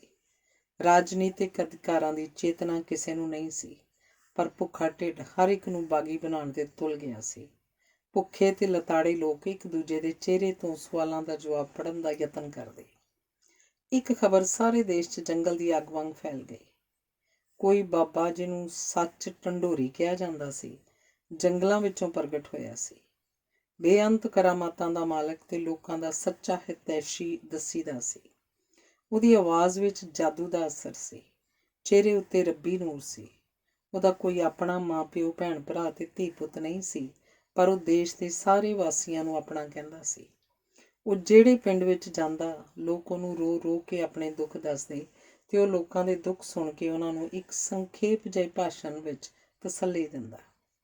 ਕੋਈ ਦੂਰ ਦੁਰਾਡਾ ਪਿੰਡ ਸੀ ਜਿੱਥੇ ਦੇ ਸਾਰੇ ਵਾਸੀ ਬਾਬਾ ਸੱਚ ਢੰਡੋਰੀ ਦੇ ਸਾਹਮਣੇ ਬੈਠੇ ਸਨ। ਬਾਬਾ ਜੀ ਦੀ ਪ੍ਰਭਾਵਸ਼ਾਲੀ ਆਵਾਜ਼ ਵਿੱਚ ਲੋਕਾਂ ਨੂੰ ਨਵੀਂ ਰੌਸ਼ਨੀ ਦਿਸ ਰਹੀ ਸੀ। ਬਾਬਾ ਜੀ ਬੋਲ ਰਹੇ ਸਨ, ਪਿਆਰੇ ਭਰਾਓ, ਤੁਹਾਡੇ ਤੇ ਤਾਂ ਹੀ ਜ਼ੁਲਮ ਹੋਇਆ ਜੇ ਤੁਸੀਂ ਜ਼ੁਲਮ ਨੂੰ ਜ਼ੁਲਮ ਦਾ ਮੌਕਾ ਦਿੱਤਾ। ਤੁਸੀਂ ਇੱਜ਼ਤ ਦੀ ਮੌਤ ਛੱਡ ਕੇ ਜਲਾਲਤ ਦੀ ਜ਼ਿੰਦਗੀ ਪ੍ਰਵਾਨ ਕਰ ਲਈ। ਯਾਦ ਰੱਖੋ, ਮੇਰੇ ਰੱਬ ਨੇ ਸਾਰੇ ਇਨਸਾਨ ਬਰਾਬਰ ਬਣਾਏ ਹਨ। ਫਿਰ ਤੁਸੀਂ ਗੁਲਾਮ ਕਿਉਂ ਜੇ? ਆਪਣੀ ਗੁਲਾਮੀ ਦੀਆਂ ਜੰਜੀਰਾਂ ਕੱਟ ਦਿਓ ਤੇ ਆਪਣੀ ਕਿਸਮਤ ਦਾ ਫੈਸਲਾ ਆਪ ਕਰੋ। ਬਾਬਾ ਜੀ ਦਾ ਇਹੋ ਜਿਹਾ ਸਾਦਾ ਅਤੇ ਸੰਖੇਪ ਭਾਸ਼ਣ ਪਿੰਡੋ ਪਿੰਡੀ, ਸ਼ਹਿਰੋ ਸ਼ਹਿਰੀ ਪਹੁੰਚ ਗਿਆ। ਸਭ ਥਾਵਾਂ ਤੇ ਨਵ ਜੀਵਨ ਦਾ ਸੰਚਾਰ ਹੋ ਕੇ ਭੁੱਖਿਆਂ ਤੇ ਲਤਾੜਿਆਂ ਲੋਕਾਂ 'ਚ ਆਤਮ ਸਨਮਾਨ ਦੀ ਲਹਿਰ ਚੱਲ ਪਈ ਸੀ। ਲੋਕ ਖੁੱਲ੍ਹੇਆਮ ਜਲਾਲਤ ਦੀ ਜ਼ਿੰਦਗੀ ਨੂੰ ਛੱਡ ਕੇ ਇੱਜ਼ਤ ਦੀ ਮੌਤ ਮਰਨ ਦੇ ਨਾਅਰੇ ਲਾ ਰਹੇ ਸਨ। ਬਾਬਾ ਸੱਚ ਢੰਡੋਰੀ ਕਾਰਨ ਮੌਕੇ ਦੀ ਸਰਕਾਰ ਗੰਭੀਰ ਸੰਕਟ ਦਾ ਸਾਹਮਣਾ ਕਰ ਰਹੀ ਸੀ। ਜ਼ਮੀਰ ਵਾਲੇ ਸਰਕਾਰੀ ਅਧਿਕਾਰੀ ਬਾਬੇ ਦੇ ਭਗਤ ਬਣ ਰਹੇ ਸਨ। ਪੁਲਿਸ ਤੇ ਫੌਜ ਵਿੱਚੋਂ ਕਈ ਭਗੌੜੇ ਹੋ ਕੇ ਤਾਕਤ ਨਾਲ ਰਾਜ ਪਲਟੇ ਦੇ ਯਤਨ ਕਰ ਰਹੇ ਸਨ। ਨੀਤੀ ਨੇ ਗ੍ਰਹਿ ਮੰਤਰੀ ਨੂੰ ਸੱਦਿਆ। ਗ੍ਰਹਿ ਮੰਤਰੀ ਜੀ, ਕਿੰਨੀ ਬਦਅਮਨੀ ਫੈਲੀ ਹੈ ਦੇਸ਼ ਵਿੱਚ, ਤੁਸੀਂ ਕੋਈ ਇੰਤਜ਼ਾਮ ਨਹੀਂ ਕਰ ਰਹੇ? ਮੈਡਮ, ਹਰ ਰੋਜ਼ ਕਿਤੇ ਨਾ ਕਿਤੇ ਲੋਕਾਂ ਉੱਤੇ ਗੋਲੀ ਚਲਾਉਣ ਦਾ ਹੁਕਮ ਕਰਨਾ ਪੈ ਰਿਹਾ ਹੈ। ਪਿਛਲੇ 1.5 ਮਹੀਨੇ ਵਿੱਚ 5000 ਲੋਕਾਂ ਦੀ ਮੌਤ ਪੁਲਿਸ ਦੀਆਂ ਗੋਲੀਆਂ ਨਾਲ ਹੋਈ। ਵੱਧ ਤੋਂ ਵੱਧ ਸਖਤੀ ਕੀਤੀ ਜਾ ਰਹੀ ਹੈ। ਕੀ ਸਖਤੀ ਕੀਤੀ ਜਾ ਰਹੀ ਹੈ? ਗੜਬੜ ਤਾਂ ਦਿਨ ਬ ਦਿਨ ਵੱਧਦੀ ਜਾ ਰਹੀ ਹੈ। ਥਾਣਿਆਂ 'ਤੇ ਹਮਲੇ, ਅਫਸਰਾਂ ਦੇ ਕਤਲ, ਧਰਨੇ, ਹੜਤਾਲਾਂ, ਘਿਰਾਓ ਵੱਧ ਰਹੇ ਨੇ। ਇਹ ਨਤੀਜਾ ਤੁਹਾਡੀ ਸਖਤੀ ਦਾ? ਮੈਨੂੰ ਨਤੀਜਾ ਚਾਹੀਦਾ ਹੈ, ਸਖਤੀ ਦੀਆਂ ਕਹਾਣੀਆਂ ਨਹੀਂ। ਜੇ ਗੱਲ ਤੁਹਾਡੇ ਵੱਸ 'ਚ ਨਹੀਂ ਤਾਂ ਅਸਤੀਫਾ ਦੇ ਦਿਓ। ਮੈਡਮ, ਮੈਨੂੰ 1 ਹਫ਼ਤੇ ਦਾ ਟਾਈਮ ਦਿਓ, ਸਾਰੇ ਹਾਲਾਤ ਕੰਟਰੋਲ 'ਚ ਆ ਜਾਣਗੇ। ਠੀਕ ਹੈ, ਮੈਨੂੰ 1 ਹਫ਼ਤੇ ਵਿੱਚ ਬਾਬੇ ਦੀ ਗ੍ਰਿਫਤਾਰੀ ਚਾਹੀਦੀ ਹੈ। ਮੈਡਮ, ਮੇਰੀ ਸਲਾਹ 'ਤੇ ਗੌਰ ਕਰੋਗੇ? ਛਿੱਥੇ ਪਏ ਮੰਤਰੀ ਨੇ ਬੇਨਤੀ ਕੀਤੀ। ਹਾਂ, ਬੋਲੋ। ਬਾਬੇ ਨੂੰ ਗ੍ਰਿਫਤਾਰ ਕਰਨ ਦੀ ਬਜਾਏ ਮੌਕਾ ਮਿਲਦਿਆਂ ਫੌਰਨ ਗੋਲੀ ਮਾਰ ਦੇਣੀ ਚਾਹੀਦੀ ਹੈ, ਤਾਂ ਕਿ ਲੋਕ ਉਹਨੂੰ ਛੁਡਾਉਣ ਲਈ ਵੱਡੇ ਪੱਧਰ 'ਤੇ ਬਾਗੀ ਹਰਕਤਾਂ ਨਾ ਕਰ ਸਕਣ। ਠੀਕ ਹੈ, ਬਾਬੇ ਦੀ ਜ਼ਿੰਦਗੀ 1 ਹਫ਼ਤੇ ਤੋਂ ਵੱਧ ਨਹੀਂ ਹੋਣੀ ਚਾਹੀਦੀ। ਹੁਣ ਜਾਓ ਤੁਸੀਂ। ਗ੍ਰਹਿ ਮੰਤਰੀ ਦੇ ਜਾਂਦਿਆਂ ਹੀ ਸੂਚਨਾ ਤੇ ਪ੍ਰਸਾਰਣ ਮੰਤਰੀ ਨੂੰ ਨਾਲ ਲੈ ਕੇ ਸਵਰਨ ਸਿੰਘ ਦਾਖਲ ਹੋਇਆ। ਦੁਆ ਸਲਾਮ ਤੋਂ ਬਾਅਦ ਝਾਟੀ ਕੰਮ ਦੀ ਗੱਲ ਸ਼ੁਰੂ ਹੋ ਗਈ। ਸੂਚਨਾ ਮੰਤਰੀ ਜੀ, ਨੀਤੀ ਨੇ ਕੜਕਵੀਂ ਆਵਾਜ਼ 'ਚ ਸੰਬੋਧਨ ਕੀਤਾ। ਜੀ ਮੈਡਮ। ਮੰਤਰੀ ਦੇ ਮਨ 'ਚ ਡਰ ਤੇ ਚਿੰਤਾ ਨੇ ਘਰ ਕਰ ਲਿਆ ਸੀ।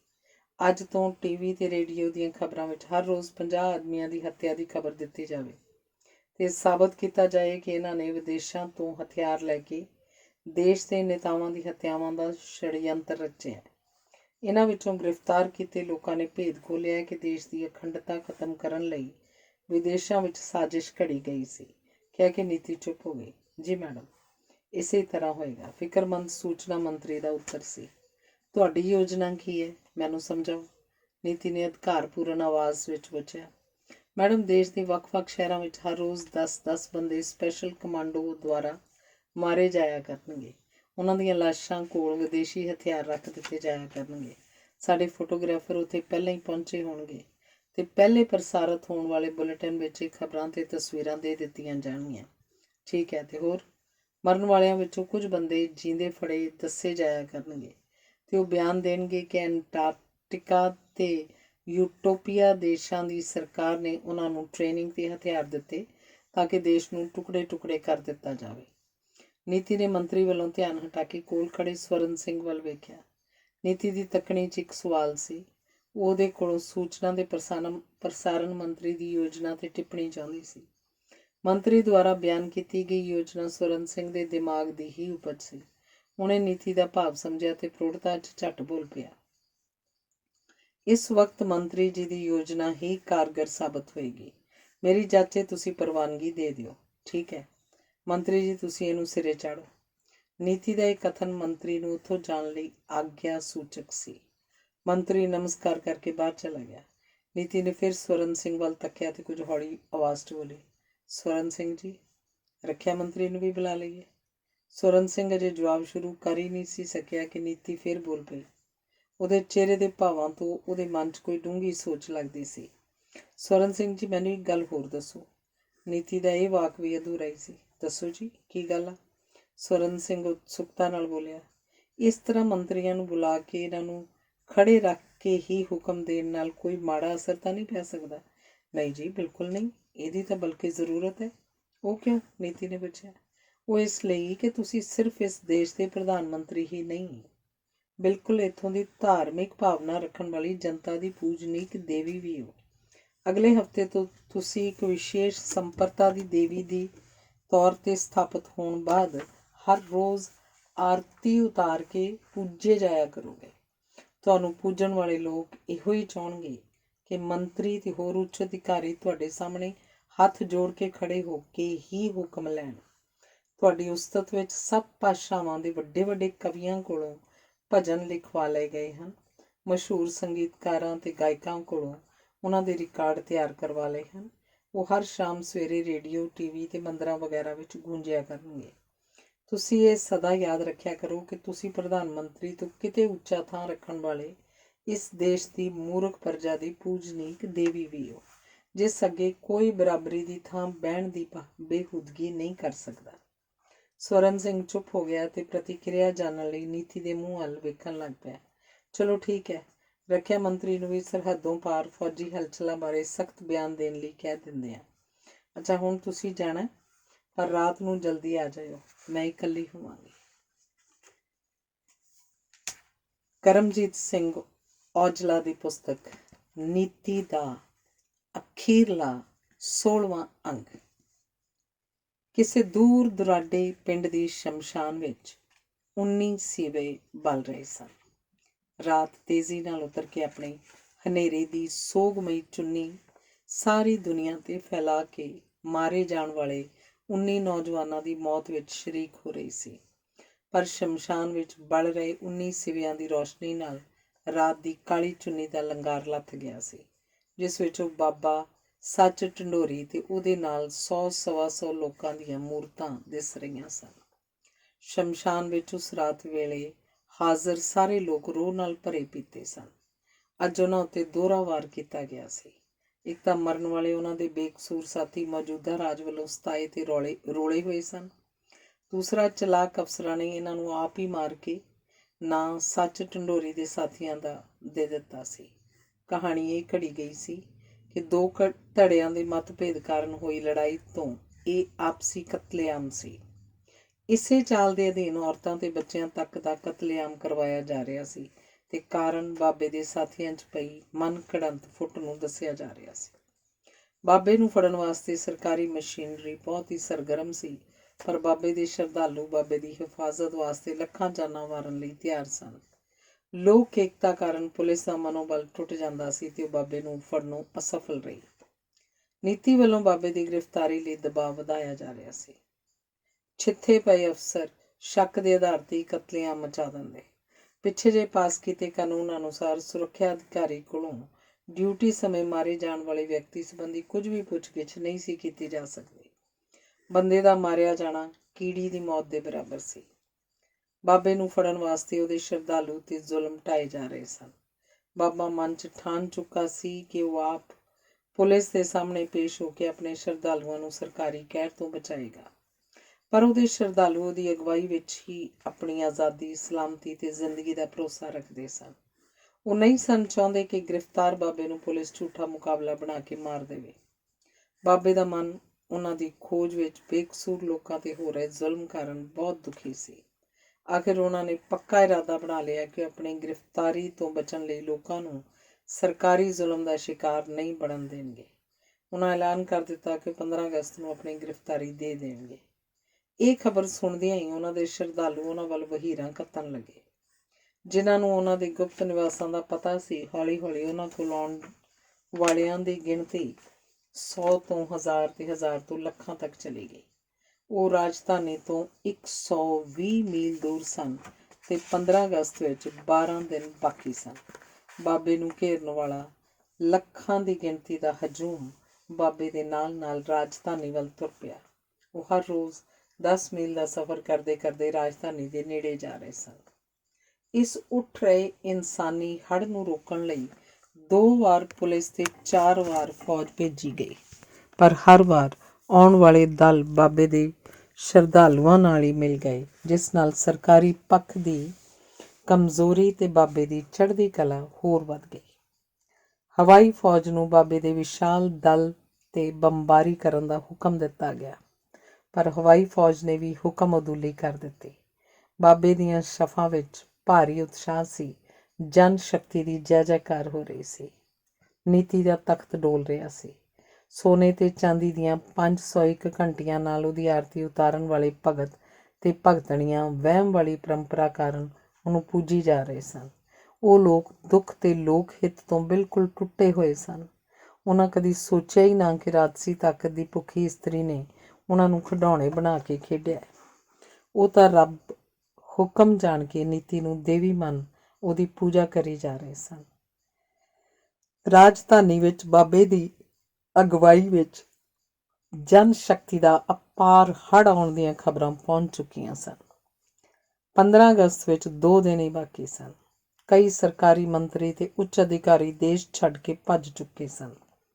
ਪੁਲਿਸ ਤੇ ਫੌਜ ਦੇ ਅਸੂਲ ਰੱਖਣ ਵਾਲੇ ਲੋਕ ਜਨਤਾ ਤੇ ਗੋਲੀ ਜਾਂ ਲਾਠੀ ਚਾਰਜ ਕਰਨੋਂ ਇਨਕਾਰੀ ਹੋ ਗਏ ਸਨ। ਇੱਕ ਕਮਰੇ ਵਿੱਚ ਨੀਤੀ ਤੇ ਸਵਰਨ ਸਿੰਘ ਇੱਕ ਦੂਜੇ ਦੇ ਸਾਹਮਣੇ ਖੜੇ ਸਨ। ਉਹਨਾਂ ਨੂੰ ਰਾਜਧਾਨੀ ਵਿੱਚ ਬਾਬੇ ਦੇ ਪ੍ਰਵੇਸ਼ ਤੇ ਉਸ ਤੋਂ ਬਾਅਦ ਹੋਣ ਵਾਲੀ ਘਟਨਾ ਚੱਕਰ ਬਾਰੇ ਪੂਰਾ ਤੇ ਸਹੀ ਅੰਦਾਜ਼ਾ ਲੱਗ ਚੁੱਕਾ ਸੀ। ਉਹਨਾਂ ਦੇ ਸਾਹਮਣੇ ਮੇਜ਼ ਤੇ 2 ਗਲਾਸਾਂ ਵਿੱਚ ਪੋਟਾਸ਼ੀਅਮ ਸਾਇਨਾਈਡ ਪਾਣੀ ਵਿੱਚ ਘੁਲੀ ਸੀ। ਦੇਸ਼ ਵਿੱਚੋਂ ਭੱਜ ਜਾਣ ਦਾ ਯਤਨ ਅਸਫਲ ਹੋਣ ਦੇ ਬਾਅਦ ਹੁਣ ਦੋਹਾਂ ਨੂੰ ਸਾਇਨਾਈਡ ਨੇ ਹੀ ਛੁਟਕਾਰਾ ਦਿਵਾਉਣਾ ਸੀ। ਦੋਹਾਂ ਨੇ ਗਲਾਸ ਚੁੱਕੇ ਤੇ ਕਸੈਲੇ ਸਵਾਦ ਵਾਲੇ ਗਲਾਸ ਨੂੰ ਝਾਟੀ ਗੱਟ-ਗੱਟ ਕਰਕੇ ਪੀ ਗਏ ਤੇ ਅਗਲੇ ਪਲ ਕੱਟੇ ਹੋਏ ਦਰਖਤਾਂ ਵਾਂਗ ਜ਼ਮੀਨ ਤੇ ਡਿੱਗ ਪਏ ਤੇ ਐਨ ਇਸੇ ਵਕਤ ਲੱਖਾਂ ਲੋਕਾਂ ਨਾਲ ਬਾਬਾ ਸੱਚ ਢਿੰਡੋਰੀ ਦਾ ਰਾਜਧਾਨੀ ਵਿੱਚ ਪ੍ਰਵੇਸ਼ ਹੋਇਆ ਸੀ। ਹੁਣ ਅਖੀਰ ਵਿੱਚ ਮੇਰੀ ਗੱਲ ਤੁਹਾਡੇ ਨਾਲ। ਲੇਖਕ ਵੱਲੋਂ। ਪਿਆਰੇ ਪਾਠਕ ਮਿੱਤਰ, ਇਸ ਨਾਵਲ ਦੇ ਪਾਤਰ ਸੁਭਾਵਕ ਹੀ ਤੁਹਾਡੇ ਅਸਲੀ ਜੀਵਨ 'ਚ ਕਈ ਅਸਲੀ ਪਾਤਰ ਸੁੱਝ ਸਕਦੇ ਹਨ। ਜੇ ਇਵੇਂ ਲੱਗੇ ਤਾਂ ਇੱਕ ਕੁਦਰਤੀ ਮੌਕਾ ਮੇਲ ਹੋਏਗਾ। ਸਭ ਪਾਤਰਾਂ ਦੀ ਰਚਨਾ ਕਾਲਪਨਿਕ ਹੈ, ਪਰ ਸਾਜ਼ਿਸ਼ਾਂ ਤੇ ਫਰੇਬ ਨਾਲ ਰਾਜਗੱਦੀ ਉੱਤੇ ਕਬਜ਼ੇ ਦੀ ਕਹਾਣੀ ਤਾਂ ਔਰੰਗਜ਼ੇਬ ਤੋਂ ਚੱਲਦੀ ਆ ਰਹੀ ਹੈ। ਉਸਨੇ ਪਿਓ ਨੂੰ ਕੈਦ ਕੀਤਾ, ਭਰਾ ਕਤਲ ਕੀਤੇ ਤਾਂ ਕਿਤੇ ਉਹ ਹਕੂਮਤ ਦੇ ਤਖਤ ਦਾ ਹੱਕਦਾਰ ਬਣਿਆ। ਅੱਜ ਕੱਲ੍ਹ ਦੇ ਰਾਜ ਦੇ ਲੋਭੀ ਮੰਦਰ, ਗੁਰਦੁਆਰੇ ਤੇ ਮਸਜਿਦਾਂ ਧਰਮ ਦੇ ਤੇ ਲਾਅ ਤੇ ਆਰਡਰ ਦੇ ਨਾਂ ਉੱਤੇ ਢੁਹਾ ਕੇ ਵੋਟਾਂ ਲੈ ਕੇ ਹਕੂਮਤ ਦਾ ਤਖਤ ਪ੍ਰਾਪਤ ਕਰਦੇ ਹਨ। ਇਹ ਸਭ ਕੁਝ ਮਨੁੱਖਤਾ ਪ੍ਰਤੀ ਗੁਨਾਹ ਤੇ ਦੰਡ ਨਹੀਂ ਹੈ, ਪਰ ਦੰਡ ਕੌਣ ਦੇਵੇ? ਇਸ ਨਾਵਲ ਦਾ ਨਾਂ ਗੁਰਬਾਣੀ ਦੀ ਇੱਕ ਤੁਕ ਉੱਤੇ ਸੁਝਾਇਆ ਗਿਆ ਸੀ, ਜਿਸ ਦਾ ਵਿਰੋਧ ਹੋਣ ਕਰਕੇ ਵਿਚਾਰ ਬਦਲ ਗਿਆ। ਇਹ ਨਾਵਲ ਲੋਕ ਰਾਜੀ ਨਿਜ਼ਾਮ ਵਿੱਚ ਚੱਲਣ ਵਾਲੀ ਤਾਨਾਸ਼ਾਹੀ, ਜ਼ੁਲਮ ਆਦਿ ਦੀ ਸੰਭਾਵਨਾ ਤੇ ਲੋਕ ਦੋਖੀਆਂ ਦੀਆਂ ਸਾਜ਼ਿਸ਼ਾਂ ਤੋਂ ਸੁਚੇਤ ਕਰਕੇ ਸਹੀ ਲੋਕ ਰਾਜ ਦੀ ਸਥਾਪਨਾ ਦੀ ਤਮੰਨਾ ਹੀ ਤਾਂ ਹੈ। ਕਰਮਜੀਤ ਸਿੰਘ ਔਜਲਾ। ਅਖੀਰ 'ਚ ਲਿਖਿਆ, ਹਾਲਾਤ ਮਜਬੂਰ ਨੂੰ ਪੀੜਤ ਤੇ ਪੀੜਤ ਨੂੰ ਸਮਝਦਾਰ ਬਣਾ ਦਿੰਦੇ ਹਨ। ਜੇ ਭ੍ਰਿਸ਼ਟ ਲੋਕਾਂ ਤੋਂ ਪੀੜਤ ਦੇ ਅੱਗੇ ਵੀ ਭ੍ਰਿਸ਼ਟ ਵਿਅਕਤੀ ਹੀ ਮਾਡਲ ਹੋਏ ਤਾਂ ਉਸ ਸੰਗਤ ਵਿੱਚ ਖੂਬ ਤਰੱਕੀ ਕਰਕੇ ਭ੍ਰਿਸ਼ਟਾਚਾਰ ਦੀ ਤਾਨਾਸ਼ਾਹੀ ਕਰਦਾ ਹੈ। ਲੋਕਾਂ ਵਿੱਚ ਵੀ ਤਾਕਤ ਹੈ, ਜਿਹੜੀ ਬਹੁਤ ਸਾਹਸੀ ਹੈ। ਇਹ ਜਾਗੀ ਹੋਈ ਲੋਕ ਸ਼ਕਤੀ ਹੀ ਹਾਕਮਾਂ ਦਾ ਹਰਨਾਕਸ਼ੀ ਅੰਤ ਕਰਦੀ ਹੈ। ਇਹ ਹੈ ਇਸ ਨਾਵਲ ਦਾ ਅੰਤਰੇ। ਧੰਨਵਾਦ।